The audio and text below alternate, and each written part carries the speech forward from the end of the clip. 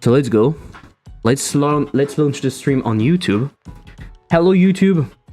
Hello, YouTube. I hope you're doing good.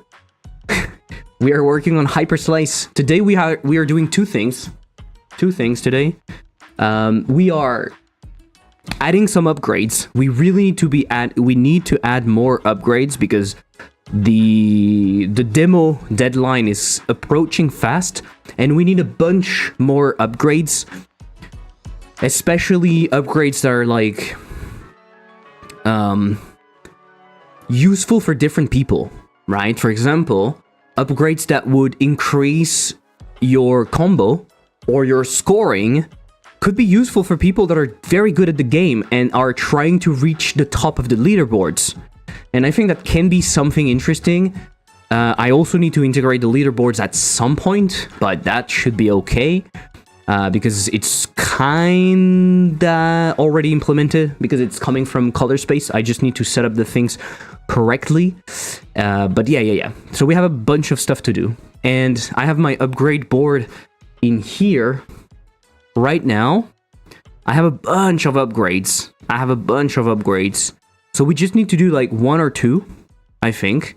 And then we go back to the boss, because I really need to work on that boss. And I think we are going to do spawn missiles. And the boss visuals, I'm going to do them on the side. The intro, maybe. Maybe we start thinking about the different phases and stuff. I don't know. We need to brainstorm a bit, okay? We need to brainstorm a bit. I'm just going to do something. I'm going to have on the side something to keep track what I'm doing today.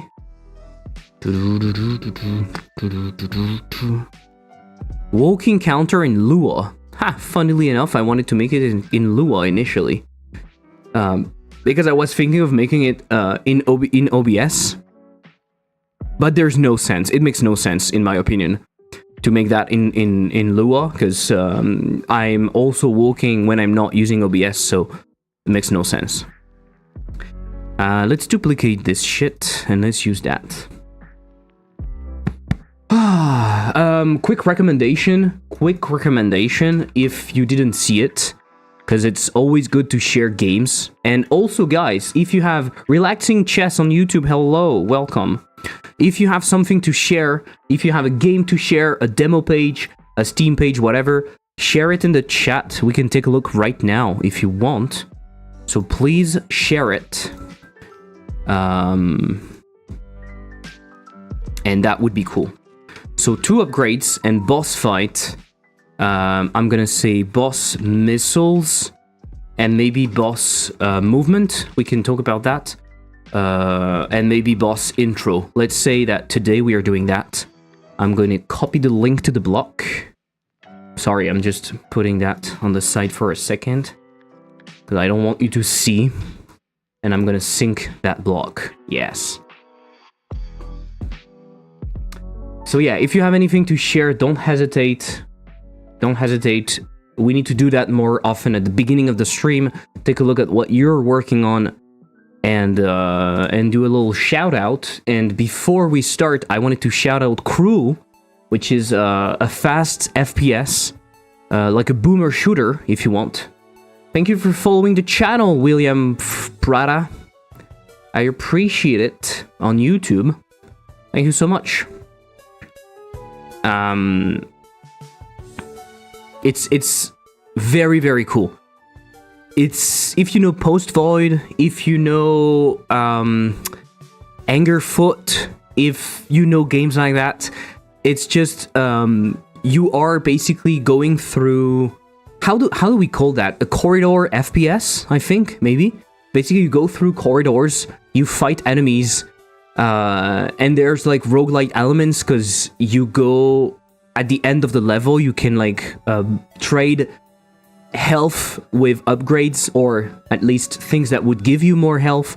A very cool design. Music is really cool. The ambience is amazing. It's fast. It's responsive. I really enjoy it. I played it a bit this weekend. You see, I didn't play it a lot, unfortunately. 1.5 hours. I didn't have a lot of time. but it was really, really pleasing. I love it. I love it. So, Crew, and it's a Godot game, so that's always even better. Don't hesitate. Can I also put it on YouTube? YouTube, I'm not forgetting you. Let's go.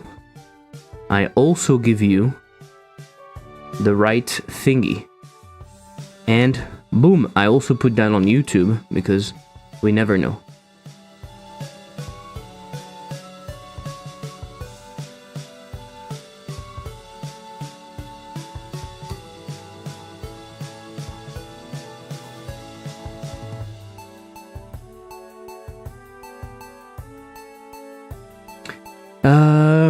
Hey, talking about games, I finally beat Radiance, the last big boss in Hollow Knight yesterday. It took me a total of 8 hours over the course of several sessions, maybe over a week. 8 hours to beat the boss? Holy shit. Don't get me wrong, it sounds horrible. I'm so bad. Okay. It sounds horrible. But did you enjoy it? Or not? I hope you at least enjoyed it a bit. So you can see I updated my sprint. The column that you can see here, the yellow column, is the sprint. So it's what I'm supposed to do this week. Let me tell you, it's it's way too big. It's way too big. I have way too many things. Especially when you consider that I will not be doing that full-time this week, because I still have some client work, and I might do some stuff for a video. It's just fucking stupid. But this is what I would love to do this week, because I really need to work on this freaking game. Anyway, can you talk about your client work? Yeah, sure. What do you want to know? I think I showed you some of it. I showed you some of it in one stream. I actually started designing in front of you. Now, I would love to do it more, but the fact is, as you can see from my streaming schedule, I'm only streaming twice a week now, and I feel like client work is sometimes less interesting, also because I know the code base less, so it's always a bit more struggle. I could stream from time to time client work when it's especially interesting, but yeah. So I talked about it. I've talked about it. It's awesome, otherwise I wouldn't have stuck with it. Okay, it's a full-time job. It's a full-time job, yeah. It's a full-time job to beat a boss. That's crazy. So my client is Playgroup. Maybe I wasn't there. Yeah, probably. And I think I worked on it only once at the beginning of the project. But I will probably have more stuff to do. We have a lot of things to be doing together, so I will have other moments where I can show you that. But my client is Playgroup. It's basically an application to track your Commander game. So people that are playing Magic the Gathering, they can play a special version, if I'm correct, which is Commander. And basically the app is here to keep track of the things that are happening, like, hey, you're dealing damage to that person, you're healing that person, whatever. And so the application exists. It's made in Godot, the application exists, but it's lacking juice. And what I'm doing is I'm basically going in the application and just juicing up everything. And at the same time, we are reworking some of the UI and UX, because I like that, so why not also work on that at the same time, right? Like, make it slightly more intuitive and whatnot. It's a really, really cool project. I love it. It's exactly what I want to do. It's the exact kind of thing I want to do. I'm not super interested to do very technical work for people, because, I don't know, I think I already have enough problems on my own. So having something like that, where I don't do the boring part, right? I don't do the fucking boring part. Like, all of the backend stuff, all of the SQL requests and connecting to the backend and whatever. All of that is taken care of, right? And I just arrive and I say, hey, this looks like shit. We should make it better, basically. And then I'm paid for that. But it's been a while, right? We started working together. When did we start it? I think we started before summer, maybe, or during summer. I don't know. But yeah, that's pretty cool. That's pretty cool. It's cool. GG Lucky. Yeah, it's very, very cool. Very, very cool. And the client is awesome. They're like very kind. They pay incredibly fast. So it's a very good client. I'm happy. I'm back home. I came back from a meeting with my new master's thesis supervisor. Until today, my old one didn't respond to my mails for the past 3 months. Okay, and now finally I have a new one. Today we decided on that. That's cool. Congrats, Kamilos. I hope it must feel good, right? It must feel good. For me, the backend is the interesting stuff. I understand that. I understand that, and I could definitely find the backend interesting for some things. But when you're working for someone, I don't know. It's like I feel like there's a much bigger. It feels worse to have to make those decisions for them. You see what I mean? If it was just for me, I think I would be okay. But if you have to decide the backend for someone else, and I don't know, it doesn't. Yeah, it's fun once, but I think that would be it. Right? You have to deal with so much bullshit when you're doing the backend, like all of the losing the connection in the middle of something, synchronizing stuff, optimizing your database calls, bunch of things that are definitely not super interesting for me. I really like this. I really like also having this like clay. I see the app as like clay. It's already formed. It's already something, but it lacks the details. It lacks what makes it interesting. And so what I'm doing in here is really adding some cool things, and like it's fun. I like that. Okay, guys, upgrades. I need to do some upgrades reviews, a review at some point, but let's start with 2 upgrades today. I think we need to do 2 upgrades, okay? Higher chance of glitched upgrades. We don't have glitched upgrades right now. Mark wave start. Heat seeking pushed enemies? That's crazy. That could be an ability. I've been thinking about abilities a bit. I've been thinking about it, but not that much. You know, in the past stream on Friday, we talked about abilities and how I'm not exactly sure. And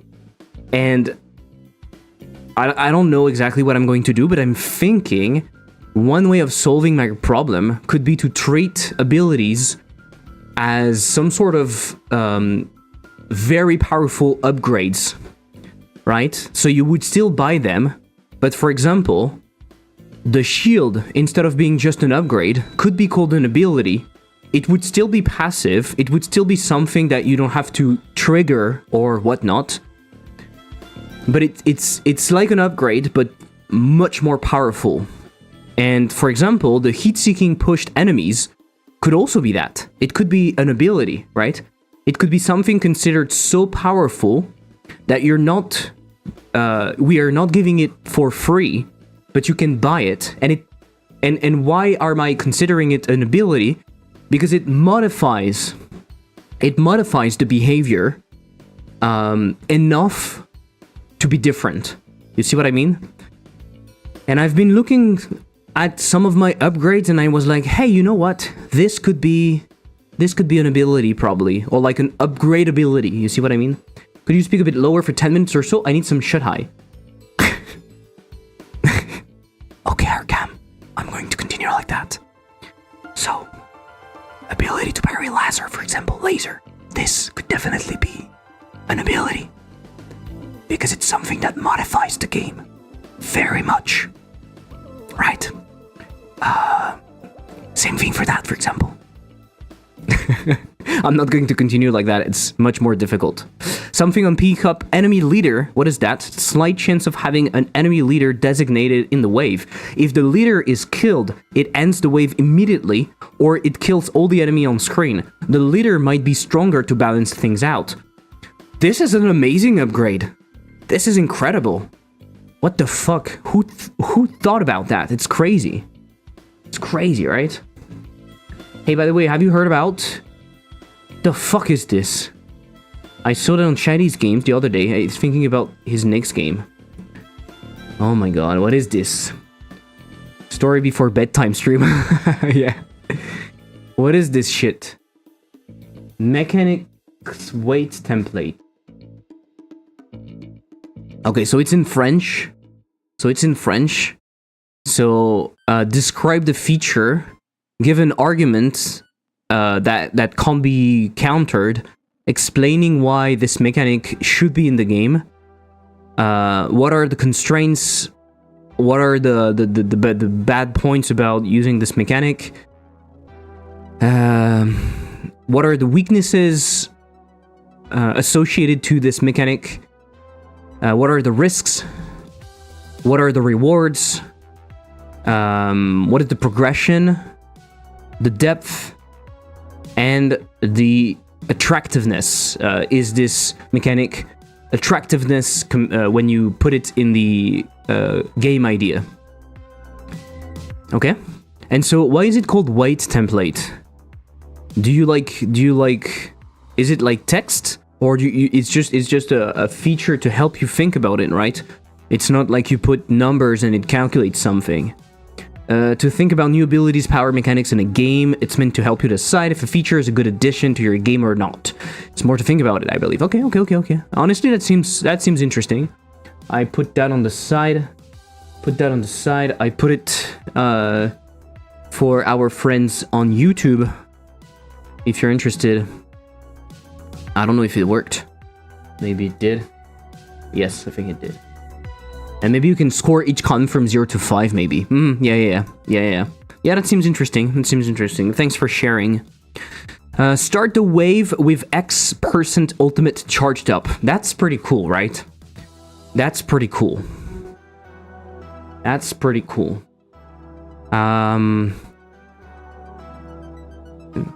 Numbers, you say? Where are the numbers, Mason? I want the numbers. He said where it was coming from. A famous game designer. Didn't catch the name, though. Okay. Yeah, but that sounds cool. I want the numbers, Mason. Hey, by the way. How are you doing? Hey, by the way. I love the nickname. Something on pickup. Okay, I'm gonna move that up. Because it seems to be quite easy to implement. Thank you for the transformation, Arkham. Everyone loves numbers. It proves us right. Yes. Heal when getting the upgrade. I think this is already used. No? Regen the health. I'm wondering if those are not already working. Pushed object damage increased. Okay. Interesting. This one is interesting. Because right now it's doing 1 damage. This is definitely something that I can do. And I can do it quite easily, I think. So this is definitely something that we can do. Push further. Push further is also something that could be done quite easily, I guess. Bigger combo on multi-kill. Combo drops slower. Those are 2 things that can be done quite easily. Same thing for increased invincibility after dash. This is definitely something that we can do. And those 2 things, I feel like I've done them already, but I'm not sure they are implemented yet. Right? Let's see if they are implemented yet. I'm not sure. 4th option in the shop, 4th option in upgrades. This is really easy. This is really easy to do also. So if you're wondering how I decide if something is easy to implement or not, I can tell you about that really quickly. Hey Vex, how are you doing? This is most probably the best deformation of all. You look so skinny just after the transformation stops. And you know it's a trick because I'm definitely not skinny. I'm a fucking fat ass. Bup, bup, bup. So when I look at an upgrade like that, I can decide, I think, relatively fast if something is going to be easy or not to implement. Let's take, for example, the pushed object damage increased. So basically what it means is every time an object when it's going to be pushed, it's dealing damage, right? It's going to try to deal damage. And to implement that upgrade, we can basically check if the player has this upgrade, and then we can simply add 1 to the value that we are normally doing. So that's why it's quite easy to do.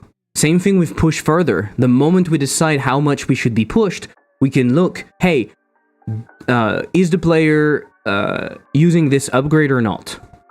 And all of the upgrades that are like that are basically modifying an existing value, are quite easy to implement, because you don't really need to do anything special. You just need to check at the moment of using that thing if you have the upgrade or not. Same thing for the multi-kill combo. The multi-kill happens, you want to add to the combo, boom, you just check. Does the player have this feature, this upgrade? Same thing for the option in the shop, same thing for the upgrades. Now, let's take a look at another upgrade that is probably harder to do. Long press dash. Long press dash would make the dash longer if the button is held down. I'm not even sure I would do that, but you get the idea. Basically, this means I need to modify the mechanic. So now I need to go where the dash happens, and I need to modify how the mechanic is done, so it will add a bit more conditions and stuff. Same thing for the charge dash. The charge dash would give you the ability to hold down the button, charge your dash instead of dashing immediately, and when you release the button, you do a bigger dash. It's basically like an ability, right? This is much more complicated because it requires new inputs, or at least handling the inputs differently. It requires VFX, sound effects, some code, logic to tie everything together. So it's a much more difficult upgrade to implement. Another example, short speed boost after the dash. This one might seem like an easy upgrade to add, but it's slightly more complicated because it requires, again, a bit more code. I already have an upgrade that is similar to that, where basically when you don't dash for a while, you are going faster. You have a bigger speed, right? So let's say you don't dash for like 3 seconds, then your base speed becomes higher, and you just go faster. So you would be thinking, hey, I already have this feature in a way. Well, yes, but now it's a short speed boost. So the speed boost is only going to happen for a short amount of time. So you need to know and keep track of that time. So it's not super complicated, but as you can see, it's slightly more involved than just checking if you have an upgrade, because now you need to actually write some code to say, hey, a dash happened, I have the upgrade, so let's start a timer, let's boost the value of the player, and at the end of that timer, we go back to the normal value. It's not incredibly complex, but it's slightly more complex, okay? So that's just something. And for example, this one is probably relatively easier because it's a wider dash. So basically it means that every time you dash, you deal damage on a wider area, right? On a wider area. I guess it's slightly more complex than the other ones we talked at the beginning, simply because I think I would like to show to the player that we are dealing damage on a bigger area. So I want to have at least like one VFX to show that you're not just doing a slice, a very thin slice, but now you're doing a much bigger slice. So I think it would be slightly more complicated. I will put it right there. Dash amount, dash slot, it already exists. I've done this one. I've done this one a long time ago. Where is it? Dash amount. I've done this one. Anyway, me when I'm complex. MK Codes on YouTube, hello, good morning. And Mars, good morning. Welcome, guys. Welcome to the stream. I hope you're doing good. I hope you're doing good. We are working on upgrades right now. Upgrades for Hyperslice. And don't hesitate to join the playtest. We already have like 80 people registered, which is pretty cool. So don't hesitate to register to the playtest. I will be running it, I don't know when, so stay tuned. Short speed boost after dash. This one is not super hard to implement. So we can put it in here. Wider dash, long press dash, charge dash, super dash, Those are like so similar, right? Similar to charge dash, but slow down the time maybe to aim a long dash. Oh, that would be cool. But this is definitely an ability, right? This is definitely an ability. And also it would clash with this one. It would clash with the other ones. I need to think about that. But anyway. Heat seeking, higher chance, mark enemies on contact. What? On contact. Mark enemies to be dealt more damage later. What? This is the problem of writing stuff down too fast in when it's not your native language, is that sometimes you write a sentence and when you're writing it, it makes sense, and then you read it like weeks later and you're like, what the fuck? I don't know what it means. Mark enemy to be dealt more damage later. Mark enemies on contact. But what does that mean? Ah. Is it like no matter what kind of contact, the enemy is marked, and then the next time you're going to deal damage to that enemy, you're like going to kill it immediately? I guess it's like apply a mark debuff so the next attack will deal more damage. Yeah, I think it's that. But you see your sentence is clear. My sentence is not clear. So that's how I read it. Yeah. I will write it like this. Apply a mark debuff on all contacts. So push, slice, hurt. So next attack will deal more damage, or kill instantly, no matter the health. This is quite epic though. That can be cool if you flip it to be a buff on the player. It's the bounty hunter from Darkest Dungeon mark. Enemy leader is very cool. Mark wave start. An enemy is marked and can be killed more easily at the beginning of the wave. Okay. Enemy leader, something on pickup. Ability to parry laser, pushed objects, bounce once. This is stupid, but yeah. Okay, all of those things are pretty cool. I'm gonna put them on top of that in here. This is easy. Heat-seeking, pushed enemy, blah blah blah. Higher chance of glitched upgrades. We don't have this concept of glitched upgrades right now. We don't have it yet. I need to think about it. It's very cool. I like this idea of having this is something that I want to add to Hyperslice, I think. This idea of glitchiness. So basically you have enemies that can be glitched, or things, and it makes them harder, basically, or more powerful. So applied to an upgrade, it's basically a more rare version, right? But I'm also thinking if it's glitched, it could also have a downside. I'm not sure how deep I want to go with that, but I'm thinking it could be also coming with a downside, with like a drawback. Each action that damage enemies adds a stack of a damage buff on the player, and all stacks are lost after you take an action that fails to deal damage to any enemy. Oh, I see. You're like having some sort of buff. I like this idea. Like, I'm gonna call it damage stack. Yeah, I see what you mean. Kind of creates gradius difficulty. The problem that I have is that my game is kind of limited in the way you deal damage, because you don't really deal more damage.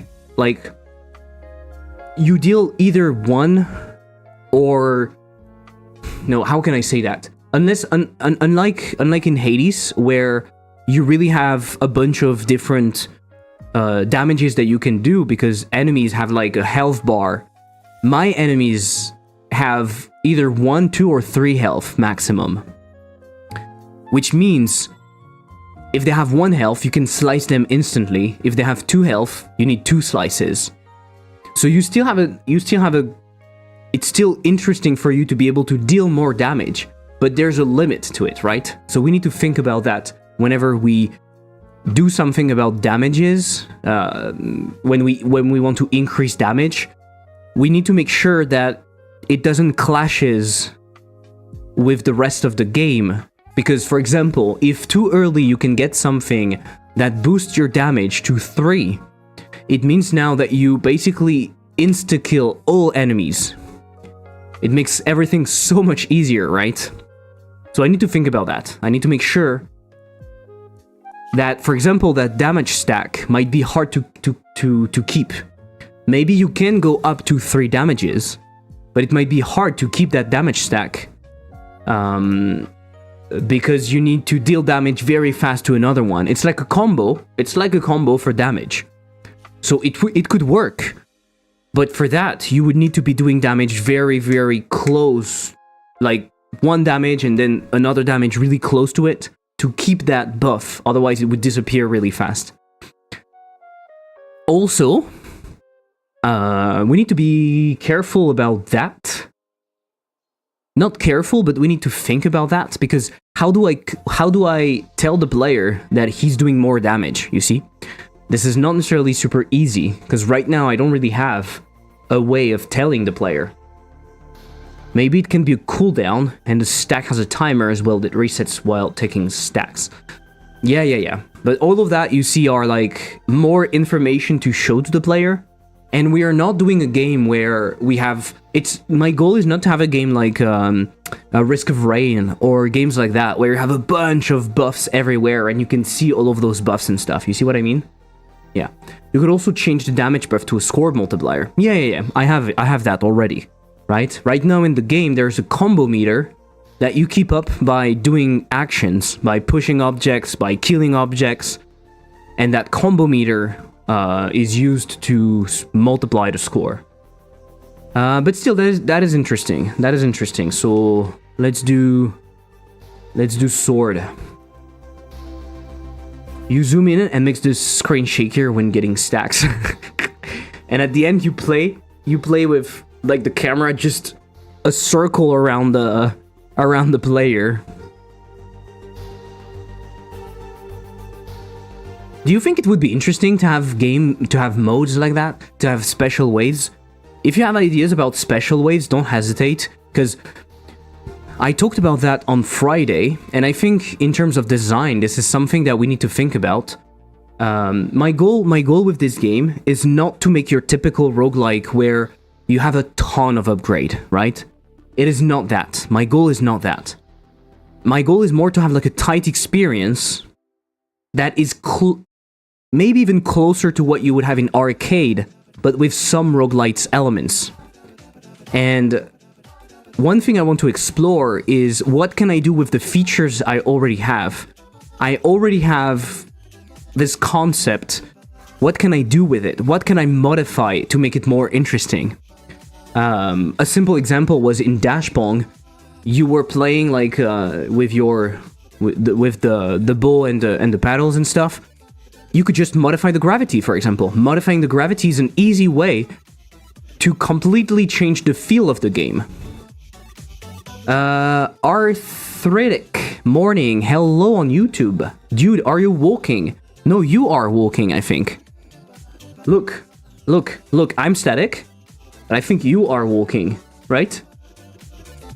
I think that's it. I think you are. You should be careful because maybe you're not aware. But yes, I am walking. And what you can see at the bottom of the screen... Can you actually see it? Oh! It crashed! No! My treadmill counter, it crashed or I closed it. No! It's gone. No! No! I'm gonna fake the data. I'm gonna fake the data later on, don't worry. I can fake the data, because I have access to everything. Fuck. I don't know if it crashed, or if I closed it without realizing it. Maybe it crashed, to be honest. But anyway, you can see just next to my camera, you can see a counter. That's it. I walked 100 kilometers, totally legit. Exactly. It's been 68 minutes, so you know what? I will stop at 70 minutes. That way it's gonna be easy. It's gonna be easy.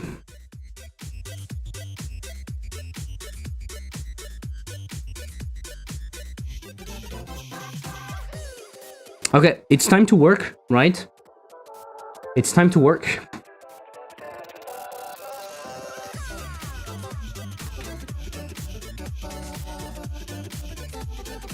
I mean, we were working, sorry, not walking, we were working, but we definitely need to do more.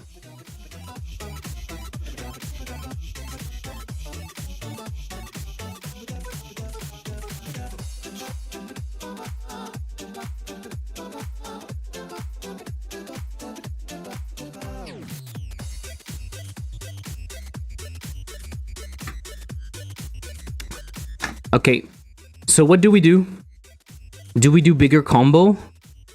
Do we do one for the combo and then we do one for the combo and then we do one for the push? Pushed object damage increased. That might be harder to do than when I thought, in fact. Might be harder to do than when I thought. Simply because the ones that are doing the push stuff. I need to think about that. 15 already. Only be able to do some small stuff today. Need to plan how I'm going to wrap my game. I want to pull to a little. Yeah, I think we are in the same situation, Thibaut. I saw your message. I saw your message about not releasing your game in March, and I feel like I'm in a similar situation with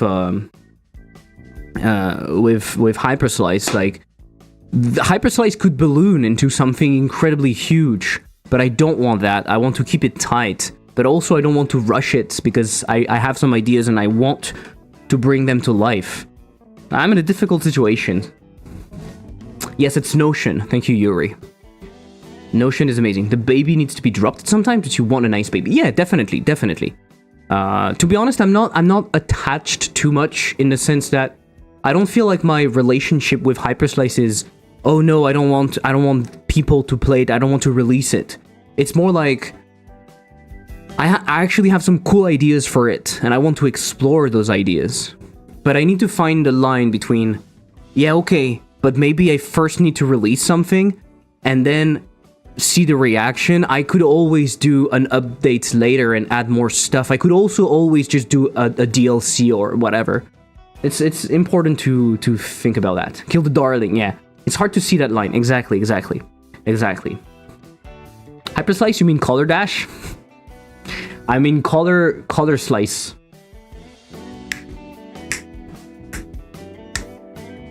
You know what? We might do that, in fact. Increased invincibility after dash is also very easy. Push further? I'm not sure. Bigger combo and multi-kill is easy. So let's do those 3 first. And it's been 70 minutes. We need to stop. Hyperdash. Hyperdash was one of the idea, I think. Ugh.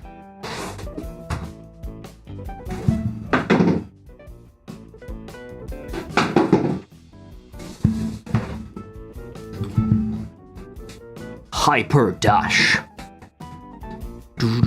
Hey. What? How much did I do? Give me a second. I walked for 70 minutes, right? Calculator. I walked for 70 minutes.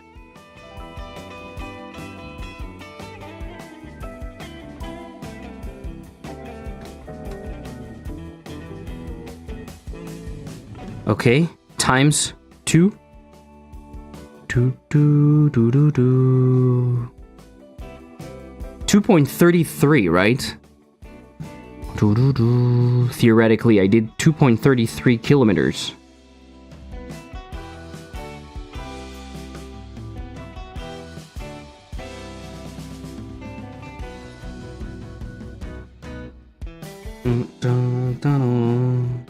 Am I right? 70 minutes, 2.2 kilometers. Yeah, it sounds 2.3. It sounds okay. Hyper dash pong. Yeah. Come to think about it, is making dashing games your comfort zone? Somewhat. Yes. Why? Not necessarily that it's my comfort zone, but it's something that I enjoy. I will definitely have in the future more games with dashes inside of them. I really like the mechanic. I feel like it's sometimes just a secondary mechanic, whereas the dashing itself can actually be quite cool. How much is that in yards and feet? Oh my god, we would need to ask Peacebreaker, but he's not here. Turn-based dashes. I mean, yeah, you can definitely imagine that, right? Imagining a game. You can think about it, and you can imagine so many games around the idea of dash. So something that would be turn-based, you would, for example, use different cards that would affect how you're going to dash and in what direction. It could be something that plays against someone, and then you have to basically you're just thinking about placement. So you're making your dash bigger. And then next time you're turning your dash, you're making it sideways, you're doing in another direction, whatever. It's like super cool actually. It's like chess. It's like chess dash chess.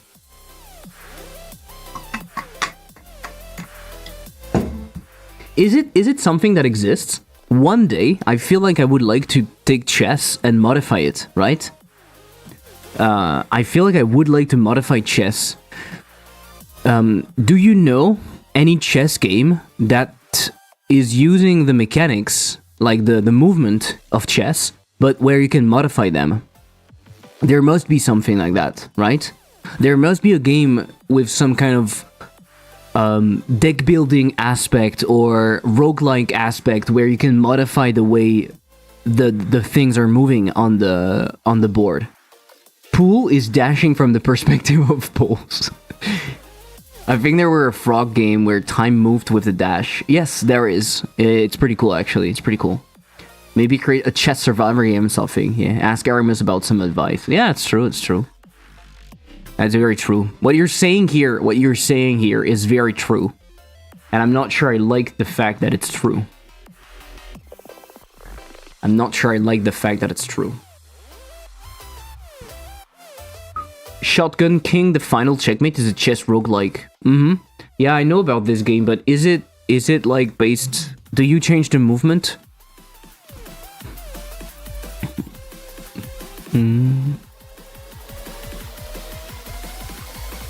That's fun, and it worked so well. But can't you see, like, honestly, like, stop for a second. Don't you think that chess is quite the same way cards are amazing, but don't you think that chess is amazing as like a building block for any kind of game? You can start with that, and you can easily imagine, for example, just like think about it for a second. Instead of having floors that are constantly just a normal board, what happens if all of a sudden you remove part of that board? What happens now?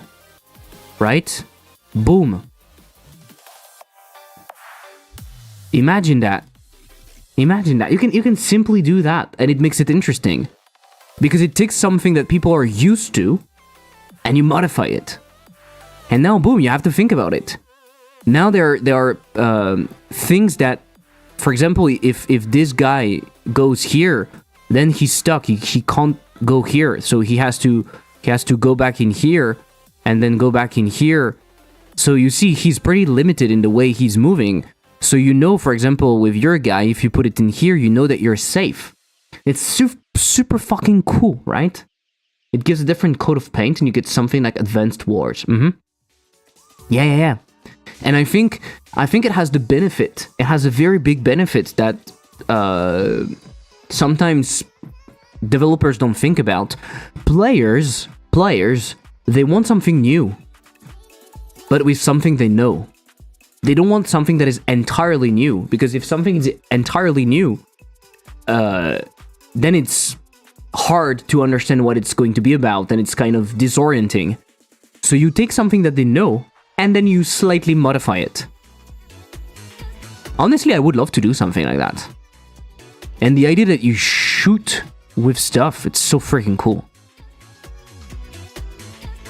But I think I would like something with like a sliding mechanic. You could make a roguelike. You could so much like add abilities, like you could bounce on the walls and stuff like that. You keep the grid-based movement, but you like modify the way you move. And you can switch. You can switch characters and they don't move the same way and stuff. That could be cool, right? I don't know how it plays, how this game plays. Is it good? Do you know this game? Do you enjoy it? Chess, but you replace your entire army with a royal shotgun, a unique strategy roguelike based on the timeless chessboard classic. Wow, you can shoot it. That's so cool. Yes, yes, yes. You see just that. Look at that. This is why it works. This is why it works. When you capture a piece, instead of just capturing it, you can actually fucking throw it. That's amazing. I was thinking of making an idle chess game where you click the chess piece, but it didn't have much meat to it. Okay.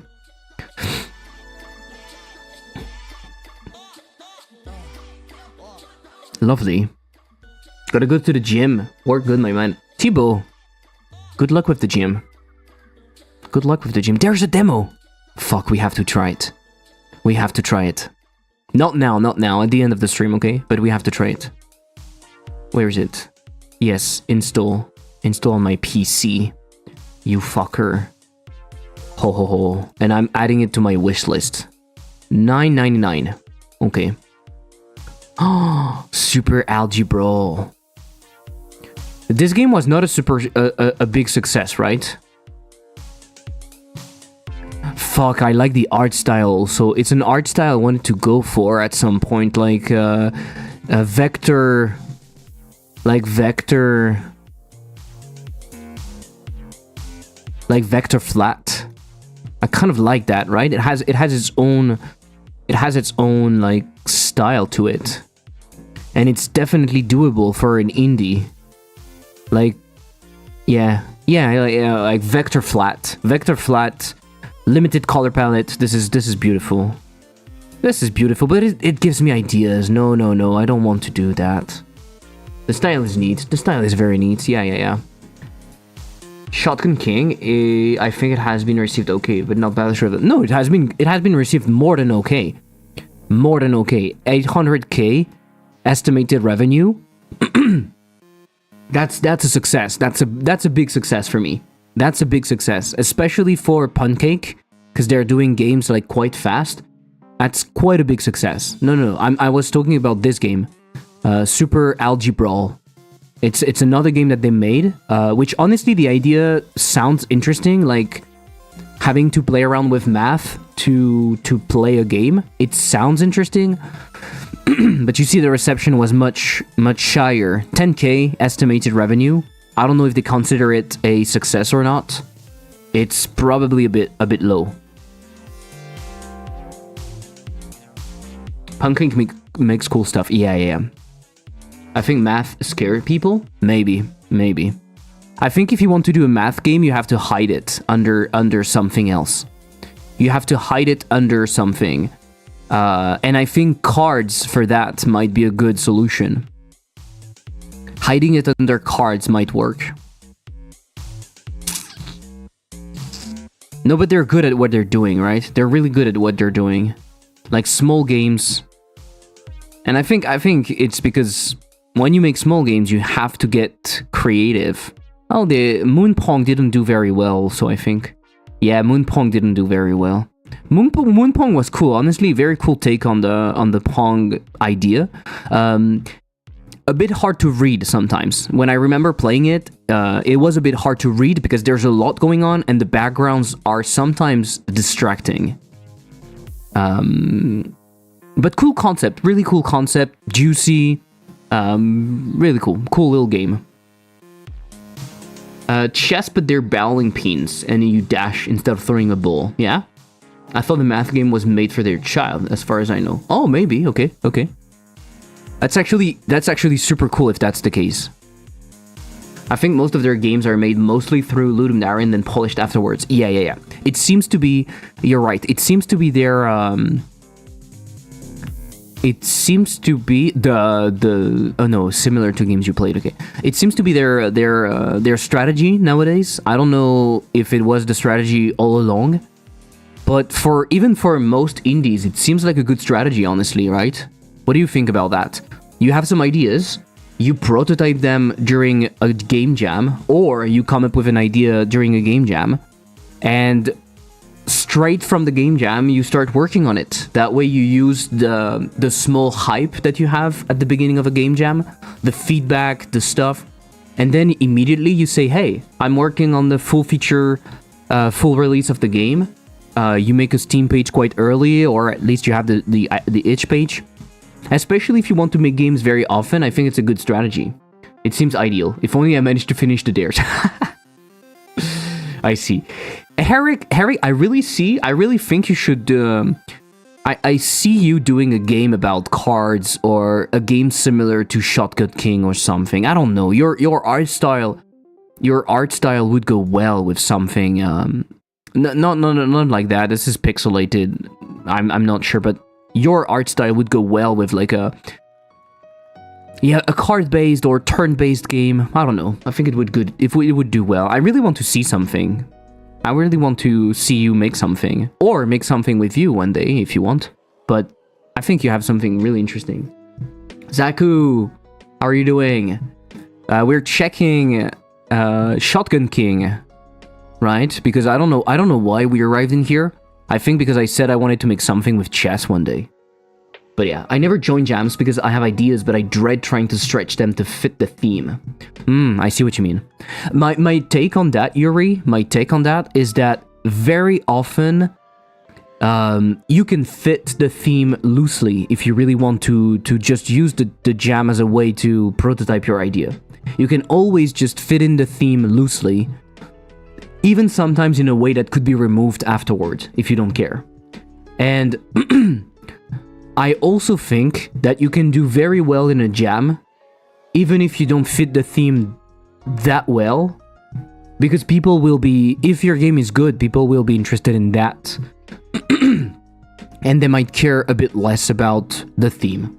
Sometimes some people fit the theme in a very, very loose way, and they still do incredibly well in ratings and stuff. So, I don't know.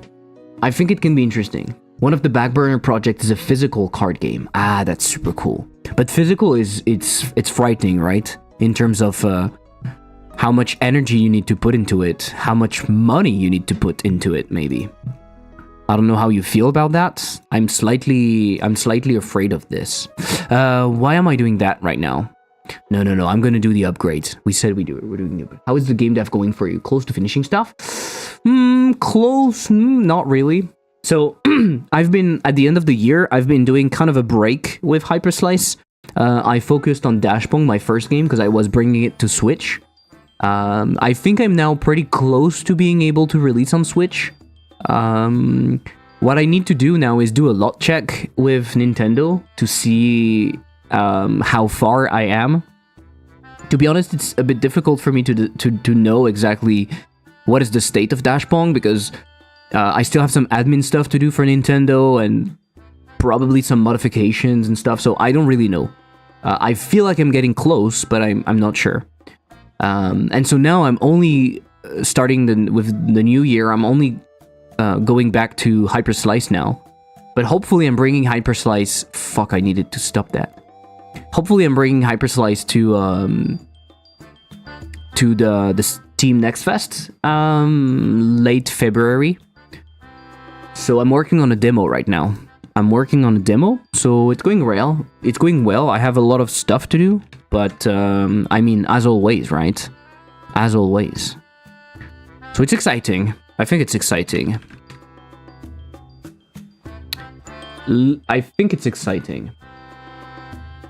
Nice. It's complex to release on Switch when you don't have the contact with Nintendo, right?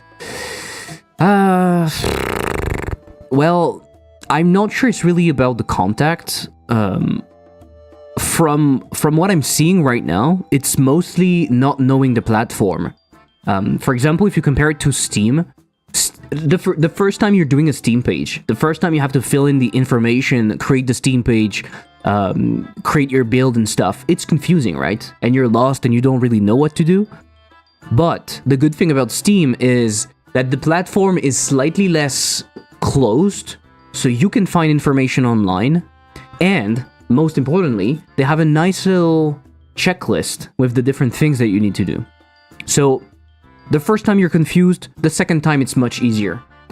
On Nintendo, the websites are a mess. You have 4 or 5 different websites you have to go through. You have to do things differently for America than for Europe than for Asia.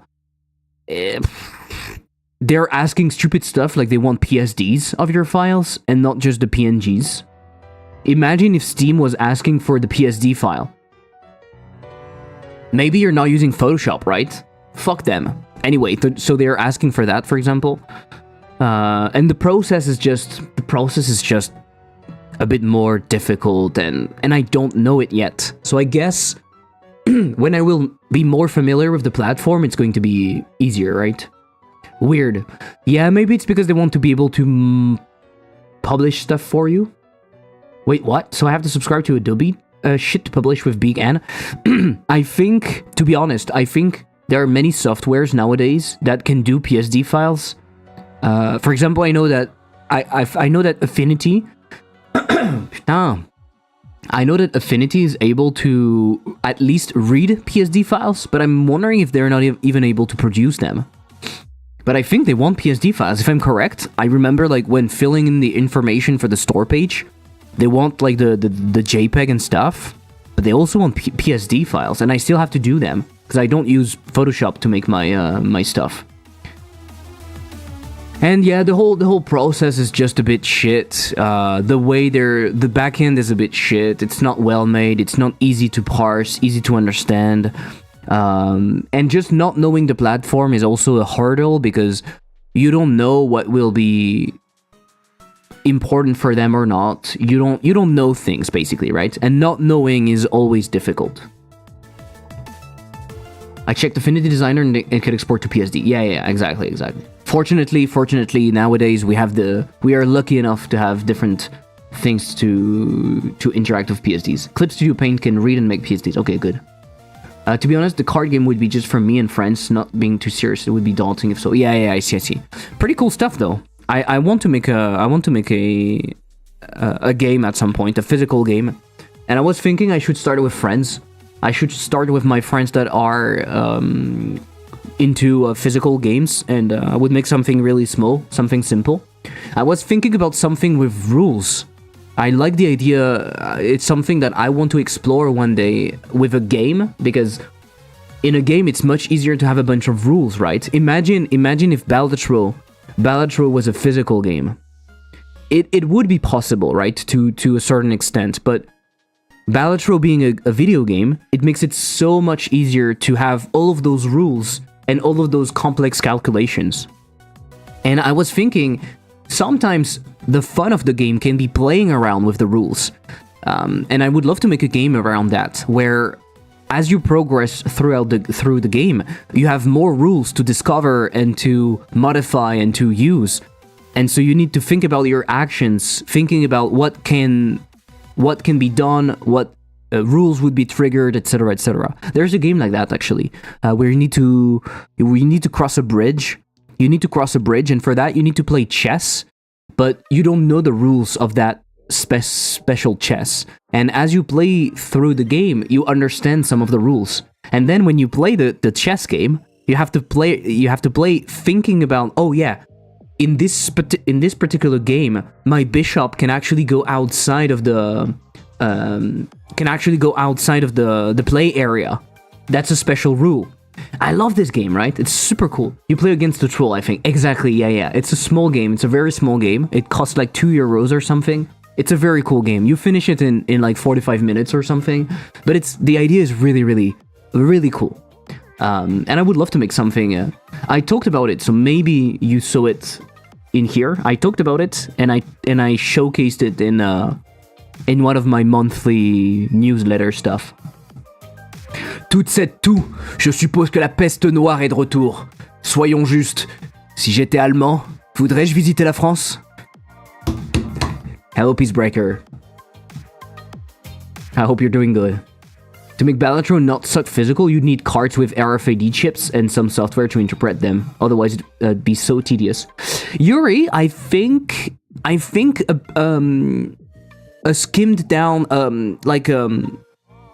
a simplified version of Balatro could exist physically. And I guess what could be done is it could be made a versus game instead of being a game where you have. It could be a game where you have specific cards that you can use, like you would use the jokers. You see what what I mean?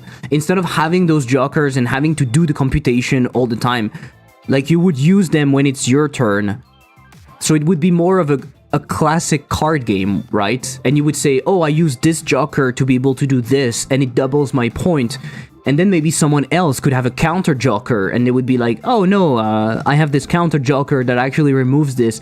And so, of course, there would be some aspect of the calculation would be a bit more tedious, but it would be part of the game, right? It would be part of the fun that you have to discuss with others. You have to be like, oh no, but I have this card, and it's like a card game, right? It's just like a card game. By the way, I'm looking for a game to start playing now that I'm done with the Hollow Knight, and also the Journey in one sitting, never did before. Oh, I have Journey, I need to do it at some point. I was thinking maybe Mini-Shoot Adventure, or 9 Souls, because I've been told it's hard. I need 8 hours to beat Hollow Knight's final boss. Journey is very short, okay. I'm playing a short hike right now. I'm very close to the end. I just need to find one feather and I'm done. Cool little adventure. I'm actually surprised that we don't have more games like a short hike. Is it good? It's fun. A short hike is cute. It's a cute little game. The environment is cool. It's fun. It's a fun little game. It's chill, very chill. It's not difficult or anything, but it's about exploring, discovering stuff, and yeah, it's pretty cool. It's pretty chill.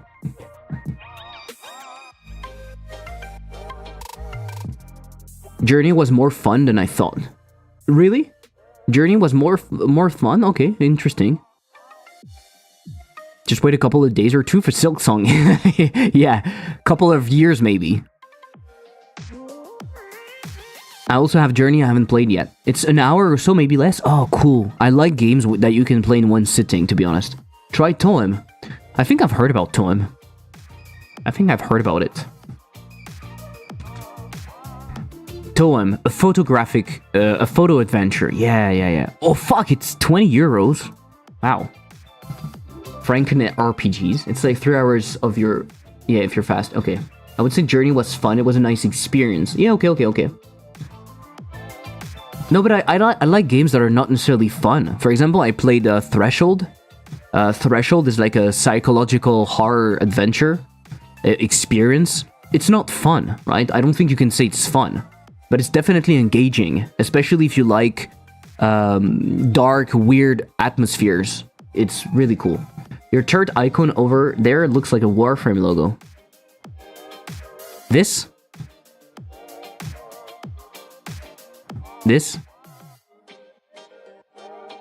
Yeah. It's for the dash. It's an upgrade for the dash, I think. It's less than an hour. Franken RPG, okay.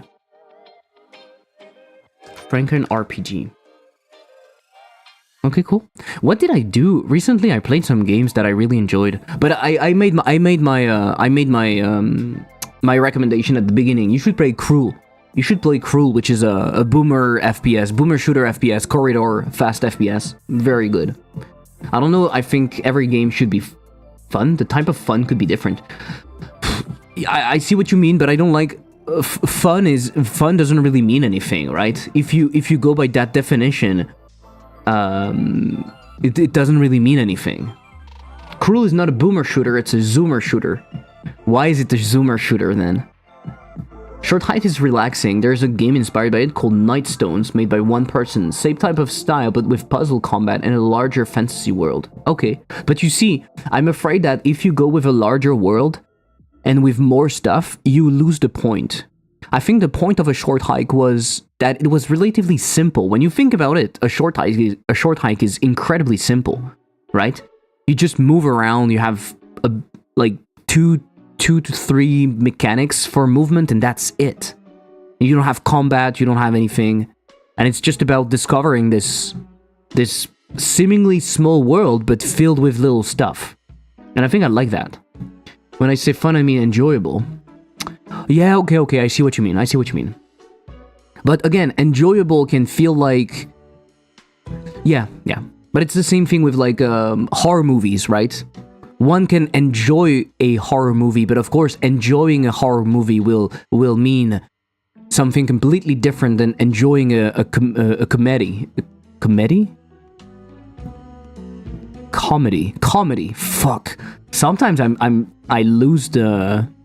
It's hard for me to know how to pronounce. But anyway, you get the point. But I understand what you mean. True, very cohesive design. Yeah, it seems super simple, right? And I think that's what I liked about a short hike. It's not telling you a bunch of stuff. It's just dropping you in that world, and then you discover, and it's fine. Didus, hello on YouTube, welcome. Because you have to keep attention and hype. It's a hard game. In Crew, you have to keep up attention and hype. It's a hard game. What do you mean? Is that a joke or is it true? I mean, like, a scary haunted house can be nerve-wracking while you're in, but you're still having some enjoyment waiting for the next scare, if that makes sense, because I do understand what you mean, but because you're scared, I don't think you stop. And yeah. It's a different kind of enjoyment, right? When I played Threshold, I was not laughing. I was not. It was not cute. It was not cozy. It was not thrilling. It was thrilling, but it was not like action oriented. But I was immersed in that weird world where I wanted to know more. I was intrigued, I guess. I was maybe disgusted by some of the stuff, maybe frightened. But I enjoyed feeling those things, right? I enjoyed feeling those things. I enjoyed having feelings that you don't necessarily have when you play an arcade game or a cozy game. I enjoyed having more darker feelings, maybe. I read boss design in the title and wanted to see. Yeah, we are going to do some boss design, but first I'm doing some upgrades right now. It's half a joke, because Cruel, you have to keep moving and never stay still. I mean, you could stop moving, but you would get destroyed by the fire, that's true. Yeah, I see what you mean, okay. I get the idea with the zoomer stuff. I feel like something is open in my house because it's fucking cold right now, or maybe it's just because I stopped moving. The more I think about it, maybe fun is not the word to use for some games. Maybe interesting is the correct word, because I play something sad. Maybe I've enjoyed the experience, but it wasn't necessarily having fun. Exactly. That's what I wanted to say when you said fun. I feel like fun is such a... I understand what people mean when they say fun. What I think they mean is engaging, to be honest. You want your experience to be engaging. And that means more than fun. It can mean fun, but it could also mean sad, intriguing, frightening, whatever. So I think that's the word, right?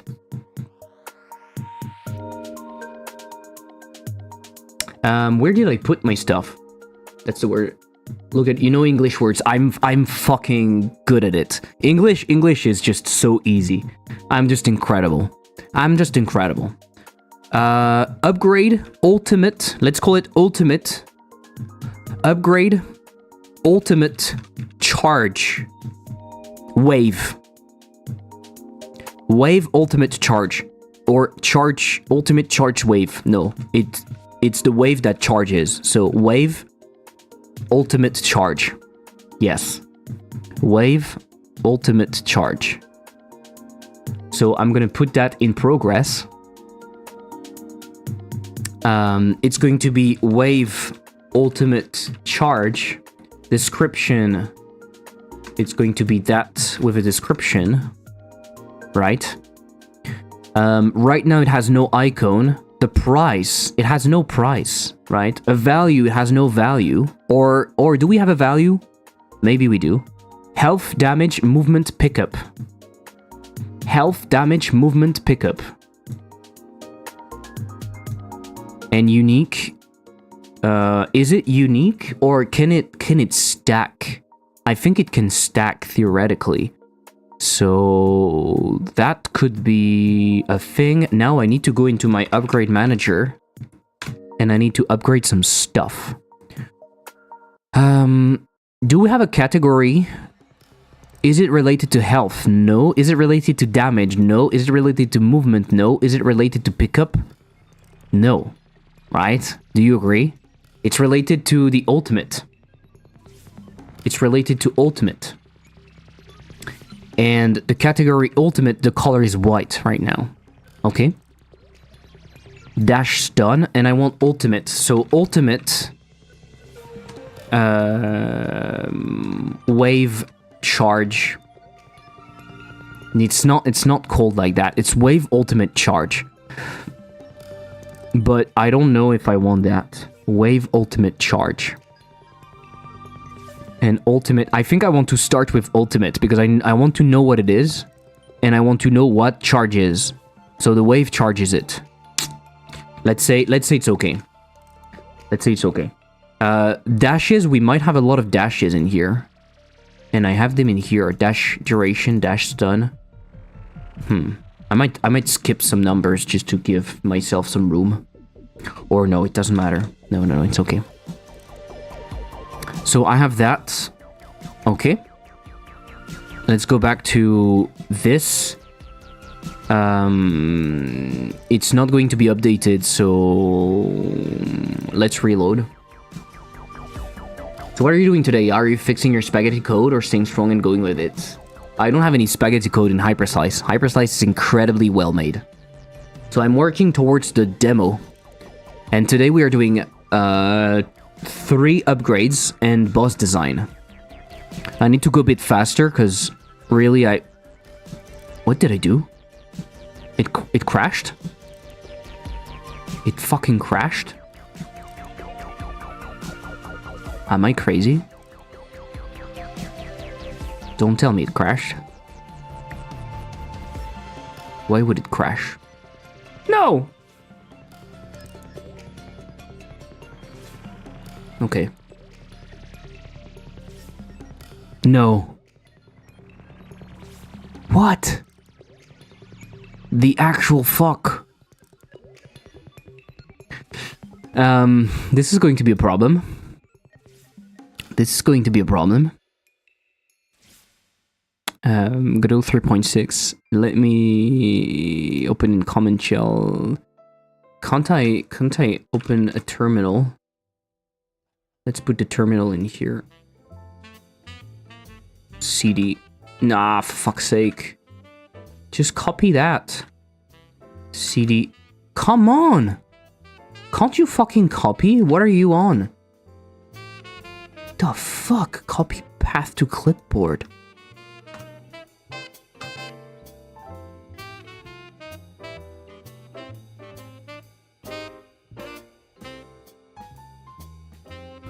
The fuck is happening?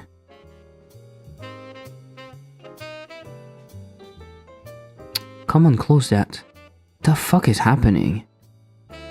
Index console code plugin activated. Script error.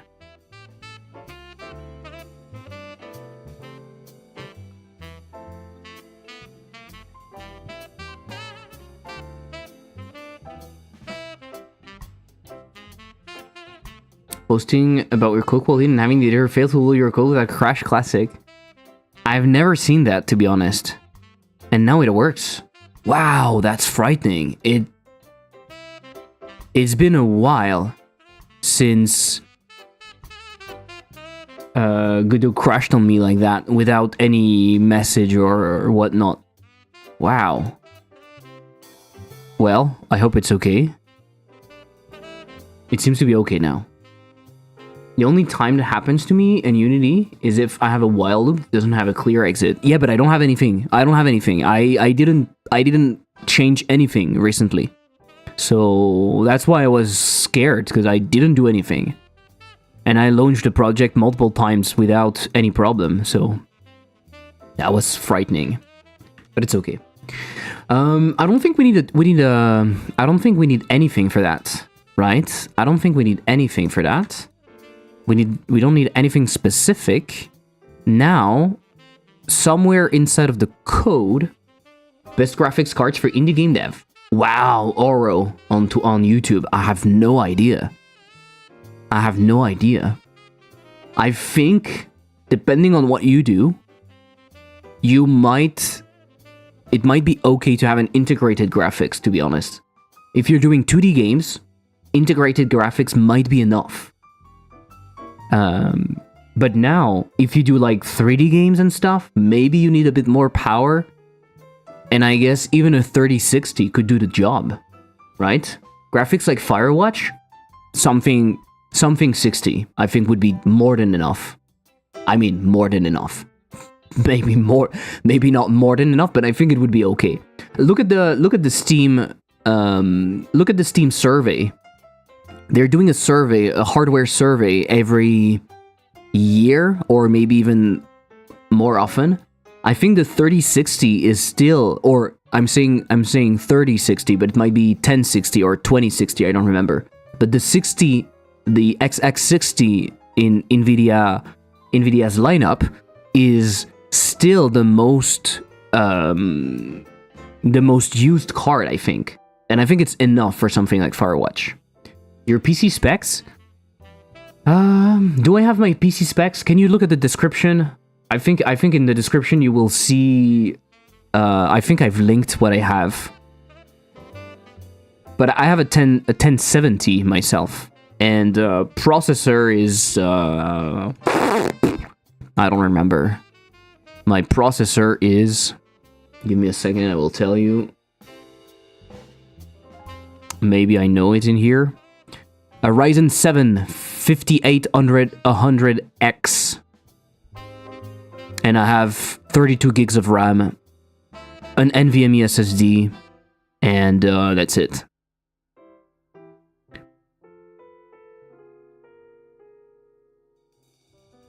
Hey, Wayran, hello on YouTube. 16k to make you walk on the treadmill, that's funny. But I can just shame you into it. You can't shame me into it. I'm doing it on my own nowadays. Thank you, buddy. Your videos are really helpful. Thank you, Oro. I appreciate it. I'm glad you enjoy them. Okay, let's go into the ultimate, guys. Let's do some actual charge up.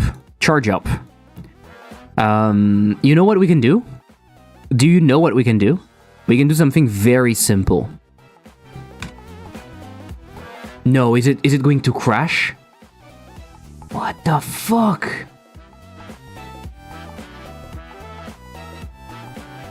What the fuck is happening? It's crashing, no error message, nothing.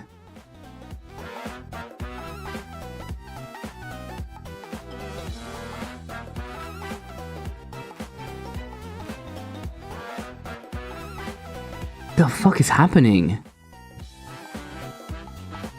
Wow. What the fuck is happening?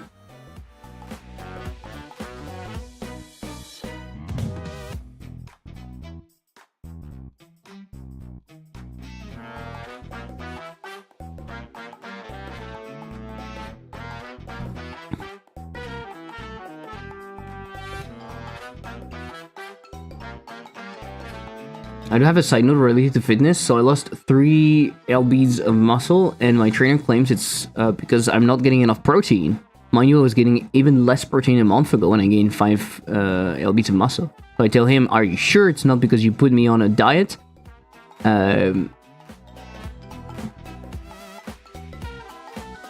6 feet tall. and only weigh 100 in for the rest of you ever been. It's gonna be like 64 kilos. 64 kilos at 6 feet? Yeah, that's not a lot. What the fuck is happening, guys?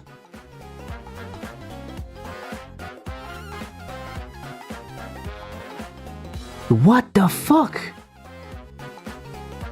Do you have any ideas? Maybe I put the wrong kilograms. 64 seems very thin for that size. 6 feet is like what? 1 meter 80 or something? More than that? 86? 86 kilos? Seems more like it. What the fuck is happening?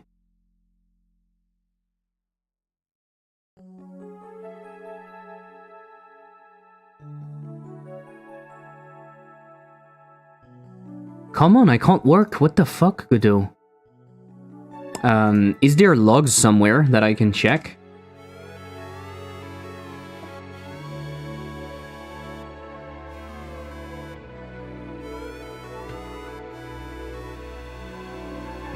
Are you using the right Godot versions for this code base? I'm using Godot 3.6, yes. Yes. And I was using that just a moments ago and it was fine. I used it this morning, it was fine. I added that, a new category. I changed the enum, I changed the target.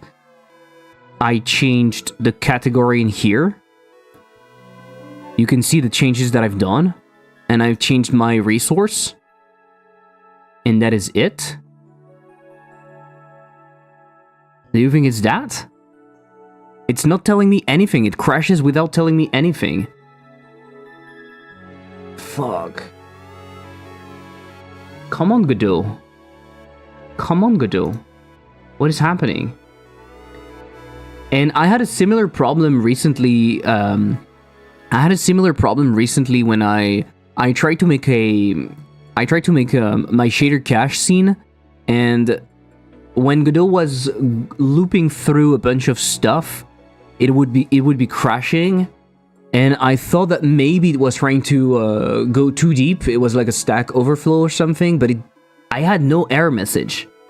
But I lost 3.6 kilos in 1 week. That's way too much for someone my size. It's way too much, but it could also be a lot of water, to be honest. Depending on when you weigh yourself, it could be a lot of water.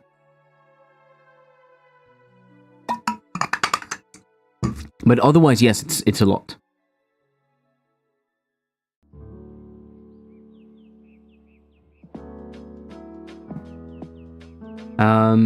Should I go into logs? What are the most recent logs? At 7:30. What?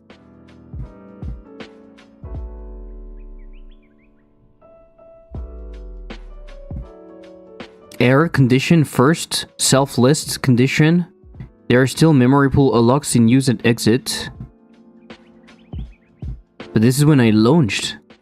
04. What the fuck? When was it? I don't have any logs for today. What? Is it possible?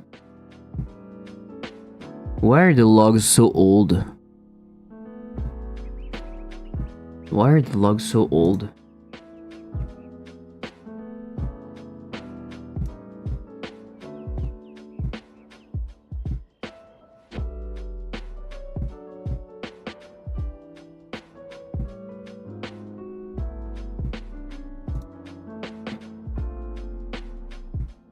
Oh, I have some logs in here that are more recent. But they are this morning. Yeah, they're when I played the game. There's still some memory. Okay, do I have logs just for Godot? Just for Godot?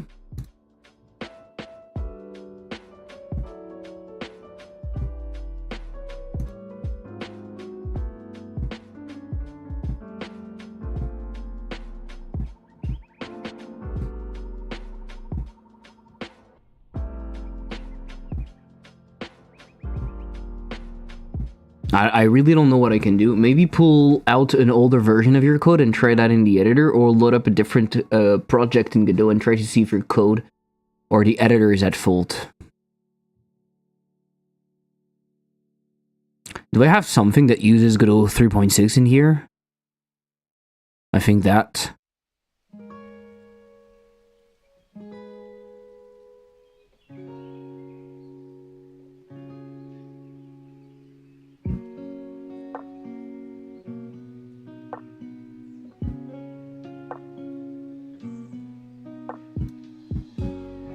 So this project seems to be working normally, without any problem, right?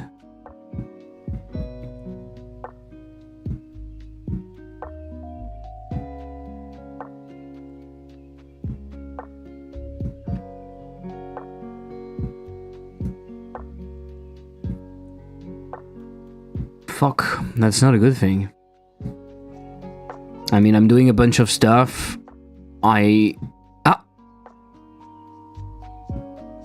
What?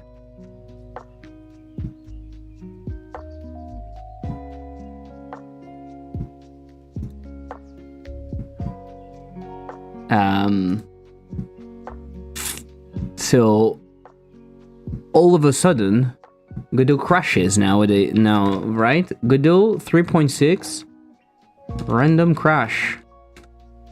Oh, for fuck's sake, maybe looking at the download of the editor. Clean download of the editor? You think it would be doing something? I mean, I can, but...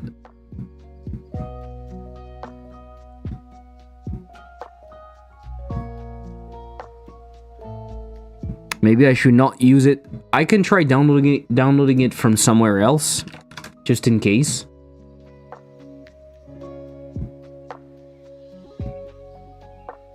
Fuck. Cutting questions. How would you make something jump faster but not have too much velocity to make it move further away? For example, if something jumps 1 meter, I want to upgrade it to jump faster, but I still want it to drop 1 meter. They're not still updating that version anymore. They are still updating Godot 3. They're still updating it. 3.6 was released in September, for example. But I've never seen something like that, to be honest. I've never seen something like that. Like a crash, like without any error, without any message or anything. If it's the first time I'm seeing this.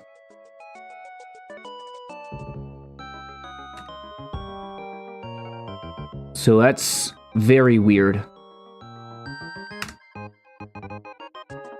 So this is a freshly downloaded version. Seems weird. Luckily, I'm not in the mood to be take advantage of the situation. Yeah, it's good. It's good. So I'm not sure I understand your question.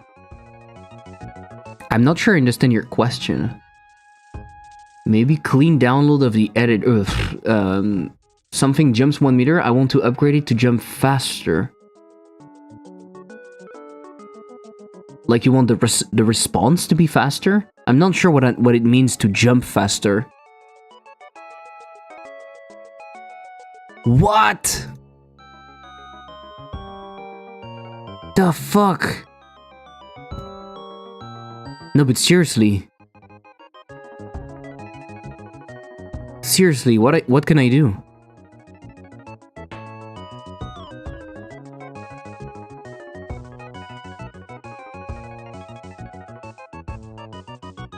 It now crashes even before doing anything.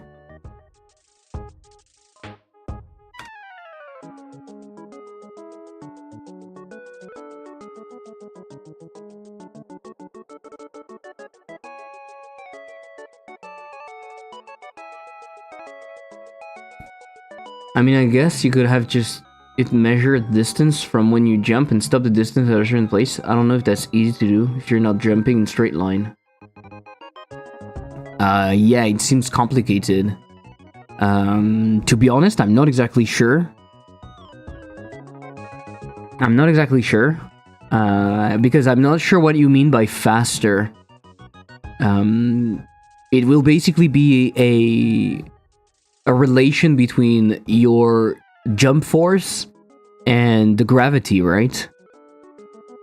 So what you can probably do is increase the gravity and increase the same value on the jump so that you jump the same height as before, but now the gravity is going to be much stronger, so you're going to come back much faster. When you play your game, you dash it, makes your movement faster. It does other stuff, but it basically makes it faster. That's what I mean by faster. Yeah, but it's a different movement, right? A jump is basically limited by the gravity. So if you want your jump to feel faster, I think you just need to increase the gravity. Because gravity is basically what is going to make you go come down faster. And then, to keep the same height as before, you need to increase the jump force so that you still have the same value. It seems to be very random, right? It feels like sometimes I can use it. Could it be that my like Windows is killing it because it's like lacking memory or something? I mean, I'm at 59%. That's okay. 63% GPU, yeah, but like that's okay, no?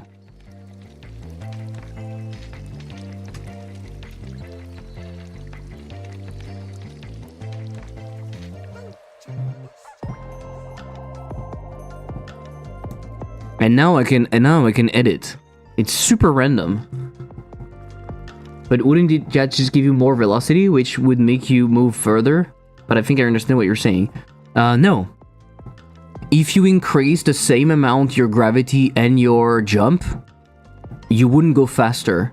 You wouldn't go further because the increase in jump force would theoretically make you go faster, but because you have a greater gravity, it will want to make you go down faster. So I think if the ratio between your gravity and your jump is the same,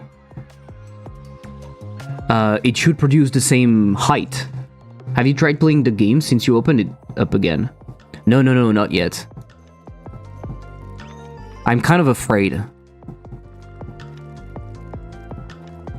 But it worked this morning, it worked earlier, and now it doesn't work. Have you had any hardware changes into these drivers? I didn't change anything. And I played that this morning without any problem.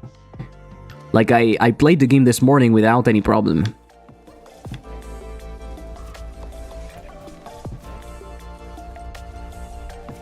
Look at the new ultimate. Look at the new ultimate. Look at how cool it is. Okay, let me... Look at that. Automatic dash. Boom. You didn't see anything because we were going too fast, basically.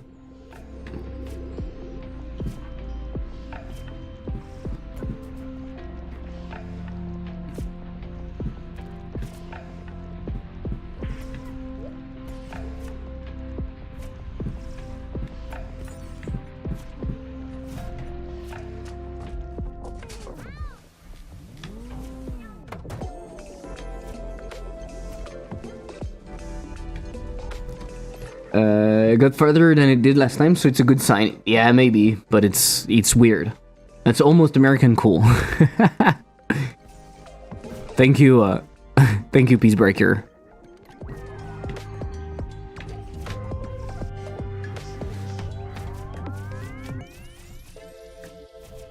That's actually very, very cool. So basically, as a player, what I need to do is I just need to input the dash, and the dash is automatically turning to the next target.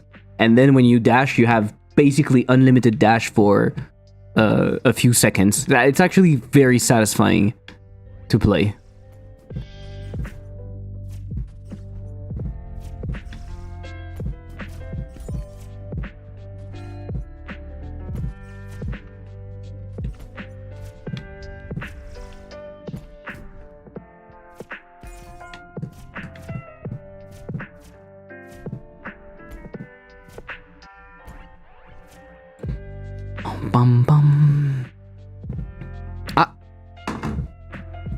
Invalid, get index 4 on base dictionary.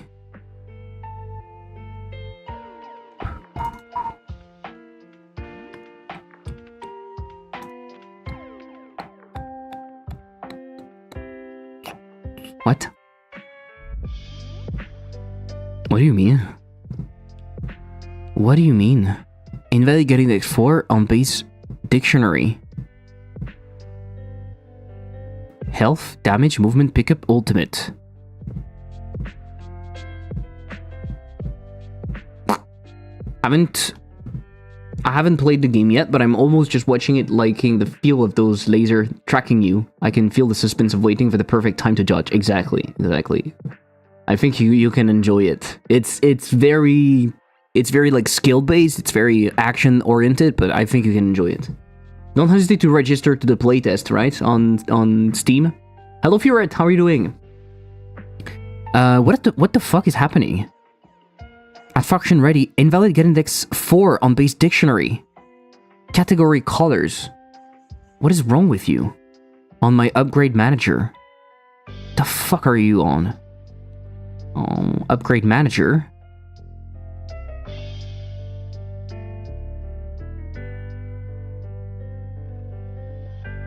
Upgrade orb.gd.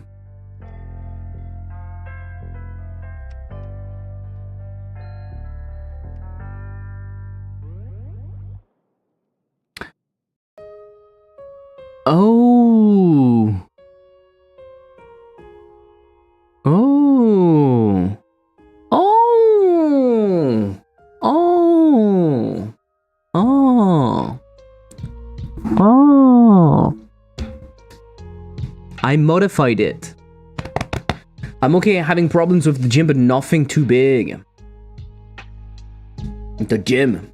The gym. Yes, the diet. Okay, so that's my fault, guys. Look at that. Ah, but I don't want to do this.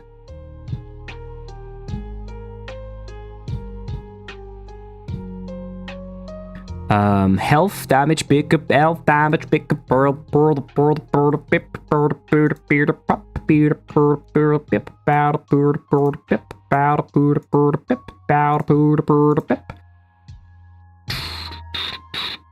it's not adding to the same. Oh my god, this is so bad. Okay, add a new key value pair. Can you do that? Yes, can you do that in here? New key. Int 4, and then we want a color. What should be the color of ultimate? It should be like yellowish. Yes! Yes! Okay, that's it. We made the modification. We made the modification. That's okay. You didn't add it. Oh! Fuck! Why are you doing this, Godot? Why are you crashing on me? I didn't add it? Maybe.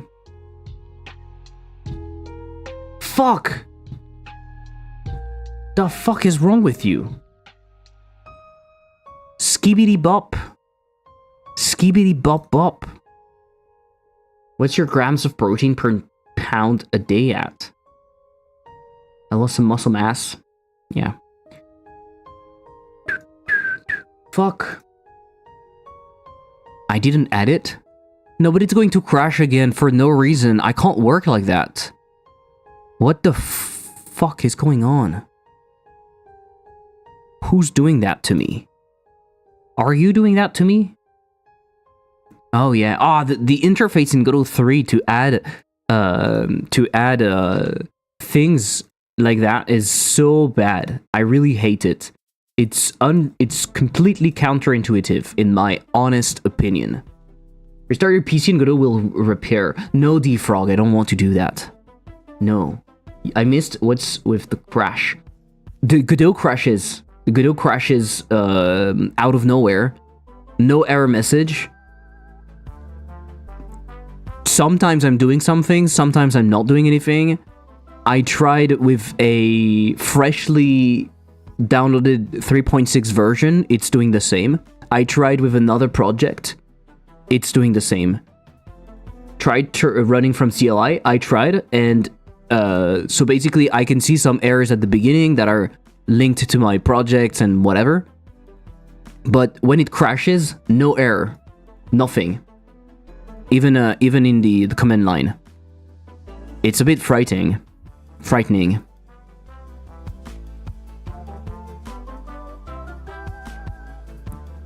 Okay. Let's try to do what I want. So I go to my ultimate. I go to my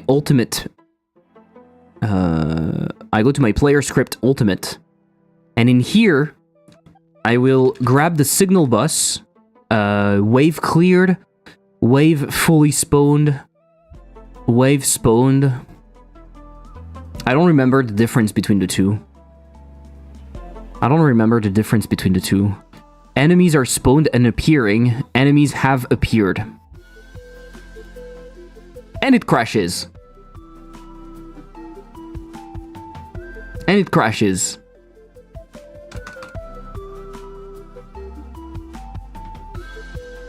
And no error message. Maybe it's OBS or other streaming software interfering, I don't know. It could be.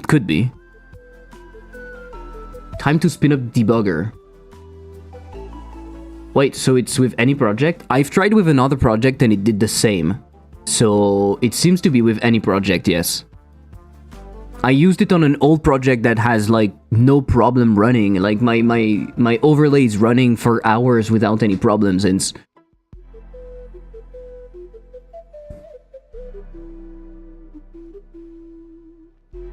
is there somewhere I can find more information about what's happening? Like, is there somewhere that more information could be logged about why it's crashing?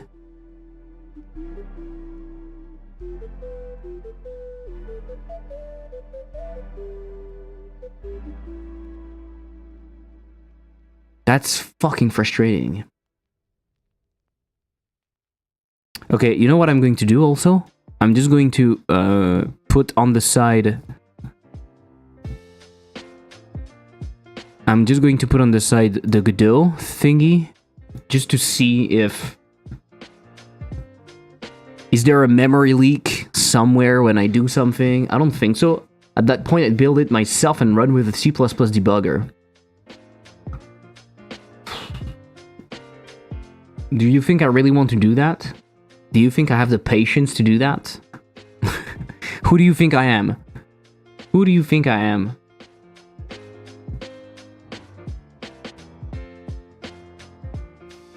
If your trainer is recommending 1 gram per pound of body weight, they're relying on 4th and YouTube science. That number specifically comes from people misinterpreting figures stated in grams of protein per kilogram of body weight.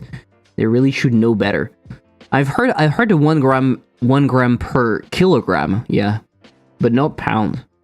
Diabetes sucks, bro. I know a lot of you guys really struggle with that. The only thing I can say is, if you can find a diabetic trainer, I'd go with that.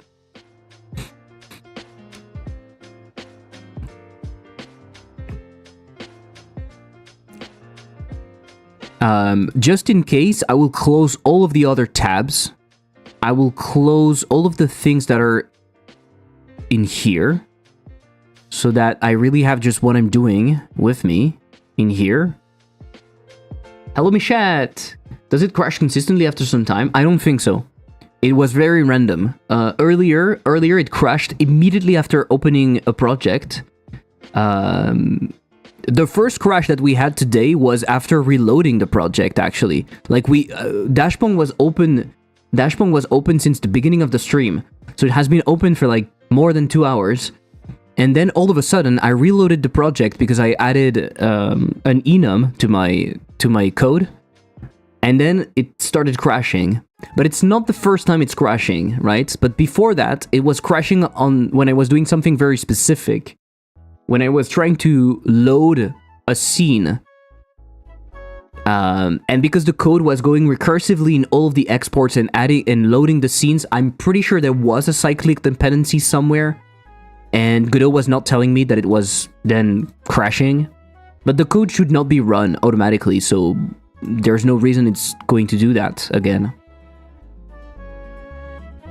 So it's not very consistent, though. It seems to be quite random.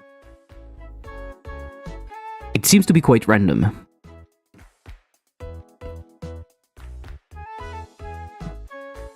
So I think I want to go signal bus, connect. I will connect when the scene is spawned, right? So wave spawned, I guess. Wave spawned. Or when the wave is cleared. Because the wave is spawned in multiple stages, right? I don't know, we'll see. I want to connect to self. I'm so afraid now. On wave spawned. I'm so afraid to do anything and that Godot will just crash on me. Please don't. Funk on wave spawned. I think there's a wave index that is passed to us.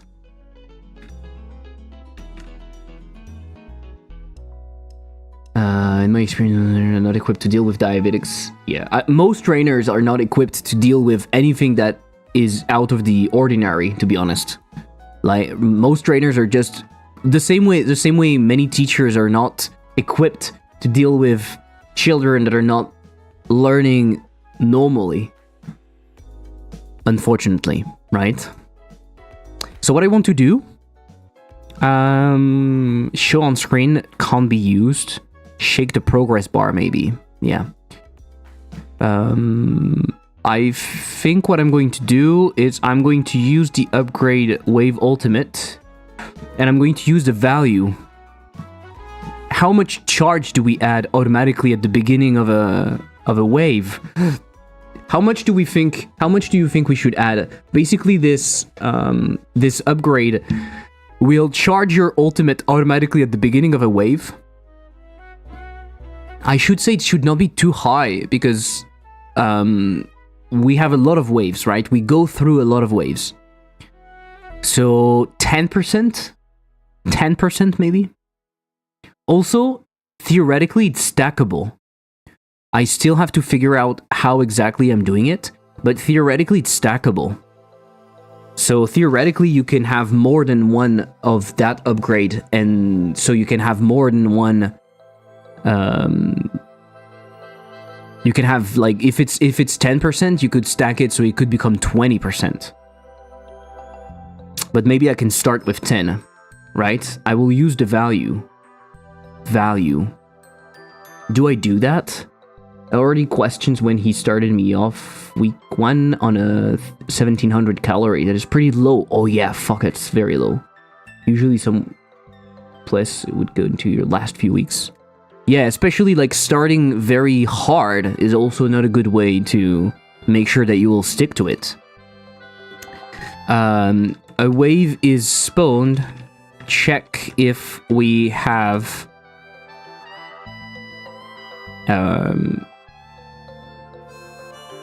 a specific upgrade that would impact the ultimate.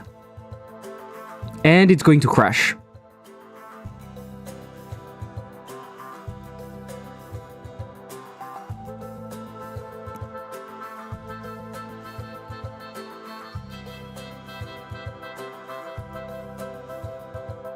I can see it's not responding. It's using 600 megs of memory.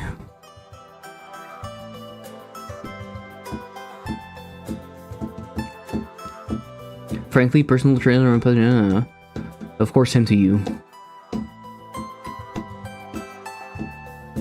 I don't know if I wait. What the fuck is happening, Godot? Also, I'm using a project that is at the same spot, like every time. I'm not touching anything. It's the same project. I don't have anything running. I don't have a... Maybe it's the antivirus that is trying to do some shit. But I mean, I don't have... Google Drive is not syncing that project, so that should not be a problem. Thank you so much, Michette, for your donation. You're too kind. You're too kind. Thank you so much for your donation. I really appreciate it.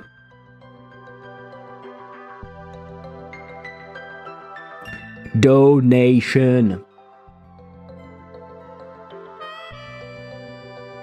The script is invalid right now, so it can be loaded somewhere and one thing breaks another.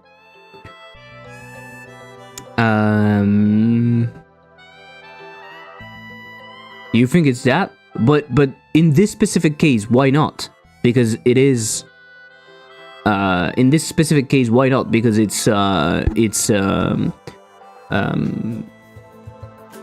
there is a problem in the script, but usually there's nothing. Sometimes it crashes when I do nothing, Yuri. I was just like, maybe clicking on something, like, at some point I clicked on the output. I wanted to open the output. I was not running anything, I was not doing anything special, and it crashed. And usually it doesn't do that. Right now it's not responding, it's like, I don't know what it's doing. But it's not doing anything. What do? I close it, right? I will force it to close. For fuck's sake. What are you on, Godot? Just in case, I will go into my upgrade manager and I will make sure that the code will be able to run. Oh, but it didn't. It didn't save. Oh no, it's in Ultimate. How do I load a file? How do I look for a file in here? Ultimate.gd? Yeah, let's go in here. And at the end, I will put a little pass just in case. I will close Visual Studio just in case. We'd never know. It might be Visual Studio trying to act, trying to do something. That is very frustrating. Right now, I'm frustrated, guys. I'm launching it with the CLI, that way we can see, but... Control plus P. Yeah, Control plus P, probably. Yeah. Can be different issues, hard to tell from just watching from here over here. Yeah. And also, it's all of a sudden. Yuri, I didn't change anything, it's all of a sudden.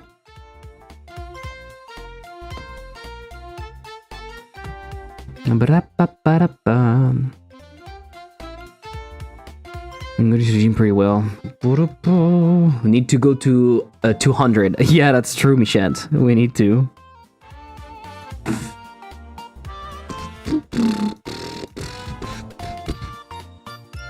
Fuck that shit, seriously.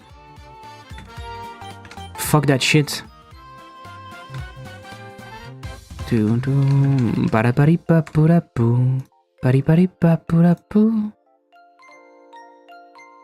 And there's no error message and stuff. That's the thing that kills me the most. There is no fucking error message. And I didn't change anything.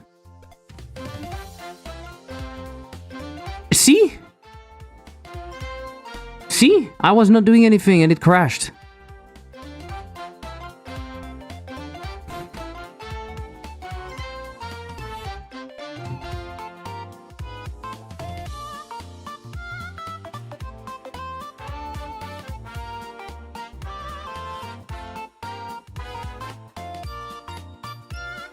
It's horrible.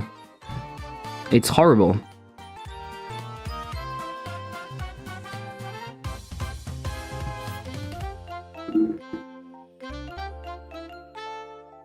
I can't do anything. I really want to work, I promise, but I can't. Godot won't let me. And it crashed again!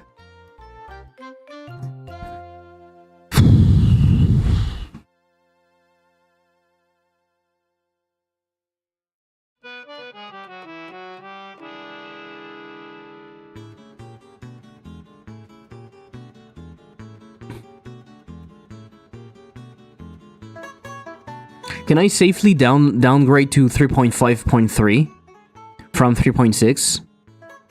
There's not a lot of changes, right? It shouldn't be a problem. Bum, bum, bum, bum, bum, bum, bum, bum.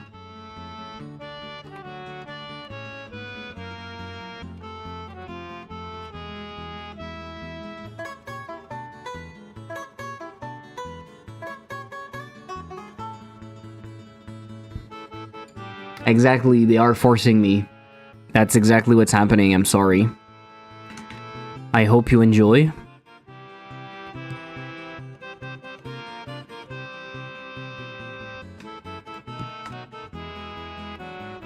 Player has upgrade.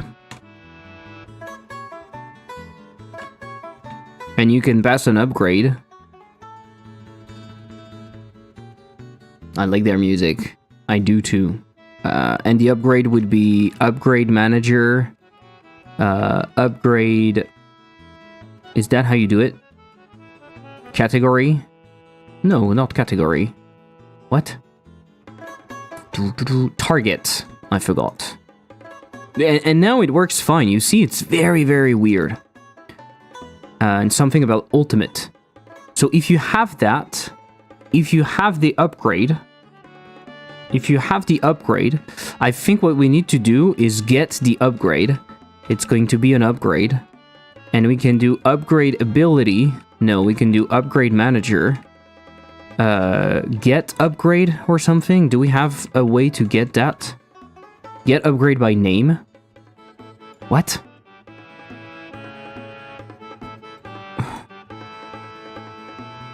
Do I have the ability to just get an upgrade? Get random upgrade? Get upgrade by name? Get player upgrade.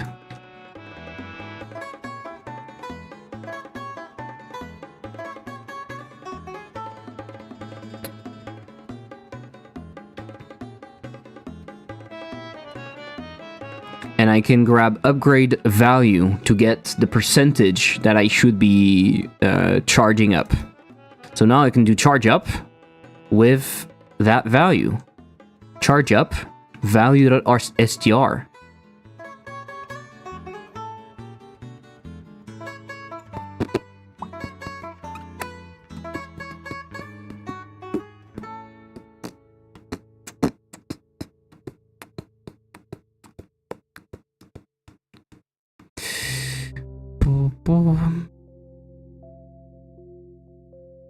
Add upgrade str. And if you look at the upgrades, I could do... So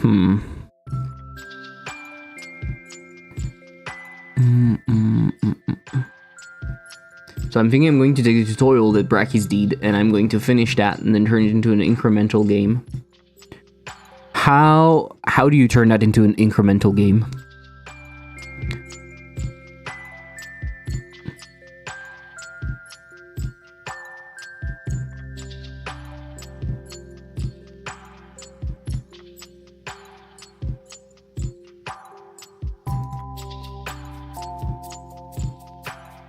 Okay, so it's the name of the upgrade. So in here, I could go upgrades, look at the wave, and do that. Okay, so theoretically, hey, Godot, you want to use my network? Sure. Error invalid index in constant expression, upgrade manager category. What do you mean? What do you mean? Health damage, movement, pickup, ultimate.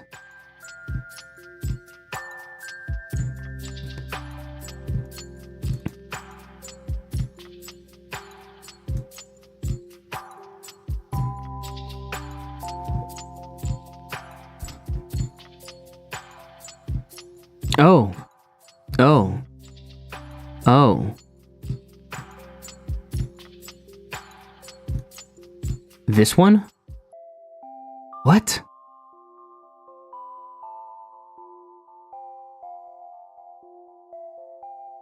I don't understand.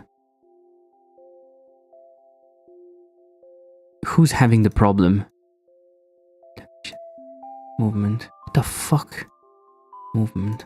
Not movement. Pickup. All of them are okay, right? Health. Health. Movement. The fuck is wrong with you?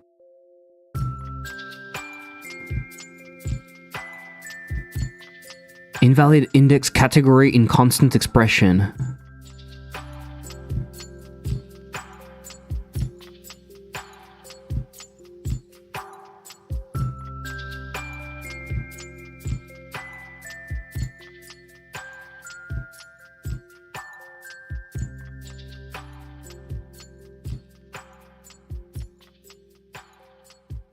The game teaches platformer adding enemies to you. You can now get points, which you can upgrade things like how often enemies spawn and how much damage you can do. Oh, okay. It won't be super robust. I'm just learning the game engine.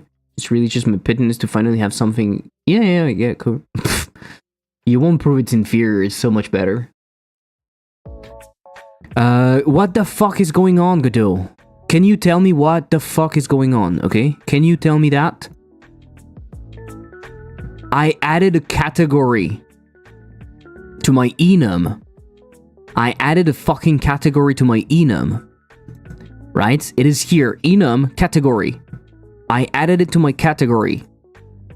And then this fucking resource is using it. It was fine until now. And now it's not fine anymore? What is wrong? What is wrong?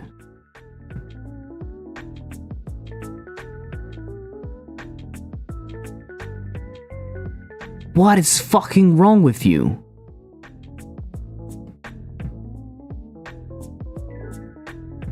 For fuck's sake. And what can I do about it?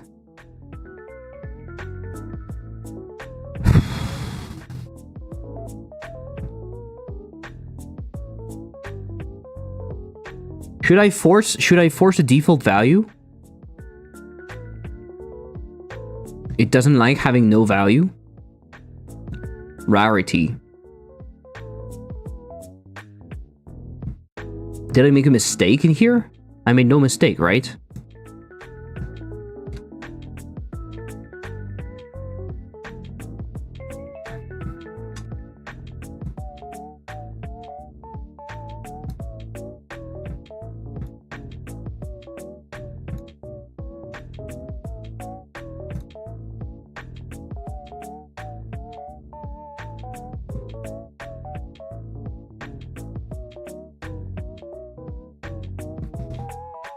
Go fuck yourself.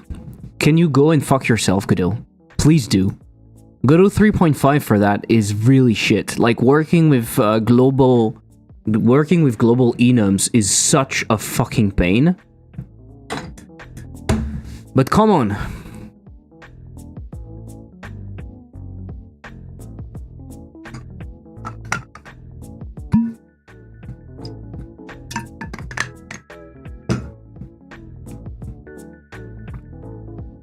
Why is it telling me that I have two Godots running? Oh yeah, because it's running the game. What can I do? Invalid index in constant expression. What the fuck is wrong with you?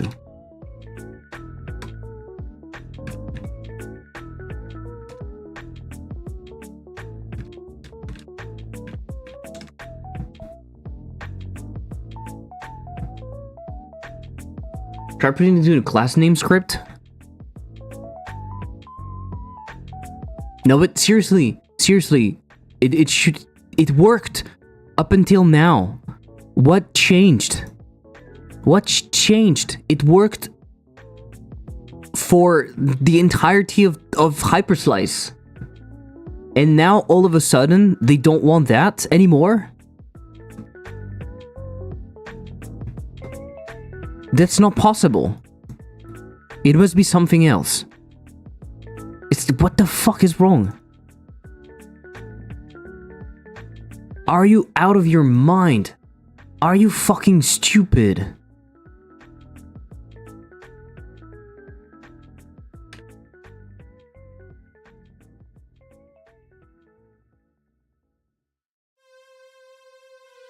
The fuck is wrong? Like you said, global enums are fucked up. I haven't been frustrated with them with 3. But it's possible for them to stop working like that out of nowhere. Seriously.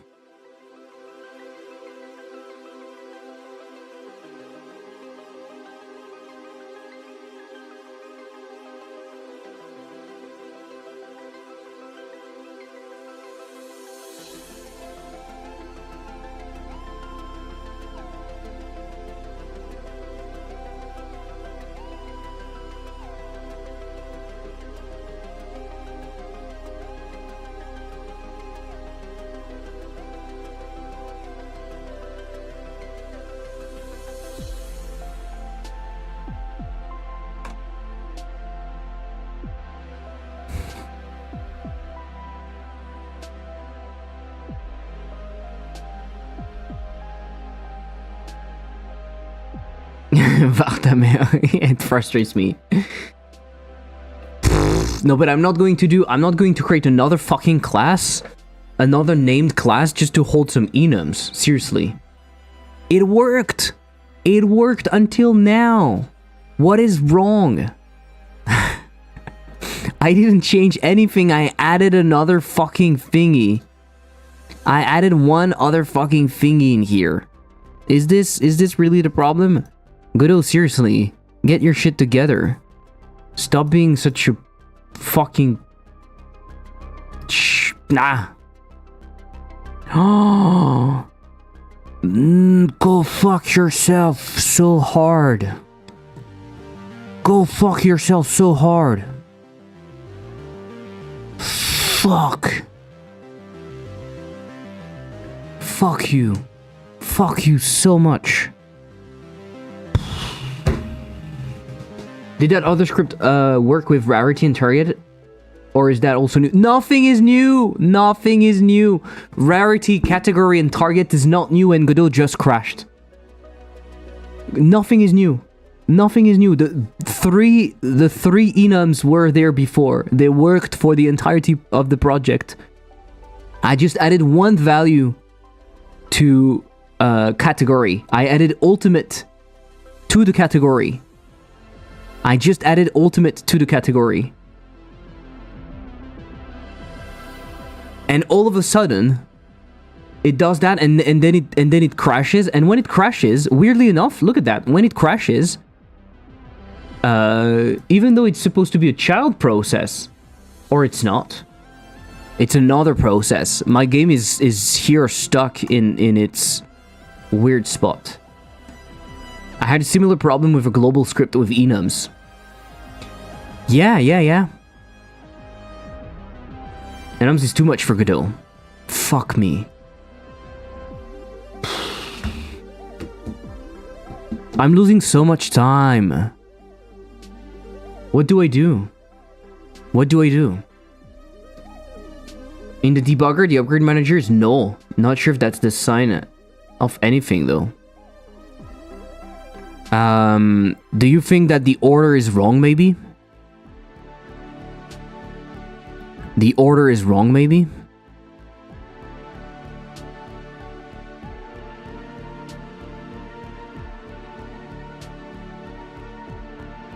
Maybe the order is wrong. Something is trying to load abilities before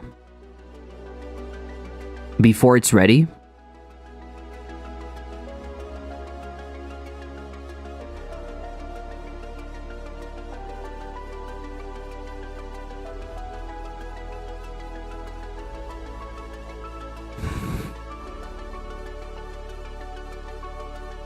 Can the order somehow? I don't usually do so many of those, so not very experienced.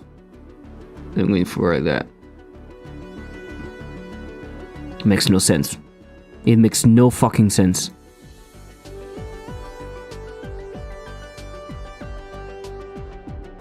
The upgrade manager is null. The upgrade manager is null. But...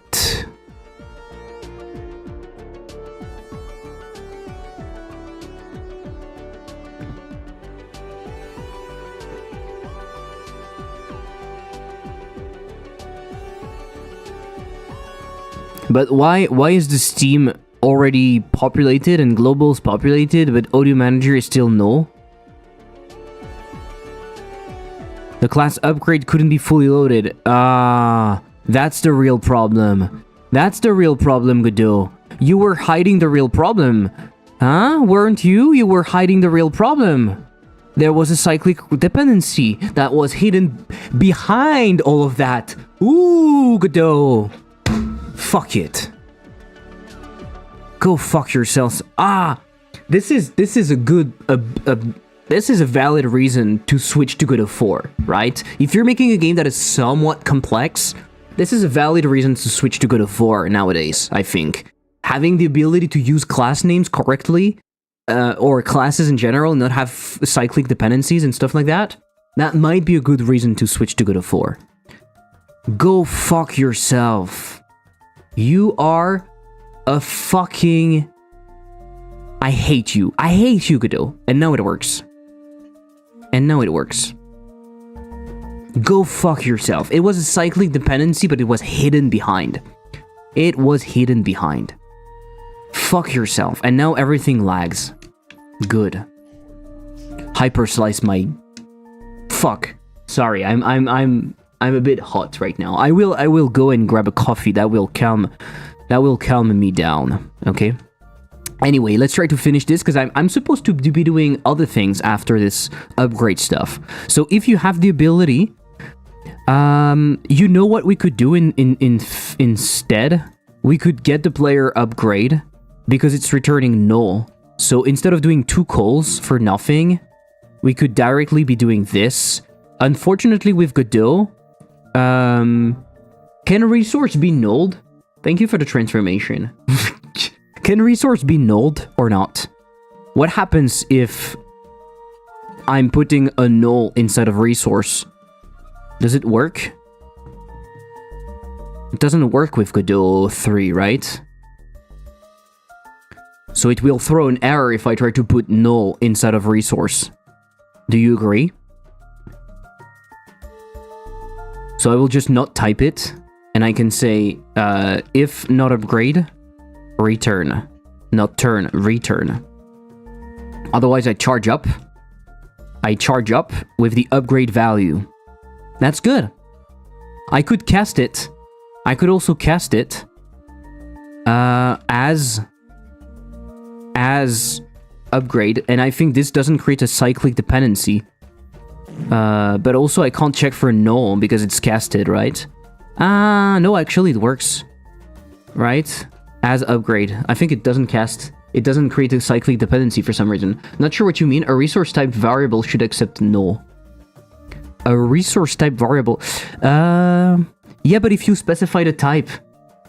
In Godot 3, for example, you can't do that. In Godot 3, you can't do var, my var, vector2, null. You can't do that. You see what I mean? If you type it as a vector2, it cannot be null anymore. But if you type it, if you do that, yeah, of course, that's a primitive. But it's true for many other things, no? I don't know.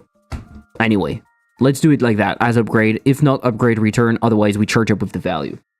It does have, it doesn't have nullable types, right? It doesn't have nullable types, yes. In Godot 3. Thanks for it. It's abandoned for now. Not sure if much value for the future. So on the wave spawned, we have that. So let's try. Let's try, shall we?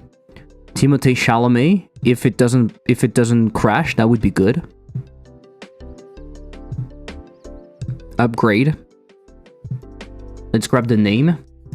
Let's launch that. It's creating a cyclic dependency again, even if we use as upgrade.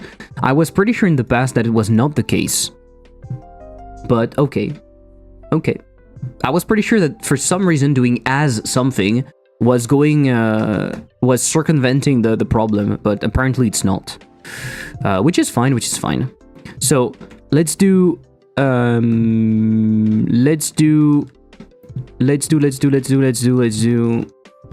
I think it's called add upgrade, and then we can pass that, and then theoretically, yeah, but I don't know. I won't see. I should print, because I won't see. Because I'm also adding some abilities. No, but it's at the beginning of the wave. I should see it, in fact. For example, in here... I saw that it was adding. Okay, cool. Okay, so it works. Very good. Very good. What? You can totally assign null to anything object and resource is object. Okay. Then it's cool. It's cool. Maybe I just kept the habit of not doing it because many other things are not nullable, right? Especially maybe your own class or something. I don't remember. In Godot 3, there are things that are not nullable, that you can null in God of 4. I'm pretty sure, right? So in here I could say resource, right? I could say resource at least. Tell it's a resource. Doesn't change a whole lot, but hey. We would need to define a nice little icon for that at some point. But I'm going to do a break. I'm going to take a break, really small break to go and grab some stuff. So start wave with X. To do functionality, and I'm gonna do the icon.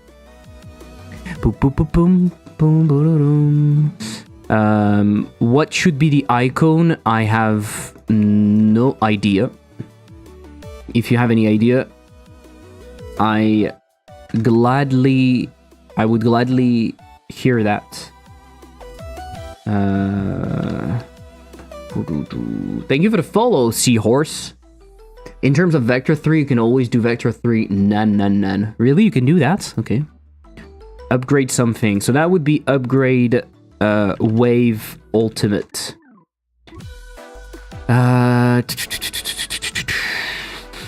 You know what? Because this is the ultimate, right? In Godot. If you look at the player,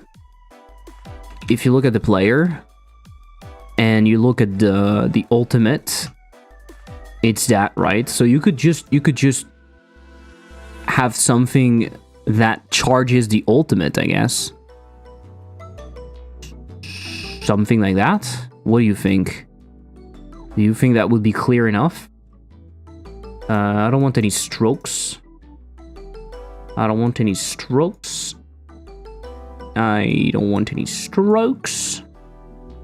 It could be that, right? Could be that. Very simple. It needs to be roughly... the same size, though. Let me do something. Let me actually grab that in here. Let me put it in here. Let me make sure... Ooh.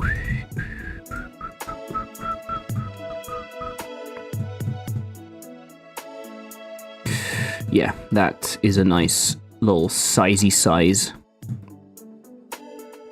The biggest related change I can think of is using invariant as a type hint in 4. That can be null.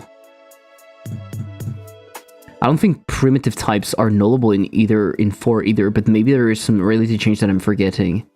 No, you are right, I've just checked. And later interpreted as primitive. Fuck, I'm pretty sure Godot 4 nullable type. Let me check. I'm pretty sure. Add support for nullable static types. Isn't that something that was added? No, it's open. Static typing, getting null variable. Well, I'm pretty sure there is some change. They haven't added that yet. Yeah, thank you for the follow, SV. I know that there are some changes. I'm not sure exactly what they are, though. But I know there's some change. I know that now you can null more stuff than you were able to do before in Godot 3. I can assure you that. But I don't remember what they are, unfortunately. Hyperhue. Hyperhue is the old name, so please understand that, right? Visuals. Upgrade. Wave ultimate. Ah, fuck, I wrote with an error. That's not good. Where's my Godot? Godot has not crashed yet. That's good. I haven't added that yet. Yeah. Yeah, but that's... Yeah. Wave. Ulti. Rename. Ultimate. Very good. So now we open... Hey, we had a message. Oh, look at that. That's interesting. This may be a permission problem, so also maybe because you're running a paranoid antivirus. If this, in case... I didn't do anything. And why all of a sudden I'm not able to open up that? Godot sometimes it is frightening. Let me tell you that. Godot sometimes is frightening. It's like not able to do anything. Come on. Boom, boom, boom, boom.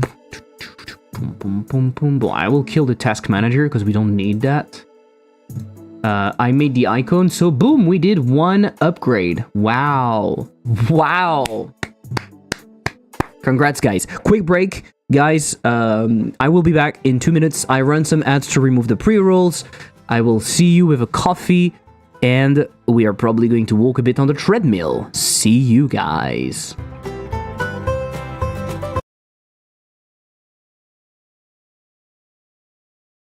I'm clearly superior as a developer than anyone anywhere.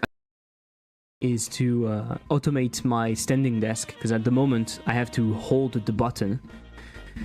So I want to use a simple thingy to do that.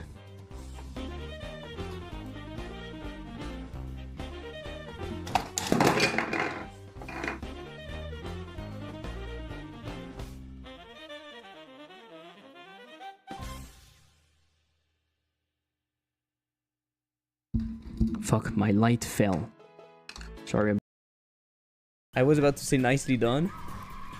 There you go, yeah. Okay, I'm... Oh!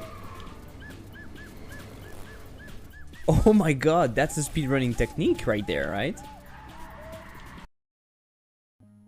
Okay. It's getting pretty crazy right now. Clearly the speed was not updating. So now it's updating. Okay, that's pretty cool. Yeah, okay. The names are the same, and I'm running different windows with the same names, so it's having a bit of trouble capturing the right window, but otherwise it works fine. And you can see my input working. So that's pretty cool. Fair. Usually when you hear Frenchmen speak English, you notice it with 5 seconds. Because when you hear French people speaking English, they speak like that. And as a French person, I think I totally understand why they speak like this. If you want my view on the subject, I think it's actually a very easy fix. They speak English with their French voice. They absolutely don't try to change their voice to fit the English language. That was my English French imitation. I think we should clip that. I definitely think we should clip that. Oh my god. Oh my god. Yeah, okay. The names are the same, and I'm running different windows with the same names, so it's having a bit of trouble capturing the right window, but otherwise it works fine. And you can see my input working. So that's pretty cool. I'm worried it will look ugly as fuck. Oh, I said ugly as fuck and not ugly as fuck.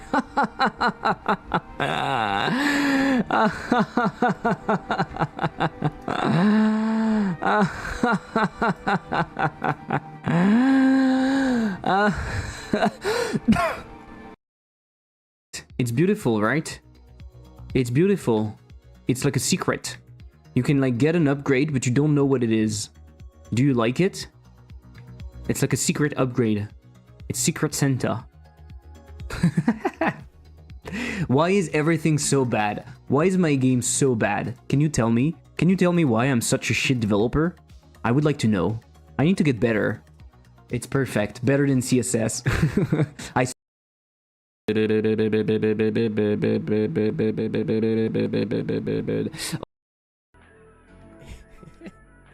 It doesn't make any sense. Oh, can I... Oh, yes. Oh, my God. Oh, that's amazing. Oh, that's a new game. Oh, that's a new game. Oh, I love it. Oh, look at it. Oh, that's so cool. Oh, I love it. La la la la lam. La la la. La. La. La.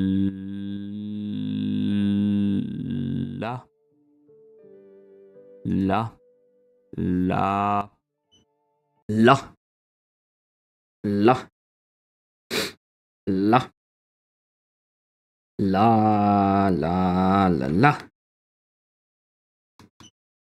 And boom, let's see in action my wonderful little software that I made. Look at that. Boopity boop, treadmill, start. Hopefully it doesn't crash. And hopefully you can see it. Maybe not. I don't know. I don't know. Anyway, we are back for another season, and I have some banana carrot bread. Can you imagine that? Banana and carrot at the same time. It's actually good. My girlfriend made that yesterday. It's actually pretty good. I'm slightly too low. Yeah. Better.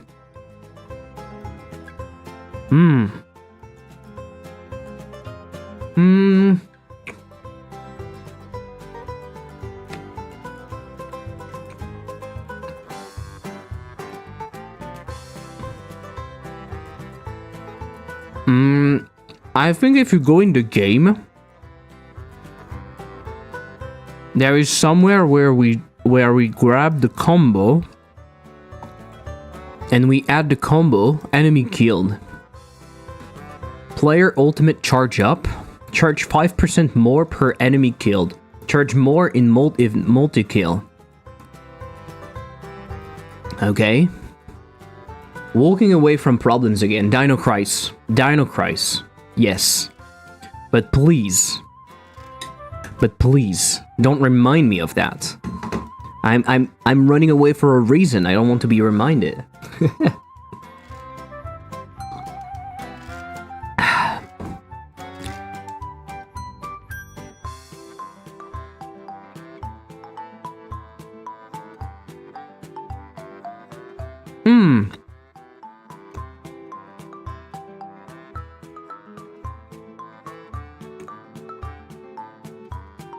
So weirdly enough, the combo counter, I think personally it should be bigger in multi-kill. I don't think I have a test for that. So I'm going to add it. Add more to the combo if multi-kill. Okay. Boom.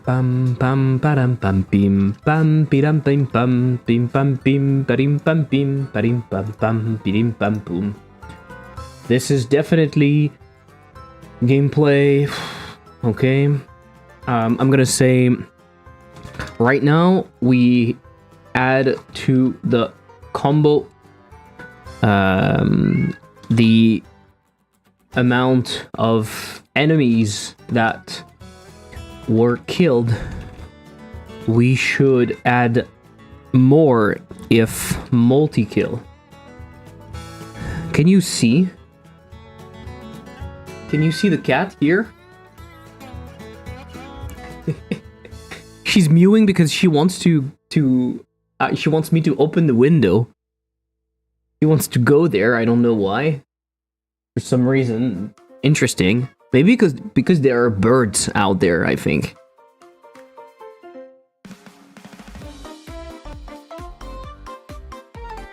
But I can't open for a long time because it's a bit cold out there. Here she goes. You just open it like that.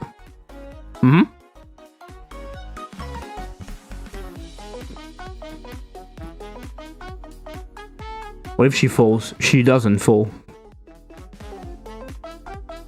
There is behind the window, there is like there's like that amount of concrete, so it's actually fine. Same when we open on the balcony and stuff, they go on the fence and it's like way smaller. But if we help her to fall, no, she's too cute.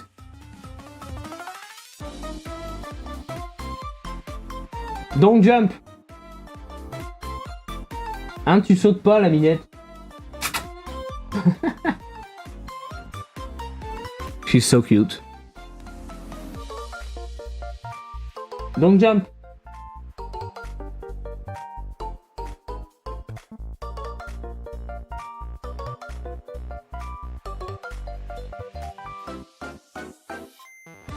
Most people I know install like fine mesh fences on windows so their cat don't fall. Really?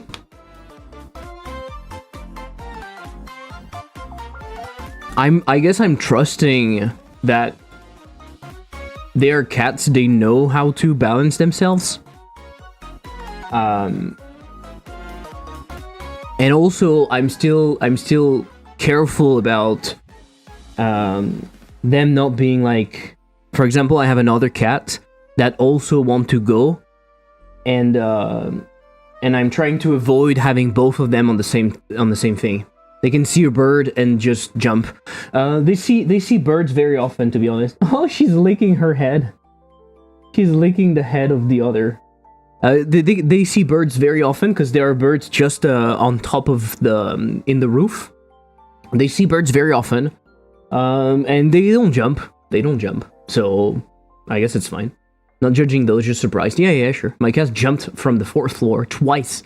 Died after like 10 years of old age. Wow. No, I don't know. They're not trying to jump. I don't know. We were scared at first, of course. But then when we saw that they were doing it fine and that they were not trying to jump, even if they were seeing birds very often, we were like, yeah, it seems to be fine, right? So, and they like it. For some reason, they like it. She's watching the outside. She likes it, especially during winter. I guess they go on the balcony less often, so they want to see the outside of it. And sometimes they also just want to eat the things that we put for the birds. Like we put a bowl of grease and also fur and stuff like that, but sometimes they go and eat that. So right now we have 3 cats in here. I don't know what you can see. There's one cat in here, the second one here, and the third one actually just ran away. He's so cute. But it's very cold. Don't you want to come? Tu veux pas rentrer? Il fait froid la minette là. Hein? Il fait froid?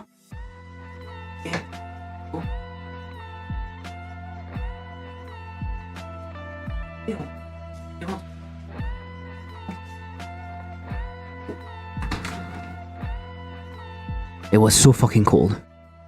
If a cat would jump, not very smart cat. Yeah, that's true. So many black cats. No wonder you have bad luck with good shenanigans. No, that's not true. Unfortunately, do you know a sad thing about humans? A sad statistic? There's a bigger proportions of black cats being abandoned than other cats.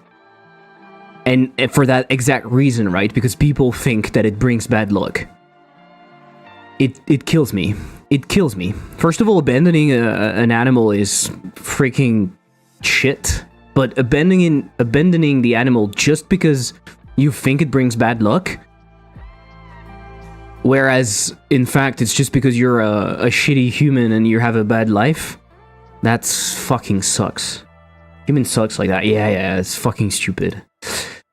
Okay, so we add the the thingy. We are going to do it later, so that's very good. I'm going to put that on the side. And so what we want to do in here, increase the invincibility after the dash. Hey, my thing didn't crash, yeah. That's racism. That's being stupid, I think. I would choose black cat over any other. Okay, maybe I would pick green first, then black, then white. Black cats are cute. Black cats are really cute. I like my cats. I like my cats. And black cats are so freaking cute, especially at night, because you don't see them. It's like the void. It's like they put themselves somewhere in the room and you don't see them, and then they open their eyes and then you see them. It's just cute.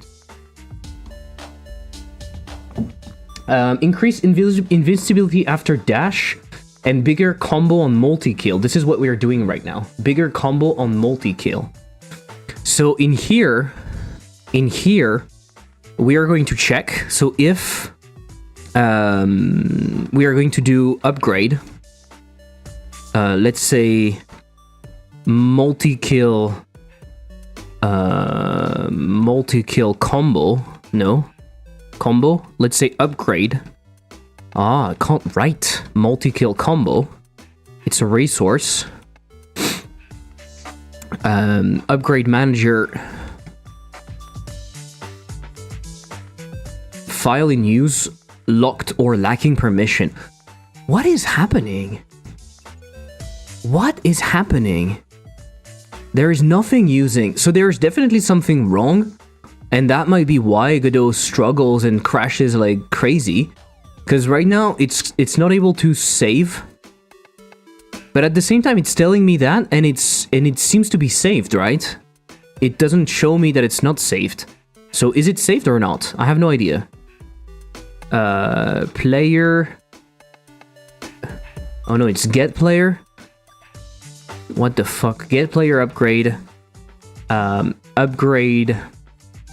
Manager, target, and we don't have the target yet, but it's going to be combo multi-kill, combo, or multi-kill. No, it's affecting the combo, so it's combo multi-kill. And so, see, it's going to say that every time. But is it saving it? Is it saving it though, or not? Let's see. And then you step on them, and then you get punished. That could be the case, but that's not amazing.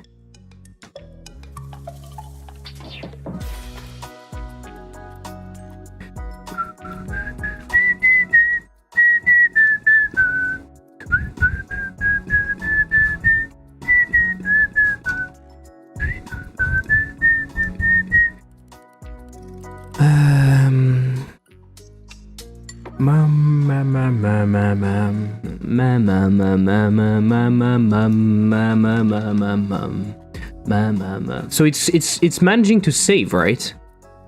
It's managing to save. So let's go in there here and let's add something for the combo. So let's do combo multi-kill. It's going to be 90. That seems like a nice little thing. It's going to say that it can't save. Let's close it down because it's fucking frustrating.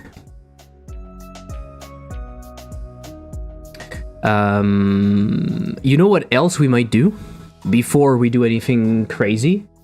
We might look at hyperhue. Let's see.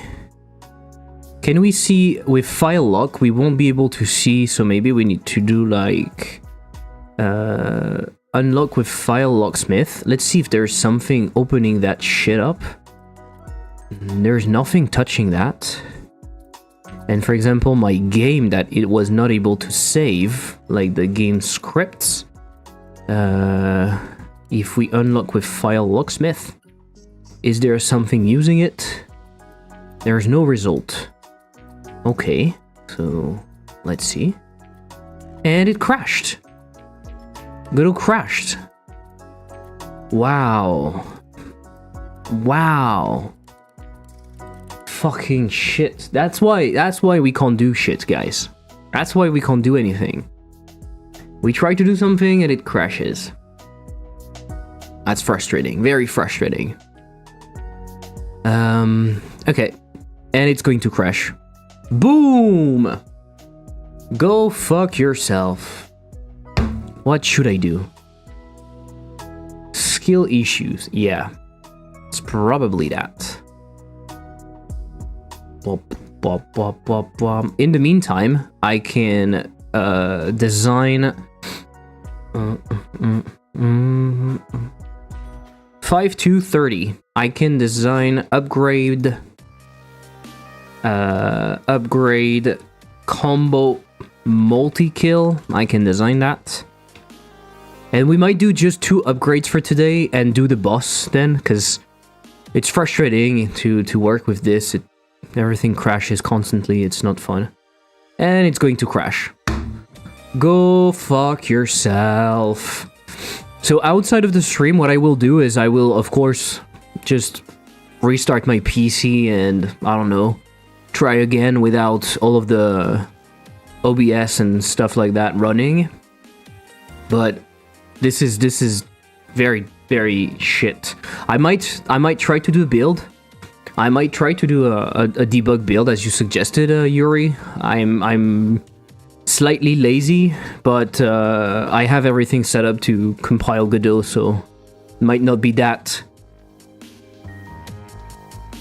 big of a deal. Because right now you see how it's like crashing constantly. What can I do? Seriously. What can I do? Do I program like that? Do I just program like this?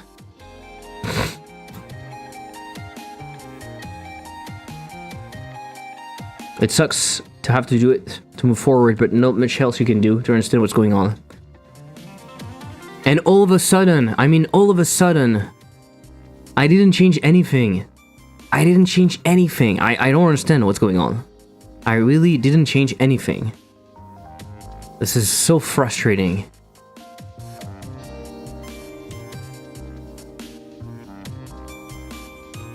At least it's not that hard to try. Yeah, sure. I had some time ago figured it was something about scene with resource with scene was looping on something. And I had changed some code and it could not open some old reference as it broke them. Yeah. But didn't you have an error or something? You didn't receive any error?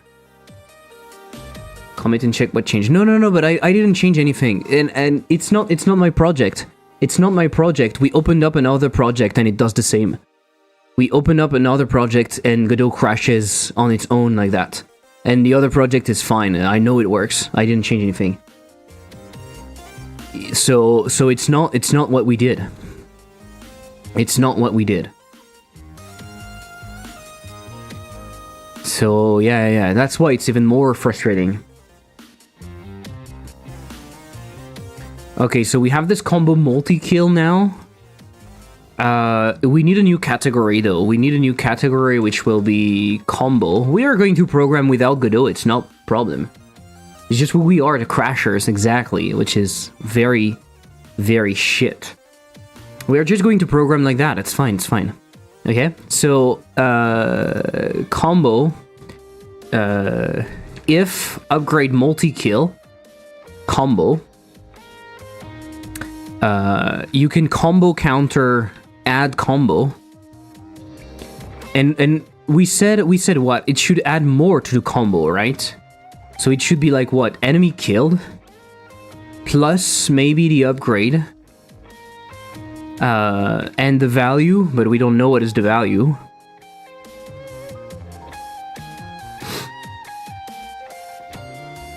Let me check. Bigger combo on multi-kill. It just makes a bigger combo. So we could say it like multiplies it by 1.5 or something. Would it be okay? Like the amount of enemies that you have killed, it multiplies it by 1.5.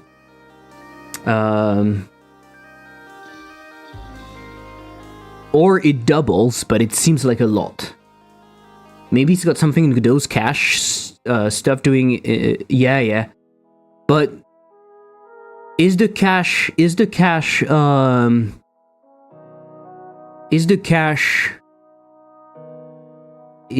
shared?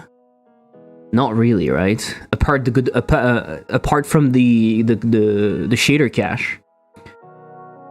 Still think it's something with weird references loading. No, Dino Christ. Why would it break another project then? Worth trying with a copy of Godot in self-contained mode. What is self-contained mode? Yep, Windows is its best. I had mine crash like that for almost a week and then suddenly worked. It happened years ago, but old habits die hard for Windows. One thing I can try is try with my laptop also.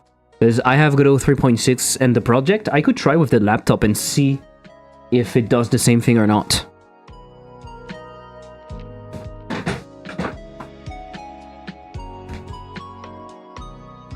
Self-contained is when it creates all editor data next to the Godot executable. You can try the Linux version via WSL too. You can also try the Linux version. Yeah, that's true. I can even use it on the Steam Deck, to be honest. Because I had some problems with WSL and visual stuff. But yeah. So self-contained is when it creates all of the data next to the executable. Okay. I didn't know about that. I can just call the project and call like self-contained or something. Is that what I need to do? So I think I'm going to do multiplied by that, and I'm just going to cast that as an int. And I just cast it as an int, right? I just cast that as an int. Multi-kill value. Value is what? Do I have the gems? Do I have my resource somewhere? I will program without Godot. That's not a problem, guys. For self-contained, put Godot exe in some folder and add a file called sc. Wow, okay. How do you know that? So I already have that in here. Godot 3.5, new, file, blank file, sc for self-contained, right? Like that? With underscore. Yeah? A file called put to me. Yes, okay, cool. I will try that in just a second. I just finished what I'm doing.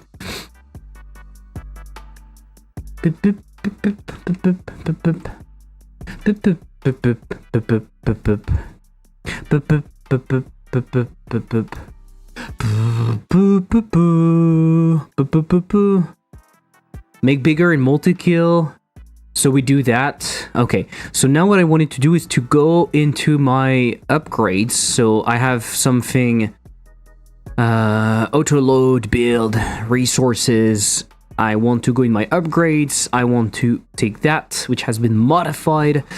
Category, rarity, value. Value is 10. Yes, because it's that, but it's not that.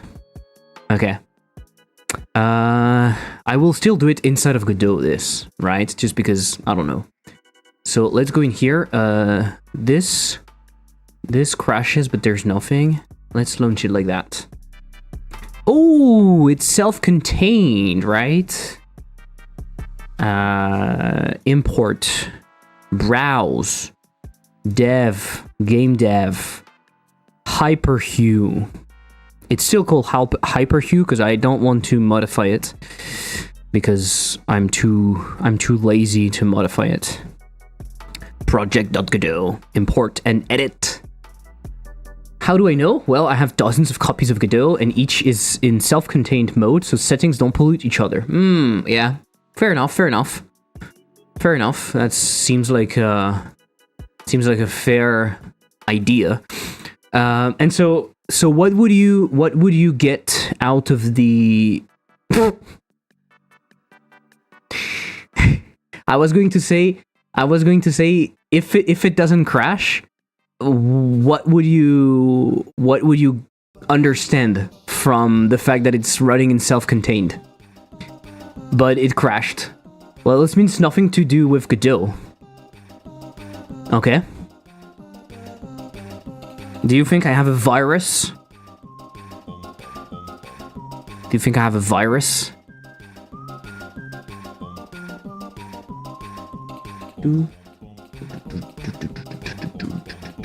A Unity virus that closes Godot sporadically. Yes, that would be amazing. Honestly, that would be super fun. That would be really fun. I would laugh because it's actually fun. Yuri, are you aware of the changes between Godot 3.5 and 3.6? I think I can quite easily go between the two, right? So I could open my project in Godot 3.5 just to check, because I have Godot 3.5.3 in my computer. I don't think there's any big changes, so I should be able to go between the two quite easily, right?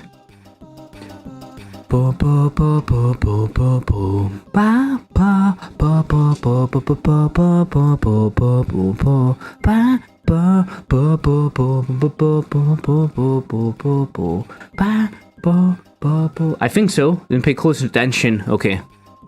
Well, I will just commit what I have, and let's say I didn't modify all of those. Oh shit! I did modify. It modified all of those categories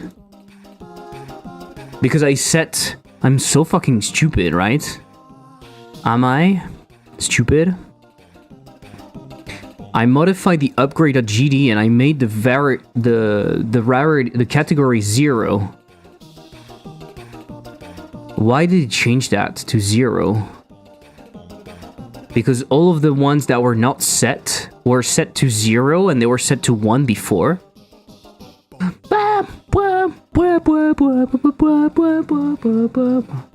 I was close to being correct. What do you mean? If you were in console mode, would it throw in console? Also can randomly check logs? There's nothing in the consoles. Yeah, there's nothing in the consoles. What do you mean you're close to being correct? What do you mean you're close to being correct?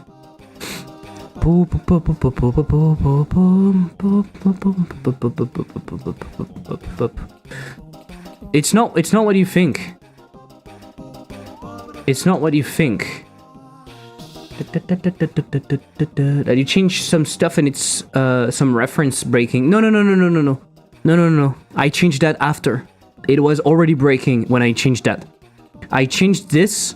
I made the rarity and the category and stuff. I added 0 in here because I thought it was the problem. But it was breaking just before, also. Before having all of those changes. And in fact, I should revert it because I don't want to have those changes. The bullet pierce category should not be 1. This is not true. The category is 0, right? Because the category is... no, it's not 0. Oh, unless it... What? That would be health. That's stupid. No, category was 1, and now it's 0. Yes, let's revert that. Let's revert that. Dash bounce. Dash bounce didn't change, right? Yes.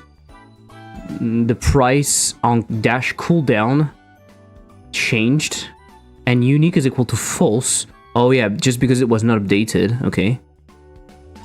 You're asking about 3.6 versus 3.5 because you only just started using 3.6, or were you using... Oh, I was using 3.6 for a while. Hyperslice has been working with 3.6 for a while. Since the release, basically. 3.6 released in September. I switched to it immediately. It's just I'm asking for 3.5 because I have the latest 3.5 version on my computer. I'm using it for Dash Pong. And so I thought I could just try it to see if it works correctly or not. That wouldn't change a whole lot. Right? Input event mouse button local to scene false. Device 0. What is this shit? I didn't do anything with that. Double click, cancelled is equal to false.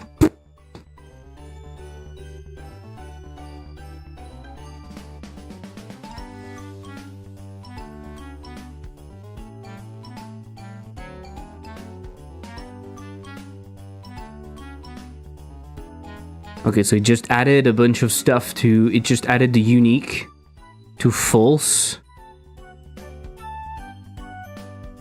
Are there things that should be unique in here? Dash slot, dash speed, dash gem drop, gem pickup, health heal, dash cooldown.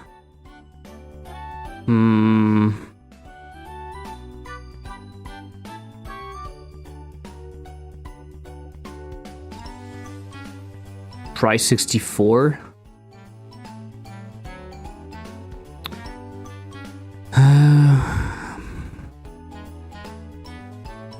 No, it's just that those were not, so it's okay. I can move that. Upgrade manager. Upgrade wave ultimate. I can upgrade that.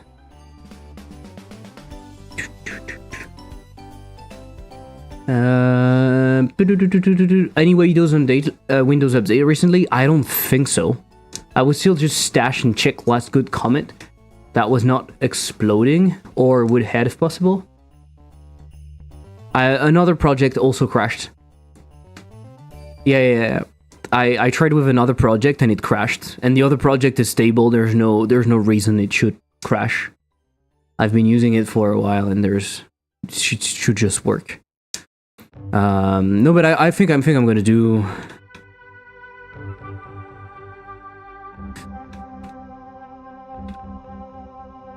I think I'm just going to do. I'm just going to try something else. It's not a problem. In here, I'm doing a bunch of checks in here. Ultimate.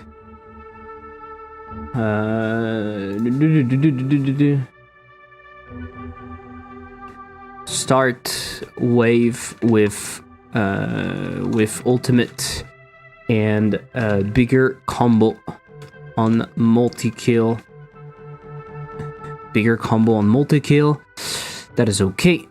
Boss push test. For some reason, Godot keeps changing the order of some stuff in here. This is very frustrating. I don't know why it's doing that. This is very frustrating. I didn't do anything. Update. So I think both projects. I could try clone to another device and run from here. Yeah. I have a Windows 11 laptop. So I will try that just after. And now that we have this, let's open Godot 3.5 and let's see. Maybe it's. I hope it's fine. I don't think it's going to break anything. I don't know what was added in 3.6. I don't even remember what was added in 3.6, but I think both Godots are like incredibly similar. I think they are incredibly similar. I can safely remove those TMP files, right? It was just because it was struggling. Oh, Godot 3.5 crashed also. Hey, you know what we could do also? We could try with Godot 4.3, why not? We didn't try with Godot 4. Open a Godot 4 project. Oh, this was made with Godot 4.4. Okay, give me a second. Godot 2.1 won't crash, yeah. By device, I mean, it could try... By device, I mean disk, like folder, thinking that there's some weird local caches or disk degrading and some permissions. It could be, but yeah.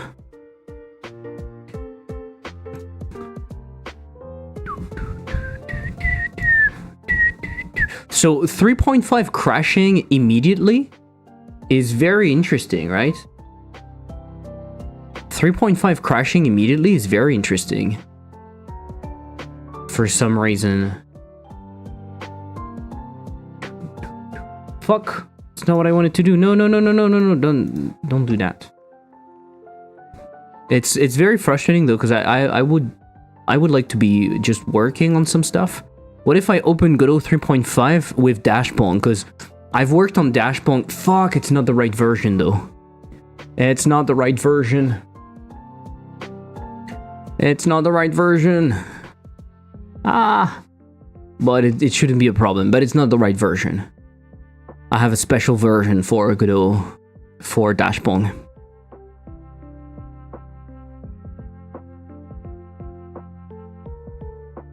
Hey guys, there is something else going on. There is something else going on. There is something else going on. My treadmill stats application crashed. Also, I didn't realize, but it crashed. And it's a good old project.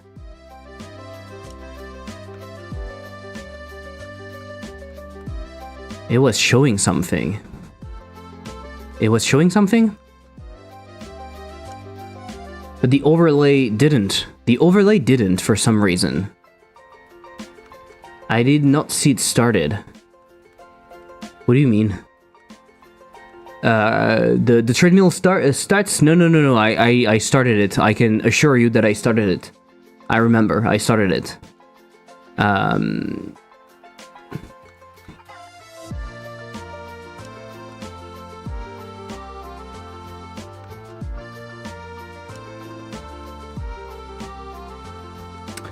I'm removing the treadmill. Just in case. Oh my god. Let's quit that. But the treadmill app was definitely started.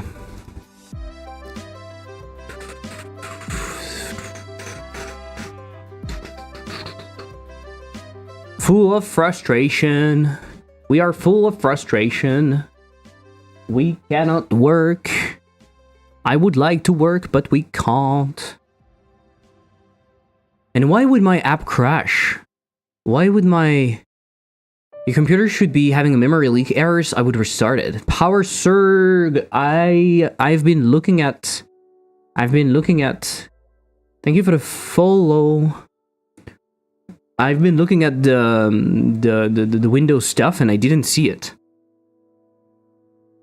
So, I don't know. It's frustrating. I'm pretty sure when I will stop streaming, it will be fine. It's usually a problem when I'm streaming at the same time. I mean, when we have problems, it's usually because of that. I remember that you told that it started. Did not see an overlay. If there should be something. It's super small though. If it's being captured, it's on the floor next to my camera. There's like a bunch of text, but it's like super small. Chat is the problem. Chat is definitely the problem. Let's call it upgrade. How is it called? Combo multi-kill, right? Yes. Okay. We have the combo multi-kill in here. Let's call it upgrade combo multi-kill. Boop. Description in here. We don't have a thing yet. The value is how much combo we are adding, which is 1.5. It goes into the combo, and the target is combo multi-kill. Is it unique? Is it unique? I don't know yet. I think it should be stackable, but I don't have a way to do that, I think, yet. I don't take into account that. So we could consider it unique. What time is it? It's 5:30. 5:30.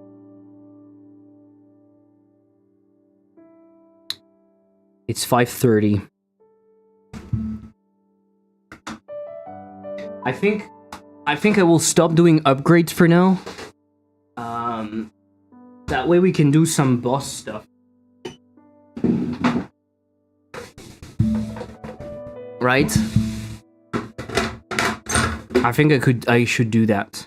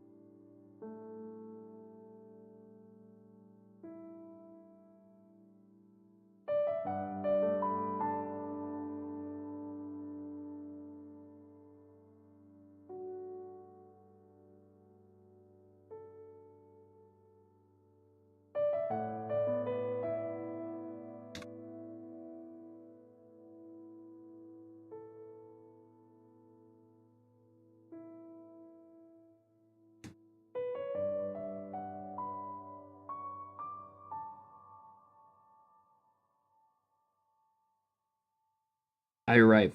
Give me a second.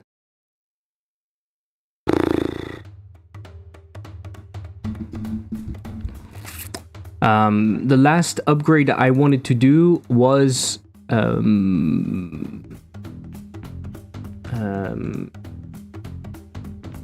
feature and icon translation, and I don't have the icon yet.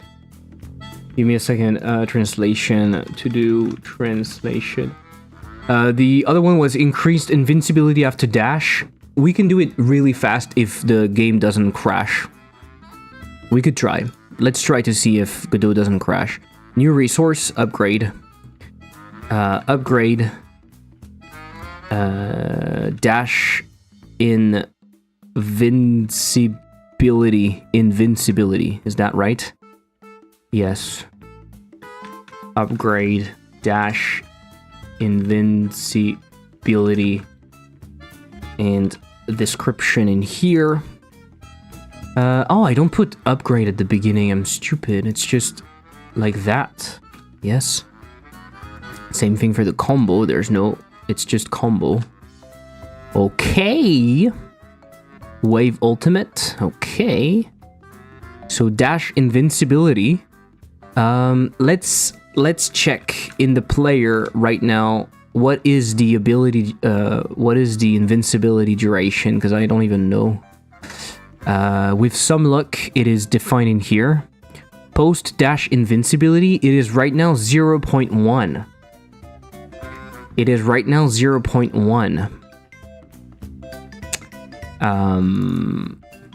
So the value, if it's 0.1 and you're making it greater, you could add like 0.05, or you could double it and pass it to the next person. You see what I mean?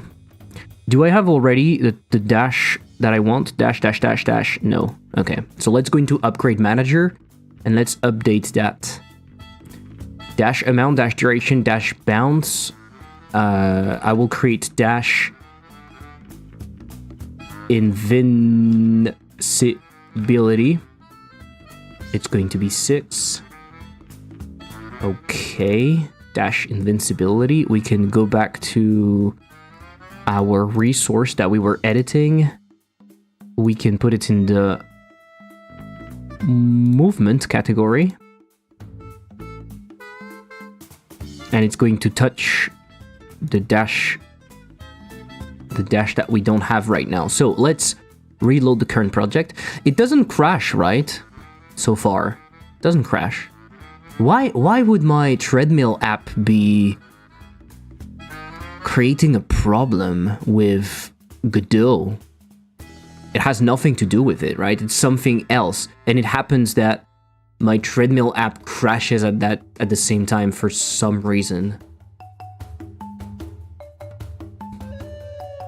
I'm wondering also if OBS could be the culprit. OBS could be the culprit because OBS is trying to grab the window. Ah, maybe the name is wrong. And so it's trying to grab a window and it's doing something weird. Could it be doing that? Could OBS trying to grab the window do something like that?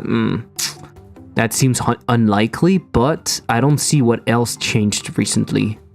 So that's my idea. You walk too fast, yeah. Probably. Combo multi-kill is correct. Dash invincibility. And it's touching dash invincibility. Okay. So then we can go into the player. And we have the post dash invincibility in here. Invincibility set by ultimates. Okay, and in here we can do our usual if upgrade whatever. You know the deal, right? We can do that. We can do if. So let's call it upgrade dash invincibility. It's so fucking hard to pronounce. Get player. It's dash. Ooh, fuck you. Dash invincibility. If that is the case,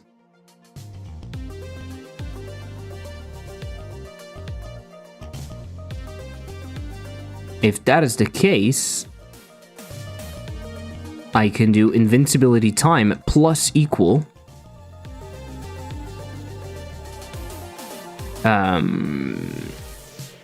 Upgrade dash invincibility value. Great. Great. So in here, we need to do the combo multi-kill, and then we need to do the one for the dash.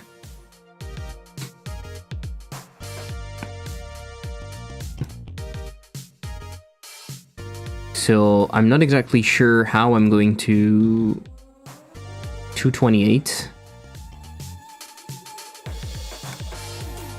I'm not exactly sure how I'm going to show it.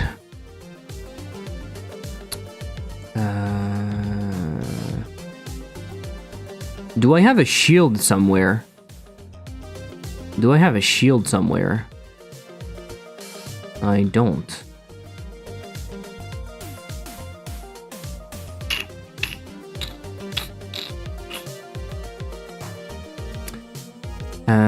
How does it... How do you... Maybe your page file is overloaded.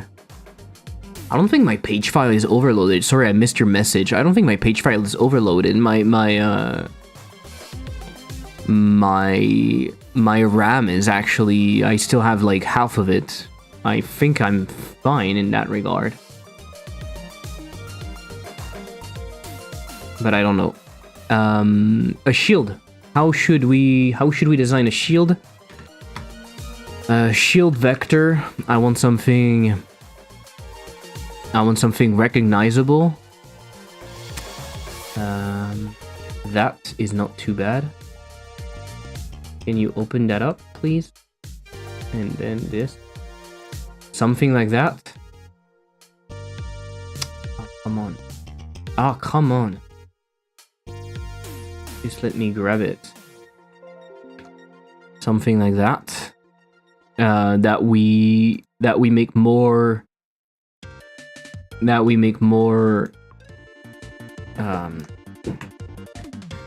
Less rounded. I don't like when it's rounded like that. I want something more defined, I guess. What if I do shield futuristic? You put futuristic and then it turns blue. It's just blue. It's the same but blue. I like this effect though. It has nothing to do with what we are doing right now, but I like this effect. Having something like that for the boss or something could be cool. I'm gonna put the reference somewhere because I like it. It goes well for something that is like what we're doing. And we need to think about the boss, so that's good. No, but seriously, I put futuristic and that's it? We don't have any good references anymore? Holy shit. That's stupid. Okay, fuck it. It's good. We can start with that. So I think it's okay to just... a shield would be like that. I feel like I have... Hey, can you align yourself? Oh, for fuck's sake. That's okay, we can align it in here. Does this look like a shield to you?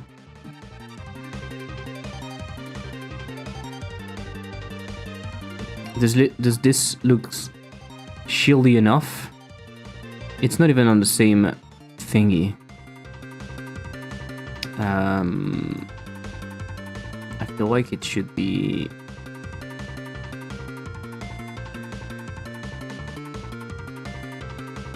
It's not too bad, no? What do you think? It's not strong enough. Okay, yeah, something like that.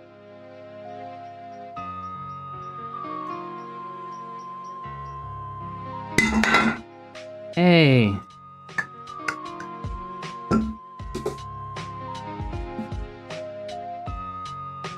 not a problem for most people. My computer does wonky things with the page file. If it enters sleep mode, it leads to weird problems like this where program starts acting up. It's not something I've seen with other computers. You never know. Yeah, you're right. I mean, that's why I tend to try to shut down my computer more often instead of just leaving it, instead of putting it in sleep mode. So I might try. You know what? I might try to. I will restart my computer after the stream and I'll see. Maybe it's just going to be that. Hopefully, it's just that. So what I'm thinking is maybe we put a stroke and we put some, like we make it something like that. Does this look like a shield though? Yeah, it does. It does or not? I don't know. But I don't think it does. I don't think it matters that much.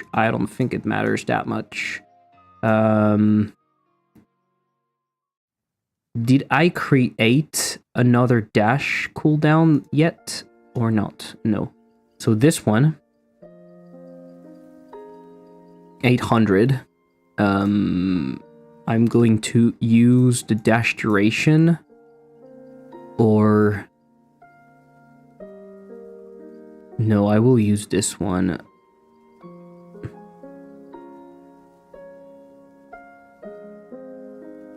And I will just remove what is inside.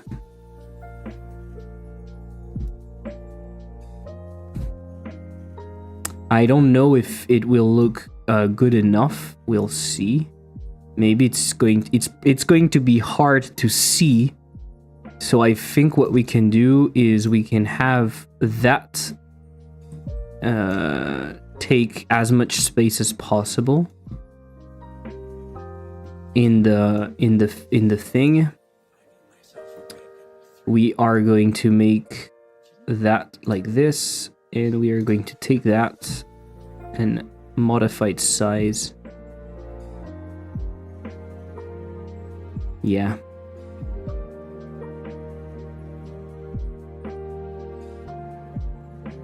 Yeah. It's not amazing. It could be better.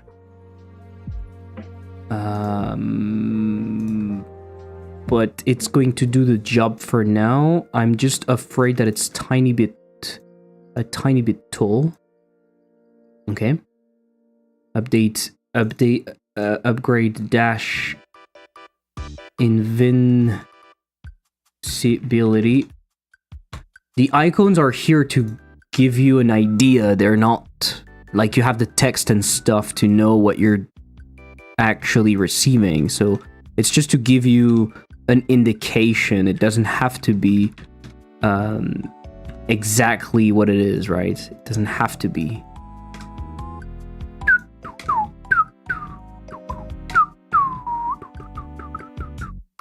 Okay, upgrade combo multi-kill. I needed to do that. So how do I show that? How do I show something that talks about the combo? Maybe we can look at how the combo looks. The combo is just numbers, right? How do you represent combo? If I type combo icon, what do we see? Yeah, of course it's going to be stuff about fries and stuff.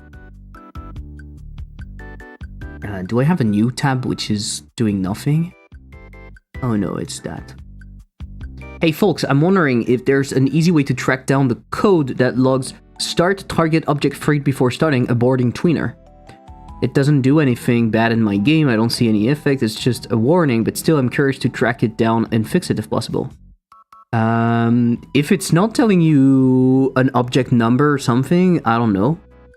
Can you think of a way? Can you think of a spot where maybe at the beginning of an object, maybe in the ready function, you're starting a tween? You want to start a tween, but this object can be freed before you even start the tween itself? Can you think of some place like that? I don't know exactly how you can, if there's a way to actually track it. Maybe you can also, I guess the timing can help you. Like when you play the game, when you see the error, stop everything and see what's happening to try to understand where it could be coming from.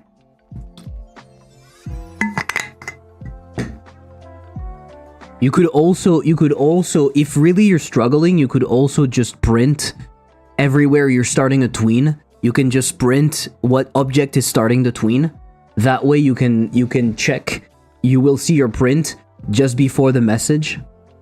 I have to investigate and check how it happens. It's kind of random. I'm thinking about race condition. So combo icon is not really helping us, right?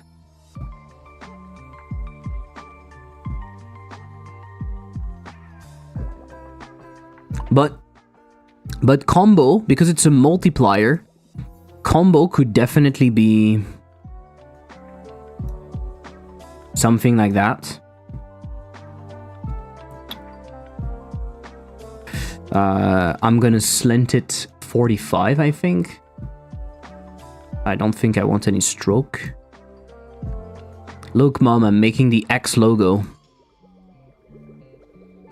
I think I wanted that a bit more thick.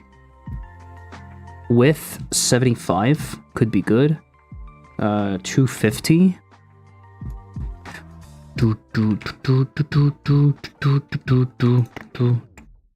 See, something like that.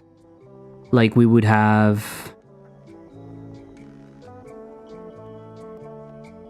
Like we would have something like that.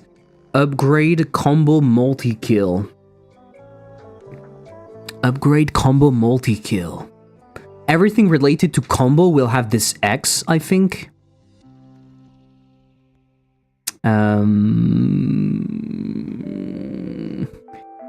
Let me check if it looks better if I put it like that.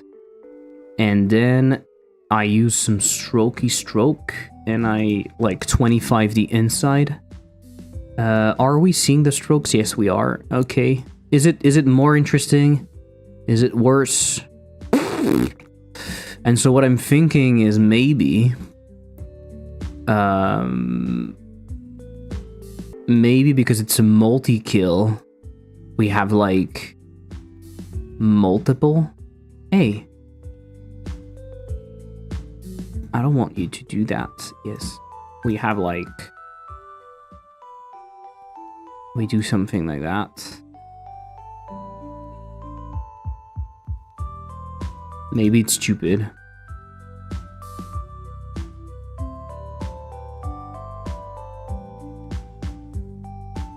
I don't really know what I'm doing.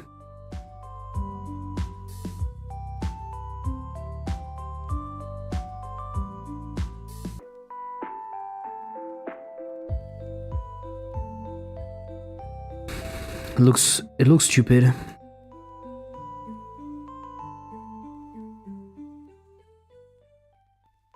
It looks stupid.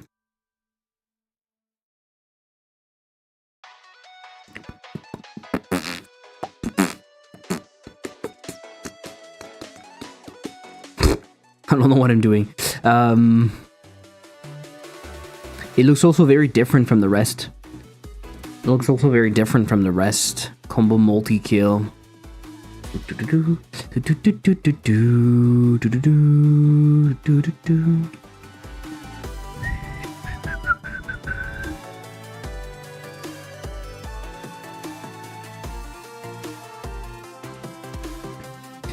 I could have this skull. Maybe I could use it.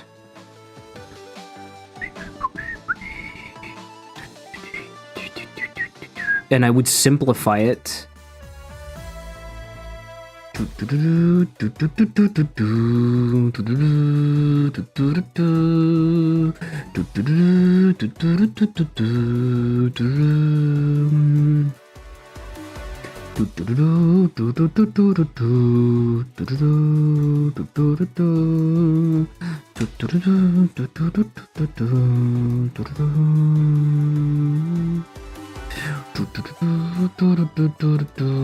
I'm trying to show the multi-kill by having multiple heads.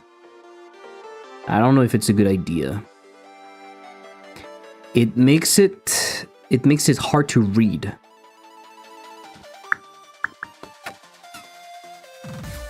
Da-na-na-na.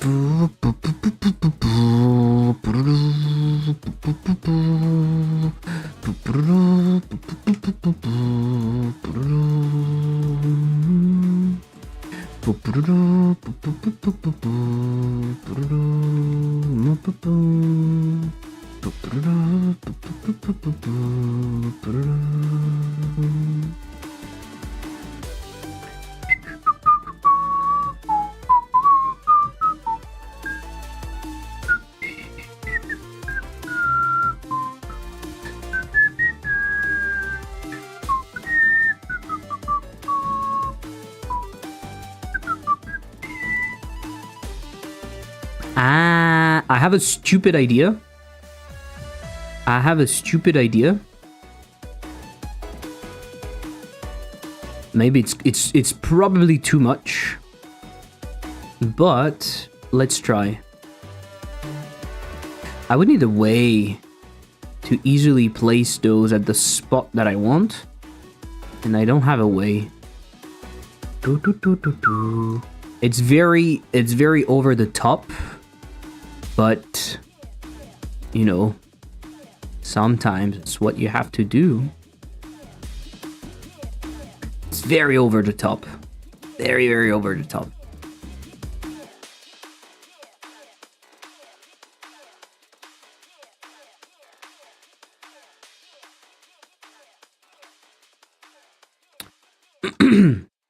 But it might do it. It might be okay.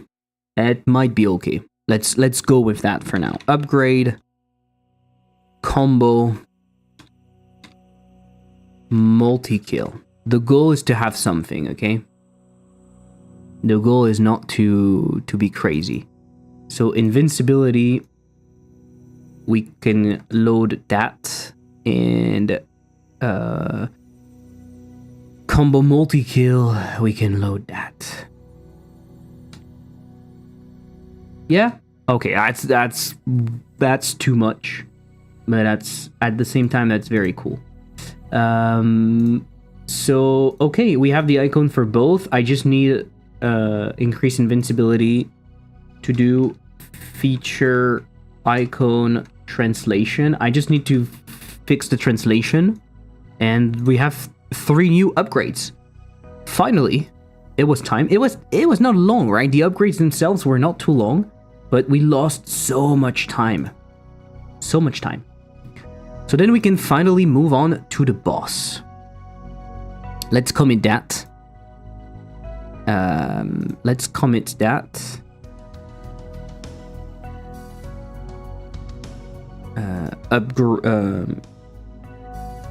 Dash invincibility upgrade.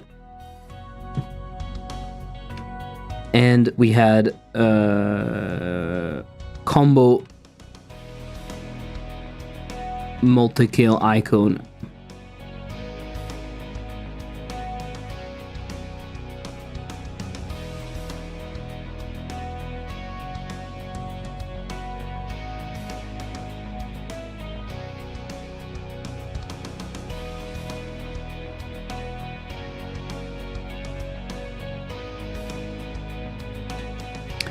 For the first boss, I've been thinking about some design, and I think the bosses I want to go with simple designs, right? Very simple design. And I'm thinking the first boss would be somewhat roundish. I've been thinking about something quite abstract. I've gathered in here some ideas.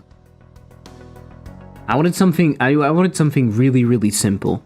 Like, I was thinking it could be a circle, and we could make it interesting by animating the inside of the circle, which would tell us in what phase of the boss we are. I'm thinking the boss should have at least 2 or 3 phases.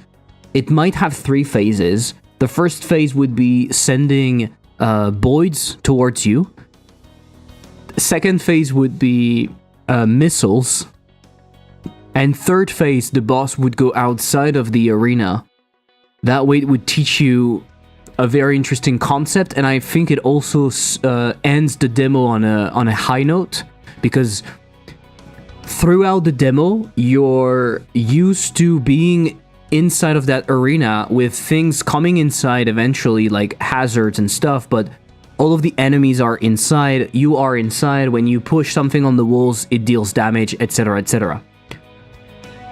That is cool, but I've been thinking about doing stuff outside of the arena for a while. I don't have time for that for the demo, but I think it could be cool to end the boss fight with the last phase of the boss going outside of the arena. Because, first of all, it subverts your expectations. Now you're like, oh shit, actually things can go outside in a way. And then the boss would be throwing stuff at you from there. So it would still continue being the same idea, but from outside of the arena, and then you have to send it back. I think it could teach you that. I think it's interesting, right? I need to see exactly how, but I think it's useful. And I've been thinking about, yeah, a boss that would be very simple, very roundish, very abstract. I'm not going to go for like monsters or anything. Probably things are just going to be completely abstract. It would be nice to have some sort of something that would tie them together at the end, right? If we have multiple bosses, maybe they're just each a shape, a basic shape, like a square, a circle, a triangle.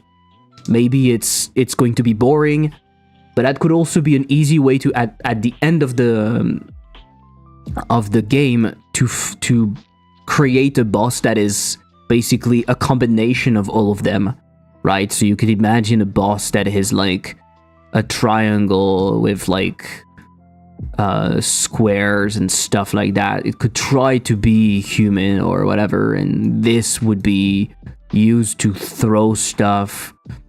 I don't know. This could be some sort of big laser.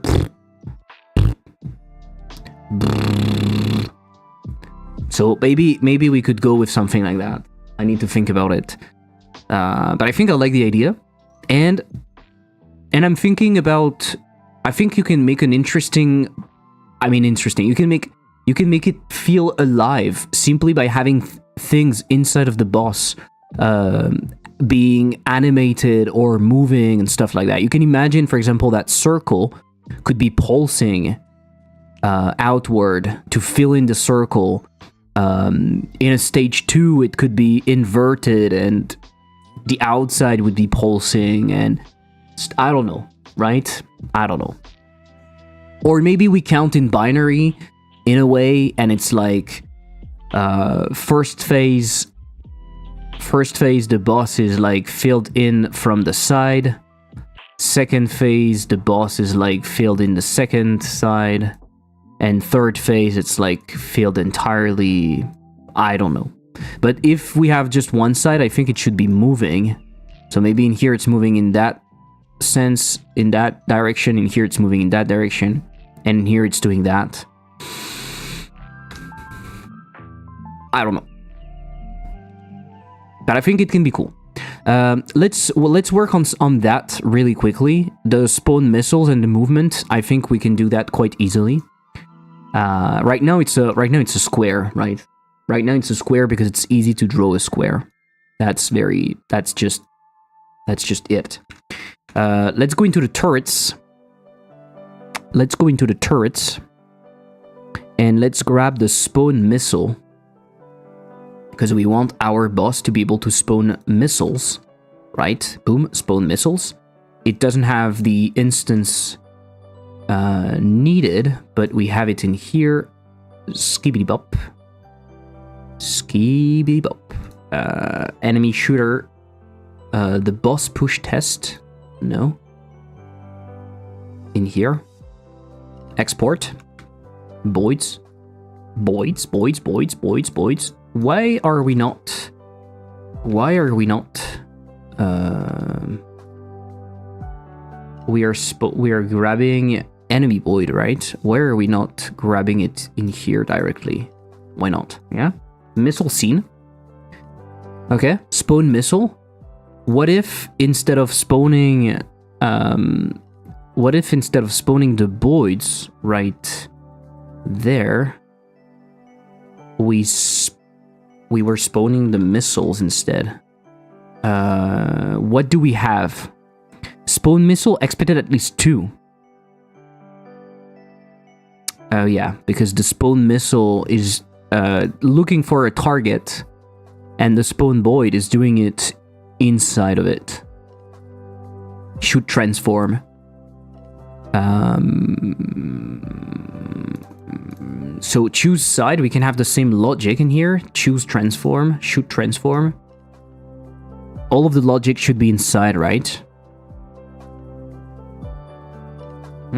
Maybe not. Maybe not. It's actually, it might be good that some of the logic is in here. It might be good. What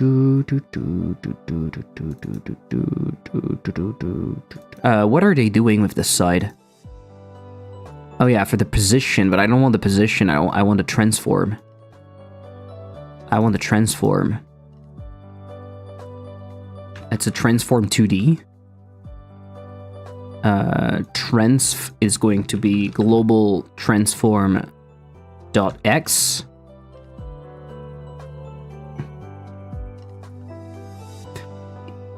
Side left.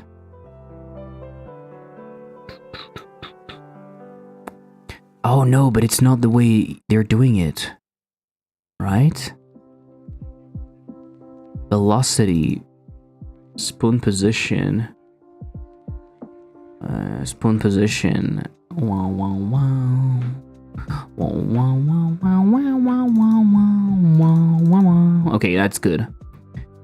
We don't have the velocity, but that's okay. We can pass the transformation and the target. Do I have access to the player? Well, I can assume that the player is here, I guess. Bum, ba-dum, bum, bum, bum, bum. Ah, the transf is not a transform, that's true. When we spawn the missile, what are we looking at? Oh, we want to transform. Okay. Okay. We want to transform, so why not? Okay. Let's see what it's doing. Scooby boop.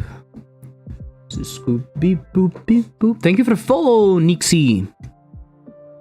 Nixie. That's not what you're supposed to do, right?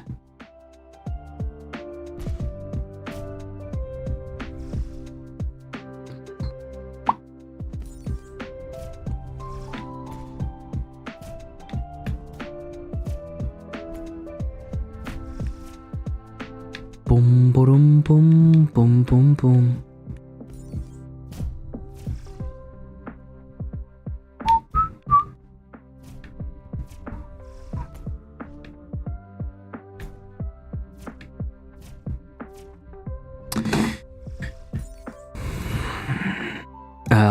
Am I crazy or the boss is not doing what I want?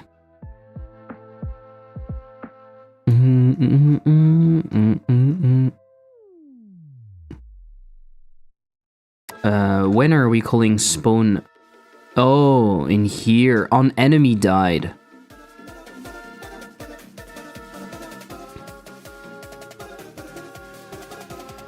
So we need to change that, of course.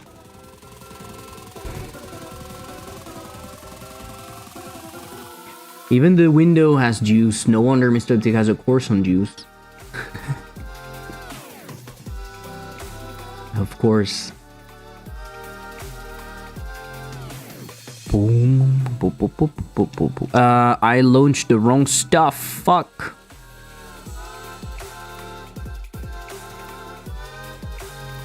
Made with Godot.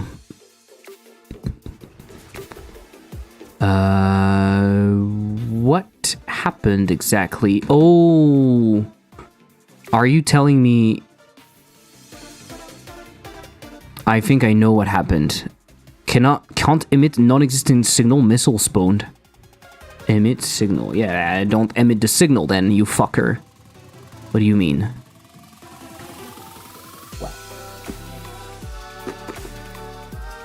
I think what happened is that the missiles destroyed our friend the boss, right? They're looking, the hitbox are looking for player obstacles. Really? And the boss is where? The boss is on obstacles.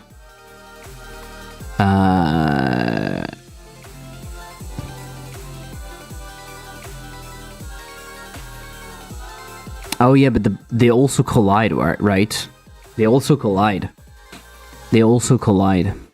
And so I guess this has no collision. Oh, set collision mask bit 0.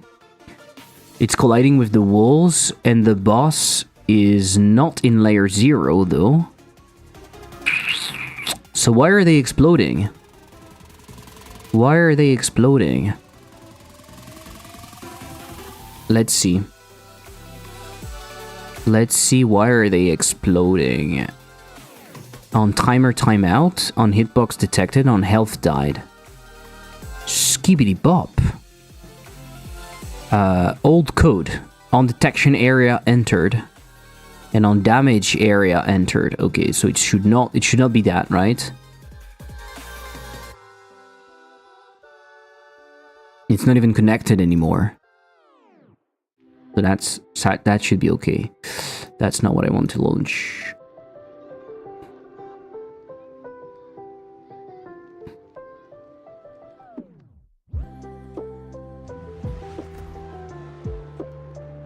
Breakpoint on hitbox detected. Ah. The missile is detecting something. Player obstacle. What the fuck? Ah. It's detecting... it's detecting... What? Mask 3? Player obstacle? Okay, it's gonna tell me. It's gonna tell me. Let's look at that. Explode? No! I needed to... That's okay. We can look at the next one. Area. Who's that area? Area. Hurtbox. Player. Hurtbox. Sorry, what? Sorry, what?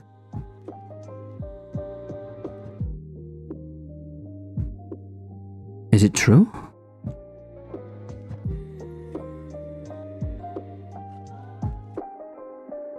I don't understand.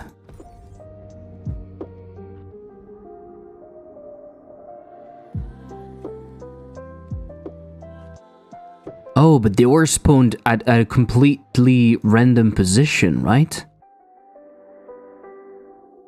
What the fuck is happening? My boss is spawning the missile.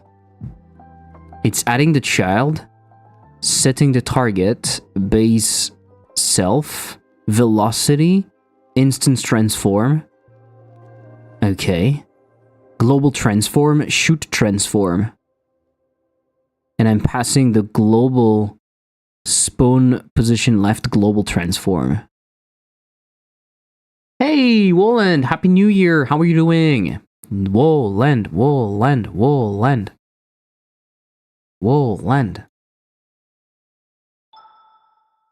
Hey, 13 month. Thank you so much for the 13-month sub. Sub. Purum purum purum. Pururururum. Pururururum. Thank you so much for the sub. I guess the repairs are done. The repairs are done. Yes. The repairs are done. That's very cool. I'm happy. Boom, boom, boom. Boom, boom. Boom, boom, boom, boom, boom, boom, boom, boom. Boom, boom, boom. Boom, boom, boom, boom, boom, boom, boom, boom, boom, boom, boom, boom. So it's instancing that blah blah blah blah blah blue blah blah blah blah blah blue blah blah blah blah blah blue. Oh my god, we are going to go through all of those. Come on, I don't care. Wow, you're adding the instance and you're passing the transform. Oh, why is this transform? Wow.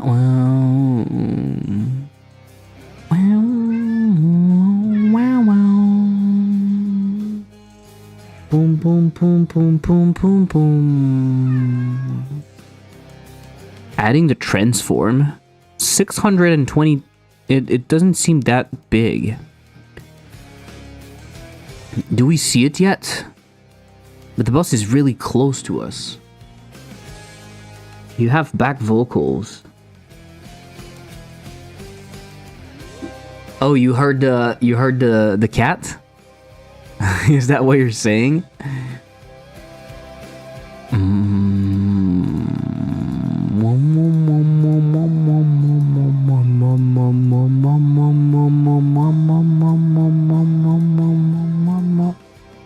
Yeah.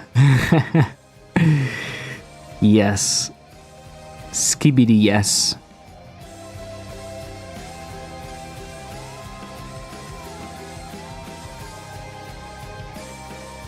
But it's spawning one missile, right? Or it's trying to spawn multiple missiles. Skibidi. Skibidi skib. Maybe no, I don't know.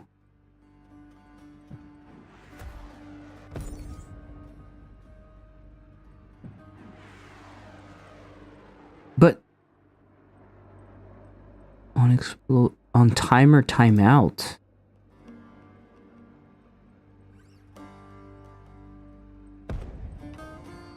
But where's the boss? Why is the boss? Why is the boss moving like that? For fuck's sake, what is happening?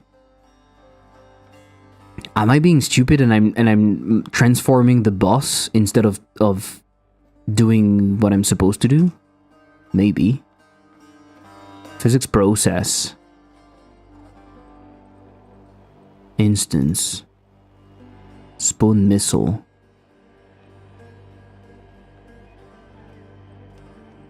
Velocity spawn missile.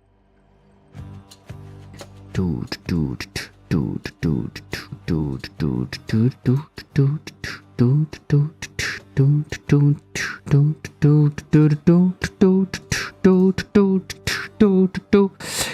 you think that the missiles are here and they're pushing the boss or something?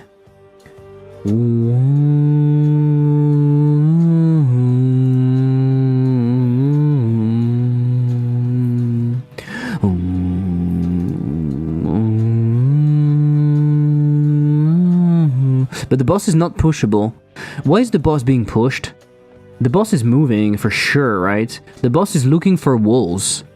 And the missiles are looking for nothing.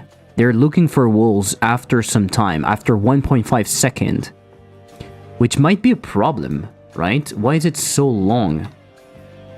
Maybe it can be... because I want them to go through the walls, but I don't want to do that now. Let's change that. Let's not do this, and let's set the mask from the beginning, but there is still something weird with the way I'm moving the boss. I mean, the boss gets moved on its own. It's weirdy weird. Shit, I didn't see what happened. Okay. But there is something so wrong.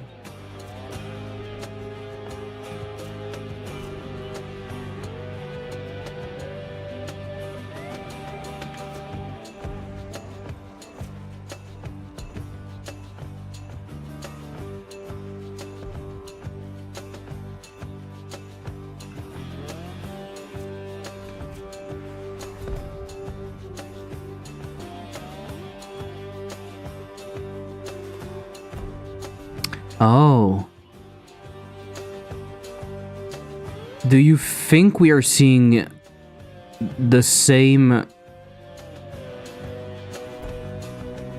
Maybe we are seeing the same missile over and over again. I don't understand what's happening though. Oh, wow, wow, wow, wow, wow, wow.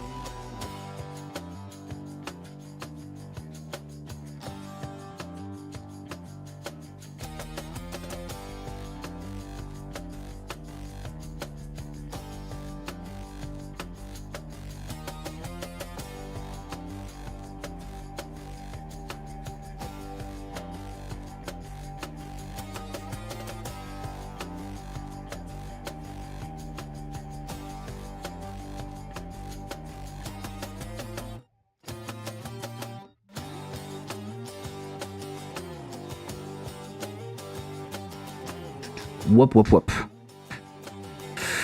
Sorry. Resume. So, for some reason, my boss is able to move. And because we have move and collide, maybe, I don't want my boss to be moving, but I don't understand how it would be moving. It's not pushable. So it's probably that there's a collision, but the missiles are not on the collision one, right? So I don't understand what's happening.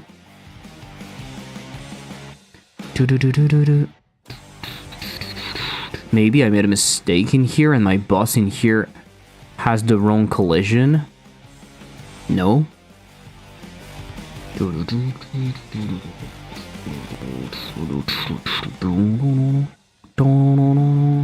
Ah, the force field maybe. Okay, now it seems to be okay. Why am I spawning just one? Am I in fact spawning more than one? Do you think I'm spawning more than one? I'm probably spawning more than one, and I don't realize it. Let's see the turrets. Are we rotating it? Left rock. Spawn shoot particles, I don't care. Spawn missiles. Ah, no, it's just that I'm moving. So I think what we need to do in here, when we boss push, when we spawn the missile,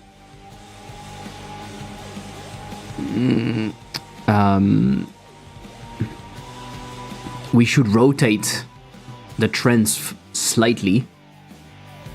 And maybe we should also be able to spawn and change the missile speed. So in here we have some speed. So maybe we should be able to modify the speed. So when we spawn in here, let's do instance dot speed.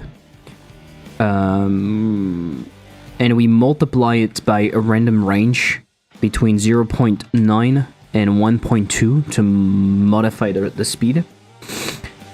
And I'm thinking we should also, when we spawn the missile, the transform is here. And then the velocity is calculated during that. Instance transform.x. Global transform is in here. Can we rotate a transform? Rotated by an angle. I want an angle range between, I want to rotate between -10 and 10. This is in degrees, so I want to pass that in radians, so I do degrees to radians. Okay.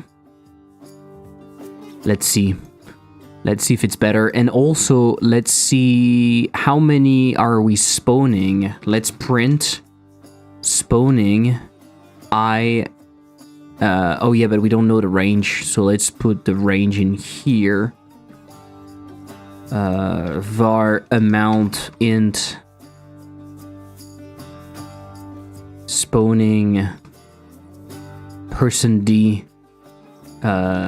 things, and I will do percent amount. Okay, let's see. So I have to work on that. Spawning the missile, spawning the movement, changing the movement, and then an intro. What is the problem? Oh shit. And then I need to do an intro. I was thinking, I wrote something, can show big banner on screen saying threat incoming. Yeah. I need to think about how I introduce the boss. I think it should be quite cool, right? Oh shit. Okay, what do we have? Oh, okay, now we have a bit more. We have more missiles coming, so it looks cool. Okay. It looks cool. For some reason, it's always spawning from the same side. Right? So there's a problem here, but it looks cool, and that's pretty nice.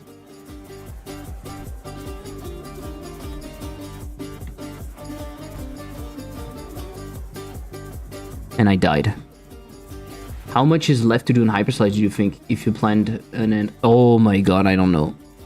I have no idea. Okay, so when they're pushed, they don't have the behavior that I think they should have. So I need to think about that. What kind of behavior do I want? I think for the missiles, because they are heat-seeking missiles, when you're going to push them like that,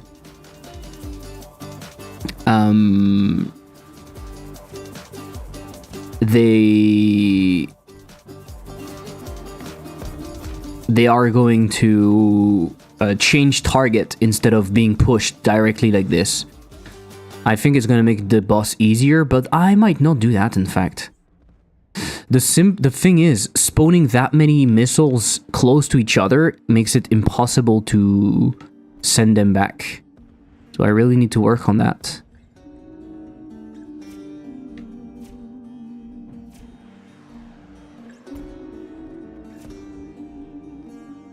But, okay. The cool thing, though, is that if I manage to go in here, that's very cool, though, right? That's a cool feature. The boss can get damaged by its own missiles. So if you manage to go at the right spot, boom, it can get damaged like that. That's pretty cool. Okay.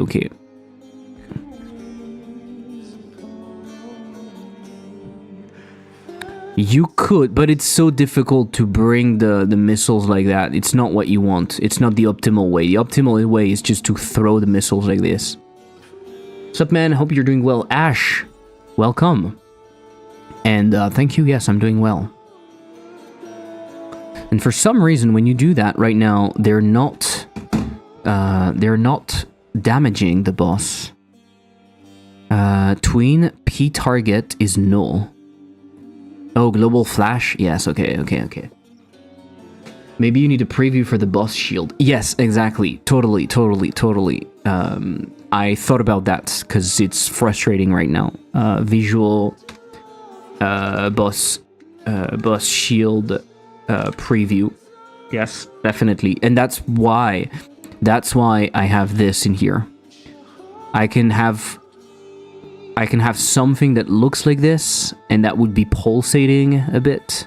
I think that could look very, very nice. I'm not sure I'm going to have the ability to do a mapping like that. That would require some math, and I'm not sure I'm capable of doing that. To have like kind of a mapping that would look like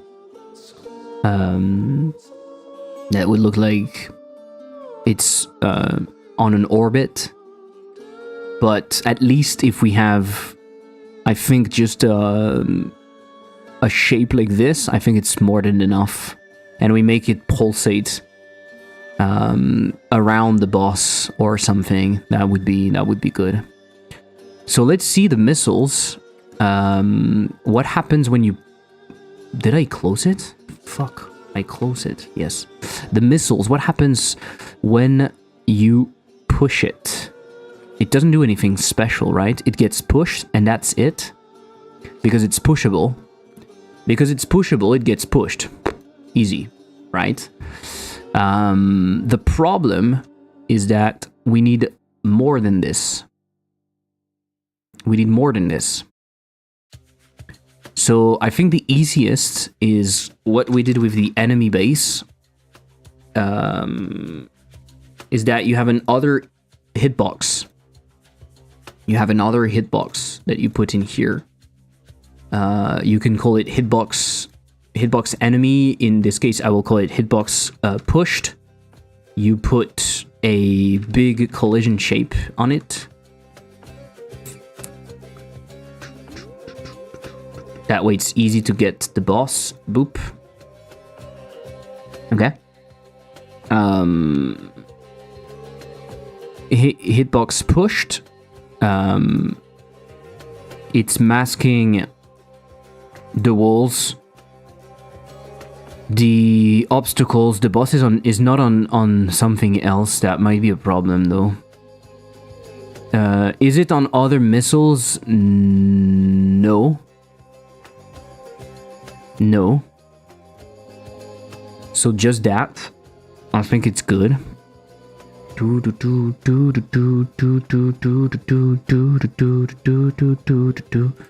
And so what you can do is grab this hitbox. And you need to disable the hurt box though.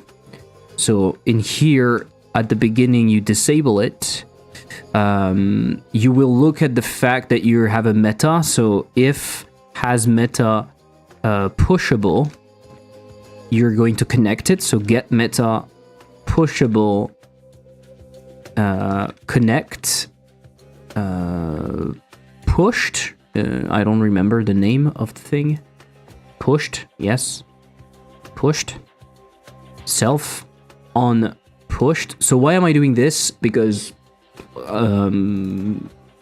I don't know. Maybe I want to be able to remove it. So that way I do it through the meta. I think it's a nice little way. Old code. So maybe I could remove it. Probably. Unpushed. Unpushed. And so in here, what I want is my hitbox pushed. It's my hitbox push to be enabled, and my hurtbox is already disabled, I think, right? Automatically by the pushable or not? Maybe not. Knockback. Set physics process. No, we don't do anything particular. So what we could do is grab the hurtbox and disable it, right?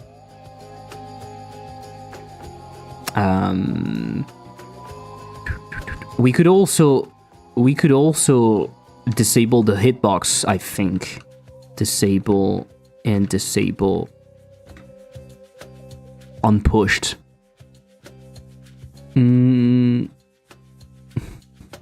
We should deal damage. Okay, we should deal damage, but then the hitbox pushed. Is it doing damage? Is it doing damage, or it's the explosion that is doing damage? Is it doing damage, or it's the explosion that is doing damage? I think the explosion scene is not dealing damage, or is it? It is actually. Mask obstacles and player obstacles. Okay, so I think the hitbox enemy could be detecting only, 0 damage, and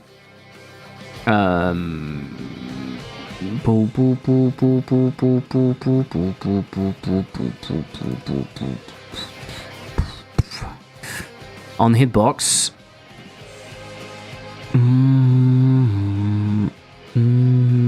Detection only, detected area. Okay, so we could use that. Shit, what did I do? No, I changed it at the wrong spot. Missile, hitbox pushed, detection only, 0 damage, detected, missile. And I would explode, right? I would explode. Explode. Let's see if it works. Before we do that, when the boss pushes, there's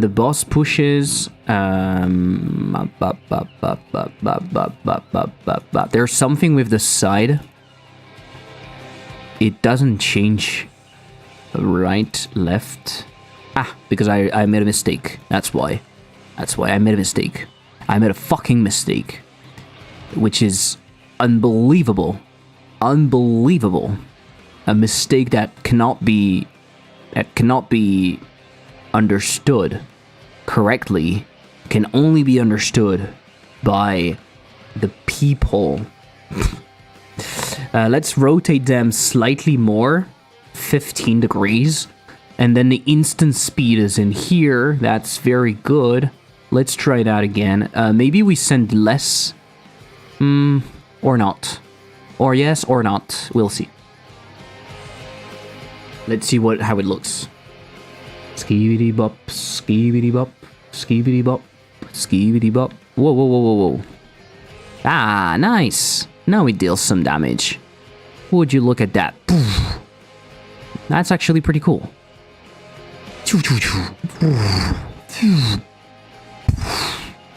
And oh fuck.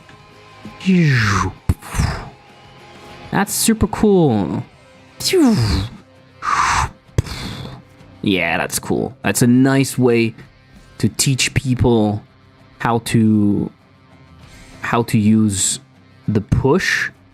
That's very, very cool. The only problem I have with a boss like that is that we are going to have a lot of downtime, so we need something else, I think, to make an interesting boss fight. If we just are waiting for the boss to send us stuff, it might be a bit frustrating.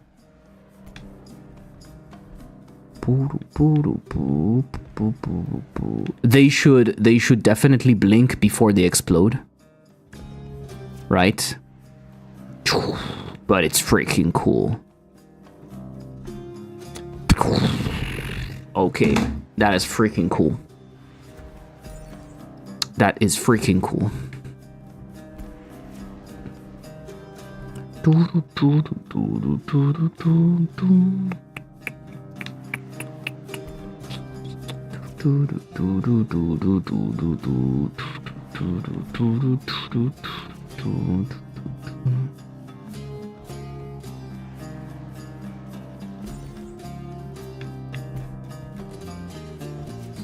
Here, take that.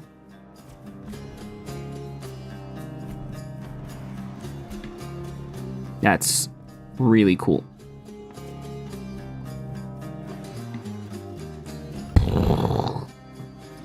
Desynchronized. For some reason, the background was flashing. Am I crazy? Oh yeah, but it's because I had one life.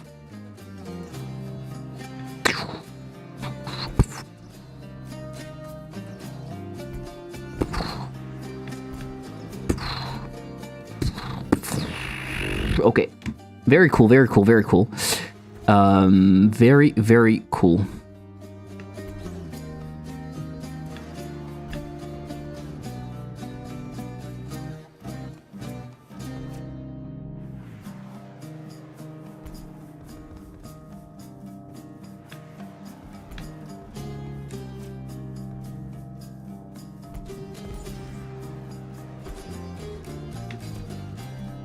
The only problem is that I think people might be afraid of doing that. So I need to find a way to make sure that I think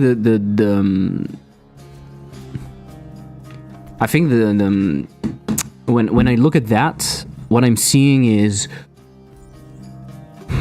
the missiles should be sent in salves, in groups that are not really usable, that are just scary, like you send a lot of missiles at once, and it's not really the moment where you want to push the missiles back, right? You just want to avoid, and then the next time you're going to have yeah, maybe like the boss is moving one, yeah. I think we can have two phases each time he's shooting, like a barrage phase where the boss doesn't move but sends a lot of missiles for a few seconds, and so you have to be avoiding the missiles, and then the boss will move to a new spot, and when doing that, he will send missiles in a sequence, like so. It goes well with the movement, and because the movement is pretty predictable because it's moving in a straight line, you won't have too much trouble sending back the missiles, and also the missiles are sent in sequences, so you should not have too many missiles at the same time. I think I like that. I think it might play well. Let's write that down. Phase 2. Phase 1, spawn boys from inside the arena. Move to random location while spawning the boys. Phase 2, go out of the arena. No. This is phase 3.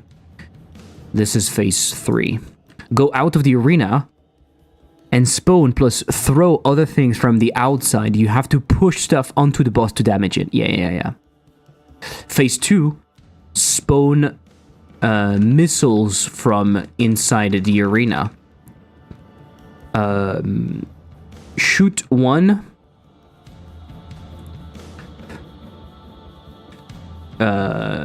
Shoots lots of missiles. Let's say, shoot one. Missile barrage. Shoot lots of missiles during X seconds. The player should just avoid. Shoot two. Sequence. 2 missiles. 1 from each side is sent in sequence, letting the player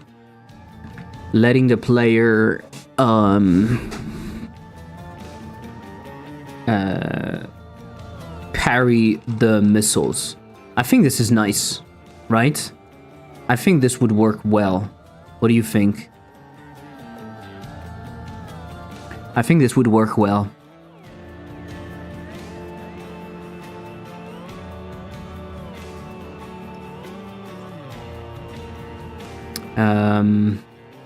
Also in here, the arena is probably too small.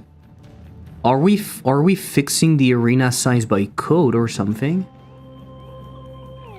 Call deferred create walls.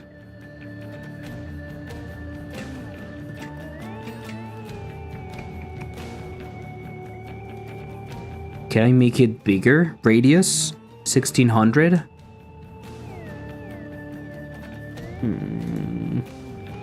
And I need an intro for my boss, right? Do you have nice intros? Do you have boss intros that you know are nice? What I'm thinking is having this message that we designed some time ago, I think. Something like that. And I'm wondering if I did it already or not.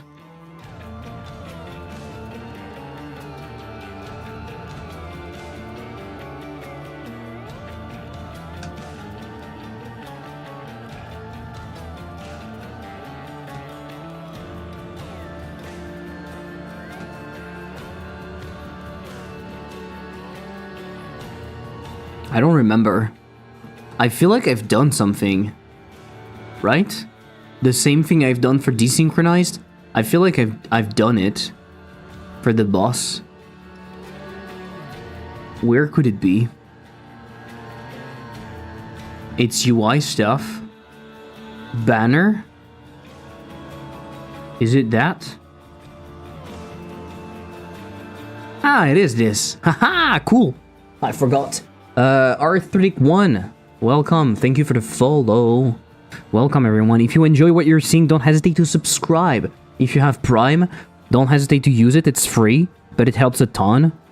And of course, if you like what you're seeing, you can support me on Patreon. You can support me on Patreon, and that's very nice. Very nice of you.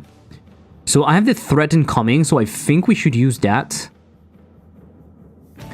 At some point, I need to figure out...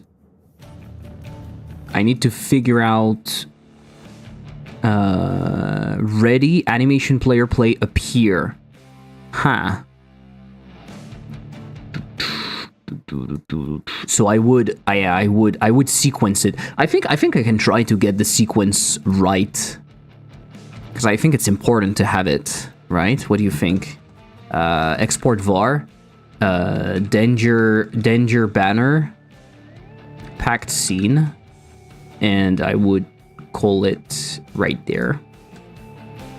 And you can also support on Coffee, of course, if you want one-time donation, as you can see in here. Let's create a function. Let's create a function called func spawn banner. Danger banner instance. I'm gonna do var instance control. Maybe there is a banner. No.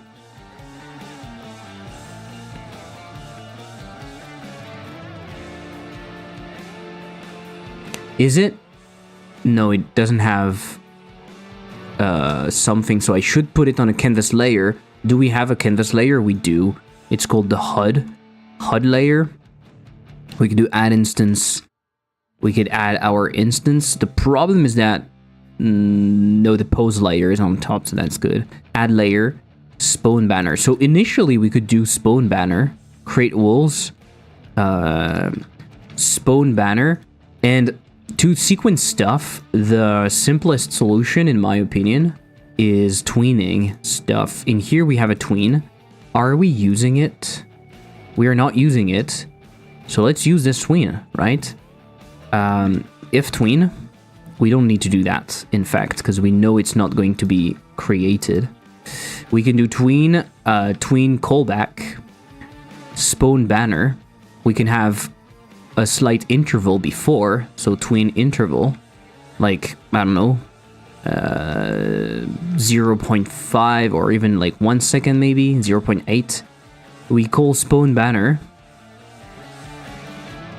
and then we call tween callback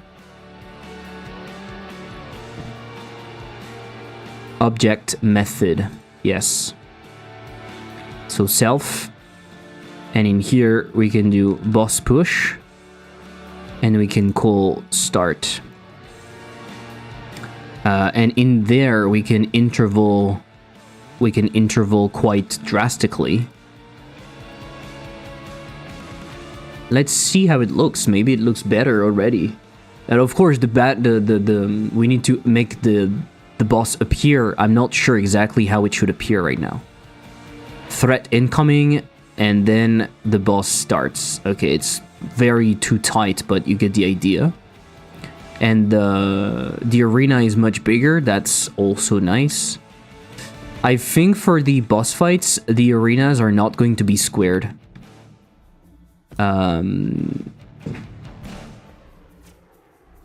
Yeah. I'm gonna write something down because that's pretty useful. I'm gonna write down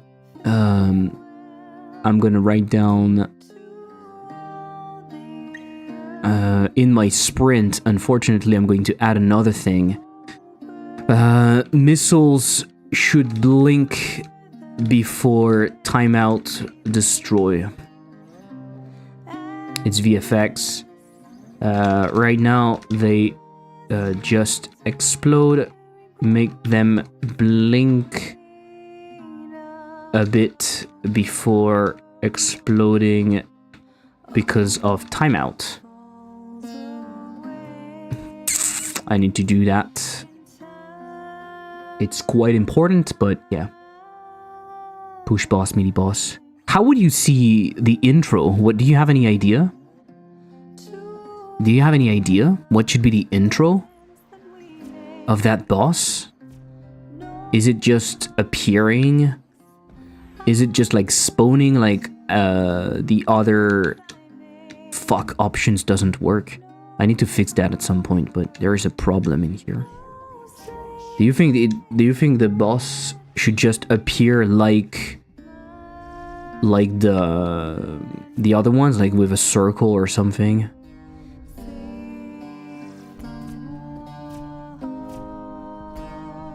I'm not sure.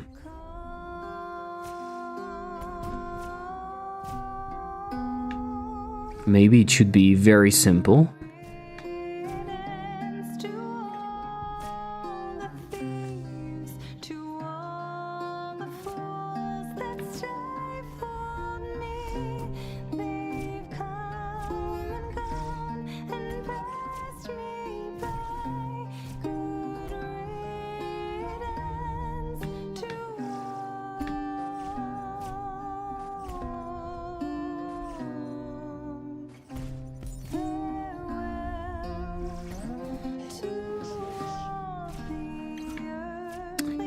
Hey, for some reason, sometimes it stops super fast.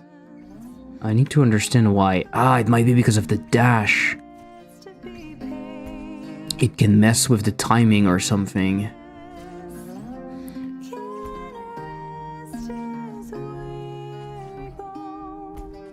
I need to figure out what is happening. Need all the juice. Thank you.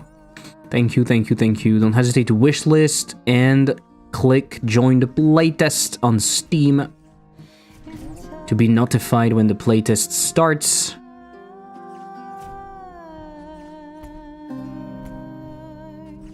Oh, it kills me. This thing is fucking stupid. Obstacle update color. Ah, yes. Ooh, that is something I forgot. Upgrade scene, upgrade manager, upgrade scene. No, upgrade manager. I forgot to create for the combo a category, and it's not here either. Fuck. So int 5 color. And it's for the combo. The combo. What color is the combo? That's a good question. It's like greenish like that. Add new key value pair. Okay. Upgrade, I can kill it. Turrets, we don't care. Boss push, we care. And that, okay. And that, we don't care. Okay. So, let's figure this out. We have way more time and the boss starts. Maybe the boss can have initially a simple animation, just like the other elements, just like the other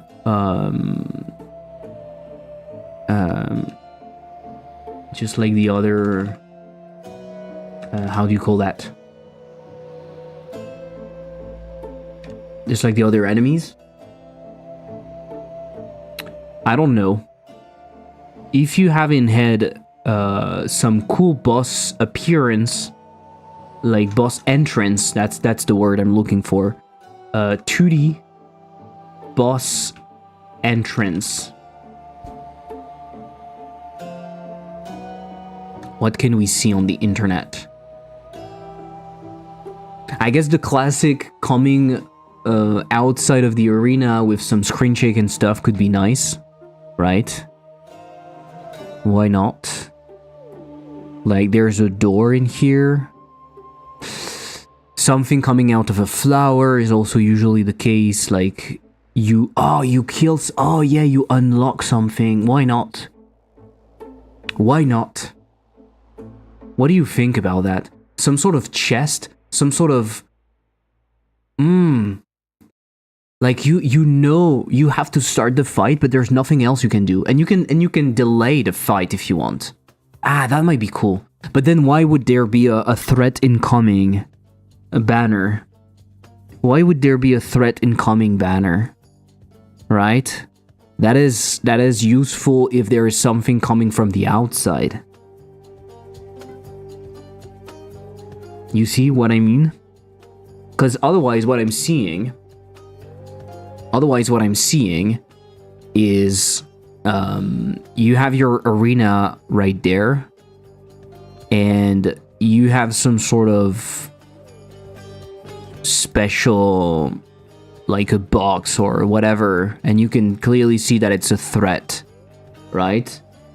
And you have to open it. You have to remove the seal. Let's say there's a seal on it. There's like chains or whatever. And you need to unlock it, or you need to do something. So you slice it, and then it starts.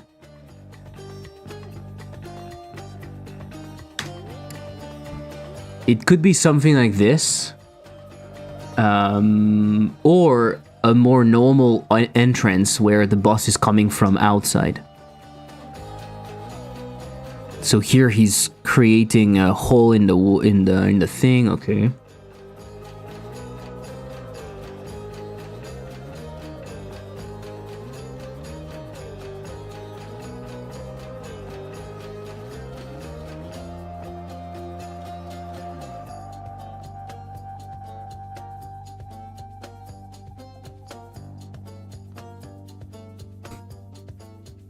I guess I should look at just shape and beats also, maybe. Just shapes and beats boss. Maybe it's interesting. All bosses, hardcore. Maybe there's some great inspiration in here.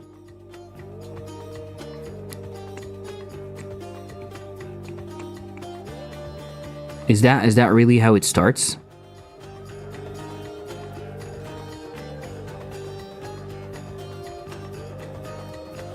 Wow, it's very underwhelming.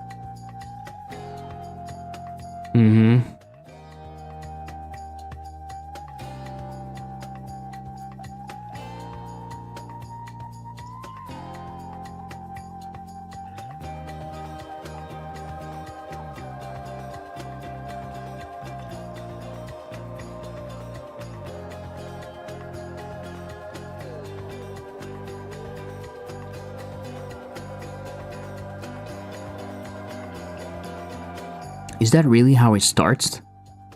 Shum. Okay, this is the entrance. Okay, it spawns and it starts... Okay, wow.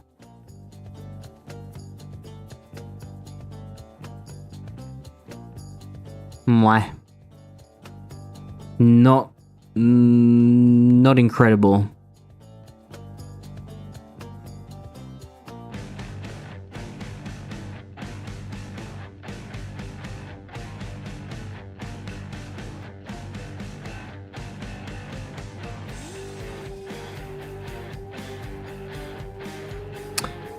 So what I'm thinking, otherwise, I might have some ideas, in fact.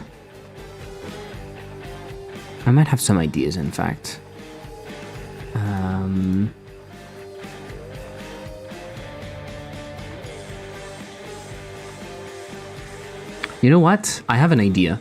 What if we have first step, we basically, after to go to the boss fight, you know, you will be on a scene. There will be a portal. You slice it as always, as you do normally. That disappears as always, so you're left with your character in here. In the void, right? There's nothing. So you could wander around. But, interestingly enough, not interestingly enough, the boss spawns from the middle right there or something. It gets bigger, right? It like grows because it sucks in a bunch of stuff. It's like a suck in animation, like, and it's growing at the same time. So even if you are further away, you're brought back because of the boss charging. Then the boss is fully charged, so the boss is in here.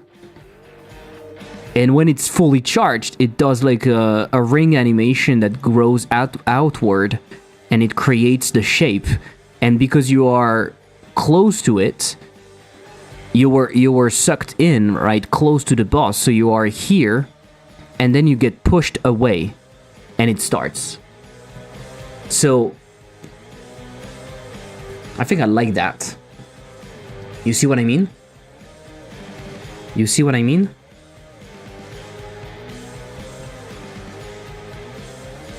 So you have the void initially.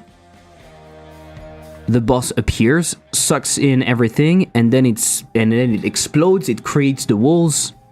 It pushes you close to the wall, and then it starts. And then in here, of course, before you have the void, you can have the little banner saying, "Be careful, there's a threat."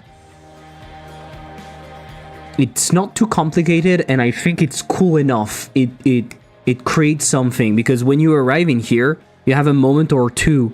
You have like a small period of like not knowing what's going to happen, right? And you have this banner telling you threat incoming, so you don't really know what to do, and you might even try to escape. I just need to understand how to make sure that you can't really escape that much. It could also be much simpler. It could be an invisible area, and the further away you are, the slower your speed. So at some point, you are in fact not really able to move. Something like that.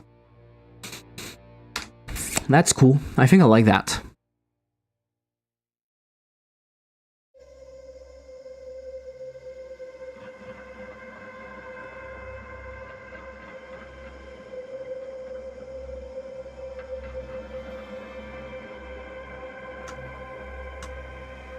Those are all the bosses?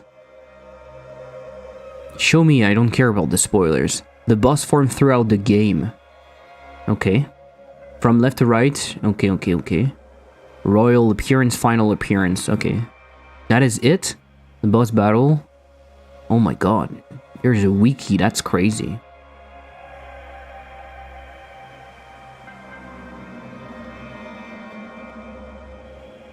Okay, that is shit. I think that's a good enough appearance. I think I like that. And the boss creating the shape really creates that understanding that yes, the boss is in fact in control of what's happening, and you're not. I like that. Let's write it down. Boss appearance. Is that how you write appearance? Appearance, and for some reason it looks weird. So after you slice the portal, the walls disappear, and you're left in the void for a small amount of time. The banner threat incoming spawns. The boss start spawning from the middle, growing while sucking things from outside in a circle.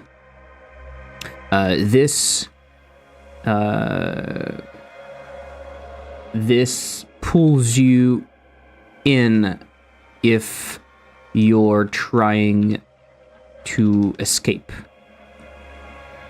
This pulls you in if you're trying to escape. In here, there might already be a force preventing you from going out of bounds. It would slow you as you're leaving the screen, or the boss pulls you in later. It could also be that the boss could also pull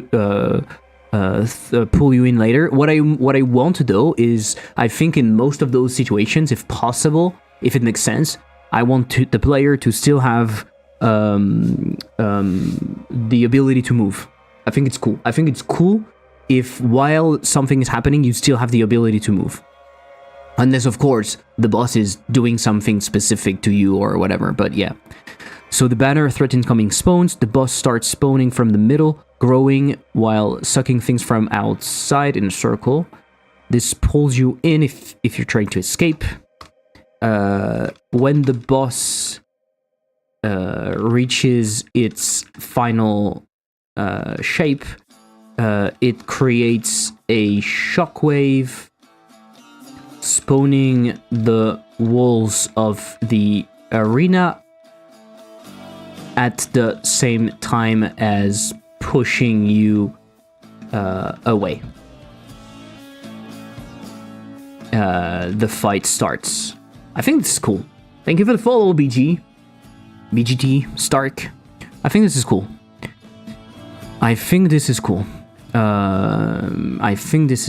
Spawning the missiles is okay, but we need to do the sequences, right? We need to do the sequences. So in here, I will do phase sequences. So special arena. Let's put it in here. Intro, death, boss visuals, boss shield preview. We need to do that. Special arena, red background, different walls. Let's think about that quite fast. What do you think? Do you have ideas for what kind of arena we could have? 2D boss fight arena. If you have good examples or things, we are probably going to still keep something very, very geometric. Maybe we fight in a circle, honestly.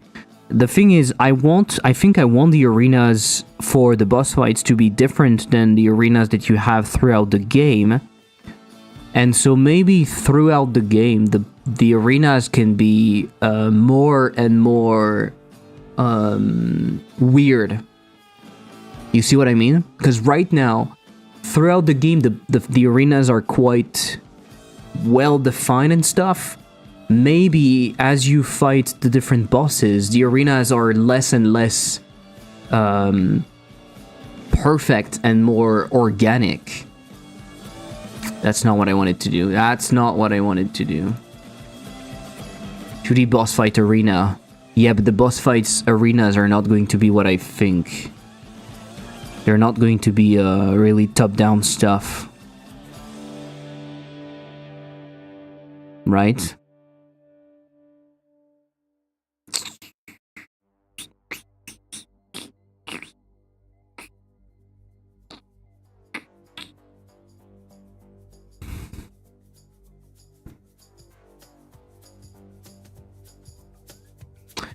Maybe that's even cooler if we have no arena initially.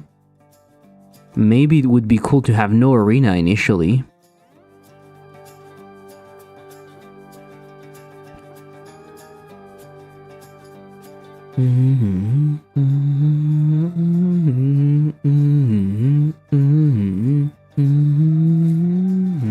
Yeah, it doesn't show us anything really interesting.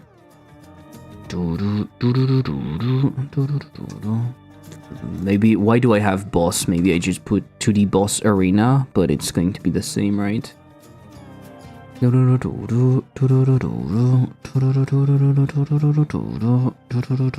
maybe just the shape is weirder. Maybe the shape is weirder.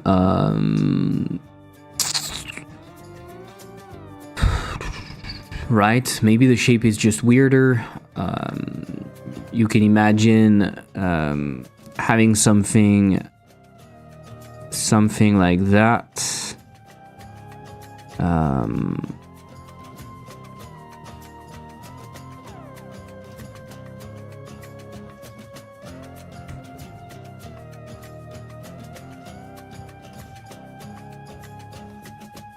You could have an arena that looks a bit more like this. Or it could be a not perfect circle, which would have like weird stuff.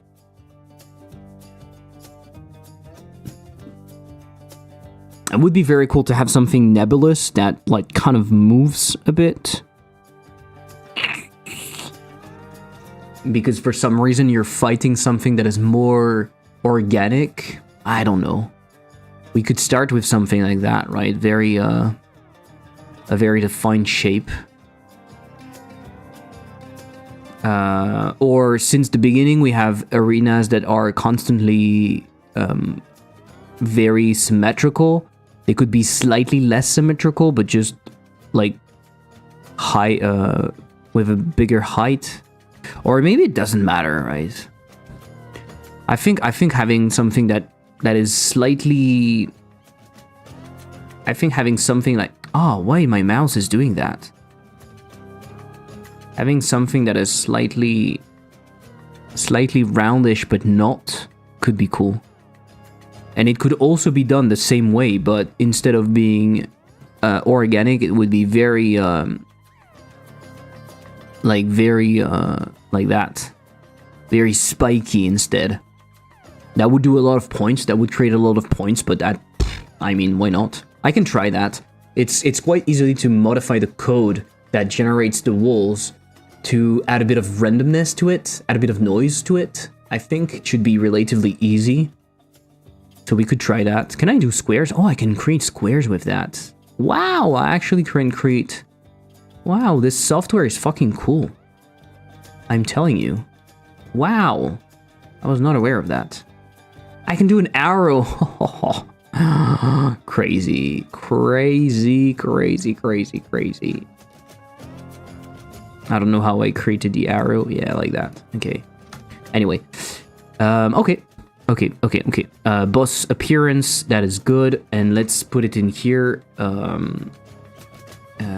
Arena. Either geometric, but different arenas with more details in the corners, or a less perfect shape, circle with wobbliness or spikiness. How do I write that? Spikiness. Adding noise to the walls. Yeah, that would be cool. I think that would be cool. I think we have something cool. Maybe what I could do to make the streams a bit more interesting, especially for those watching the VODs, is I could focus solely on the boss during those streams, but at the same time I will have to work on it between the streams. But I could do just the boss during the streams, maybe. That way it's more interesting for you.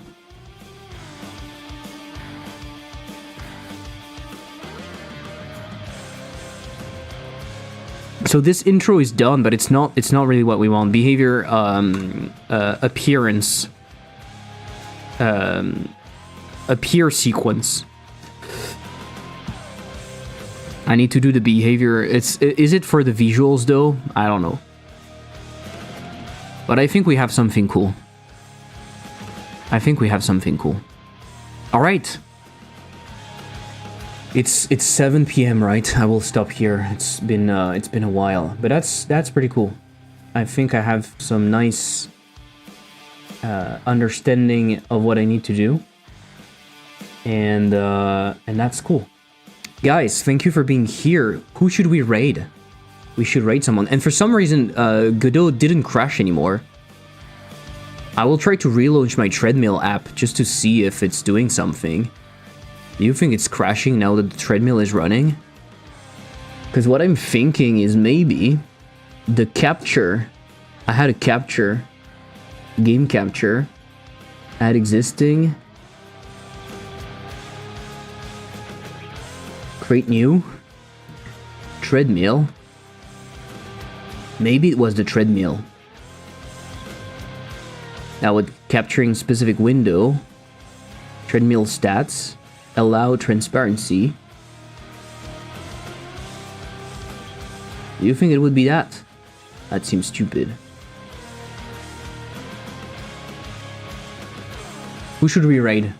Let's check the raid before I start doing stupid shit. Catch you next time. Thank you, Wallen. I will be live again on Friday. Cricket is live. Cricket is live. Let's raid Cricket. Right? Let's raid Cricket. What is he doing? He's doing a game. That's cool. Thank you, Yuri. Join the raid if you want to get some channel points. And thank you for being here. Thank you for your company. Thank you for being here too. It was really cool. And I will see you on Friday. And we are raiding Cricket. Bottom. I'm cropping that. Bye, BG. Don't forget to join the playtest on Steam and support me on Patreon if you can. That would be amazing. And now we have the treadmill stats again, as you can see. Are we ready for the raid or not? We are ready for the raid. In 3, 2, 1. See you guys on Friday. Goodbye. Let's go for the raid.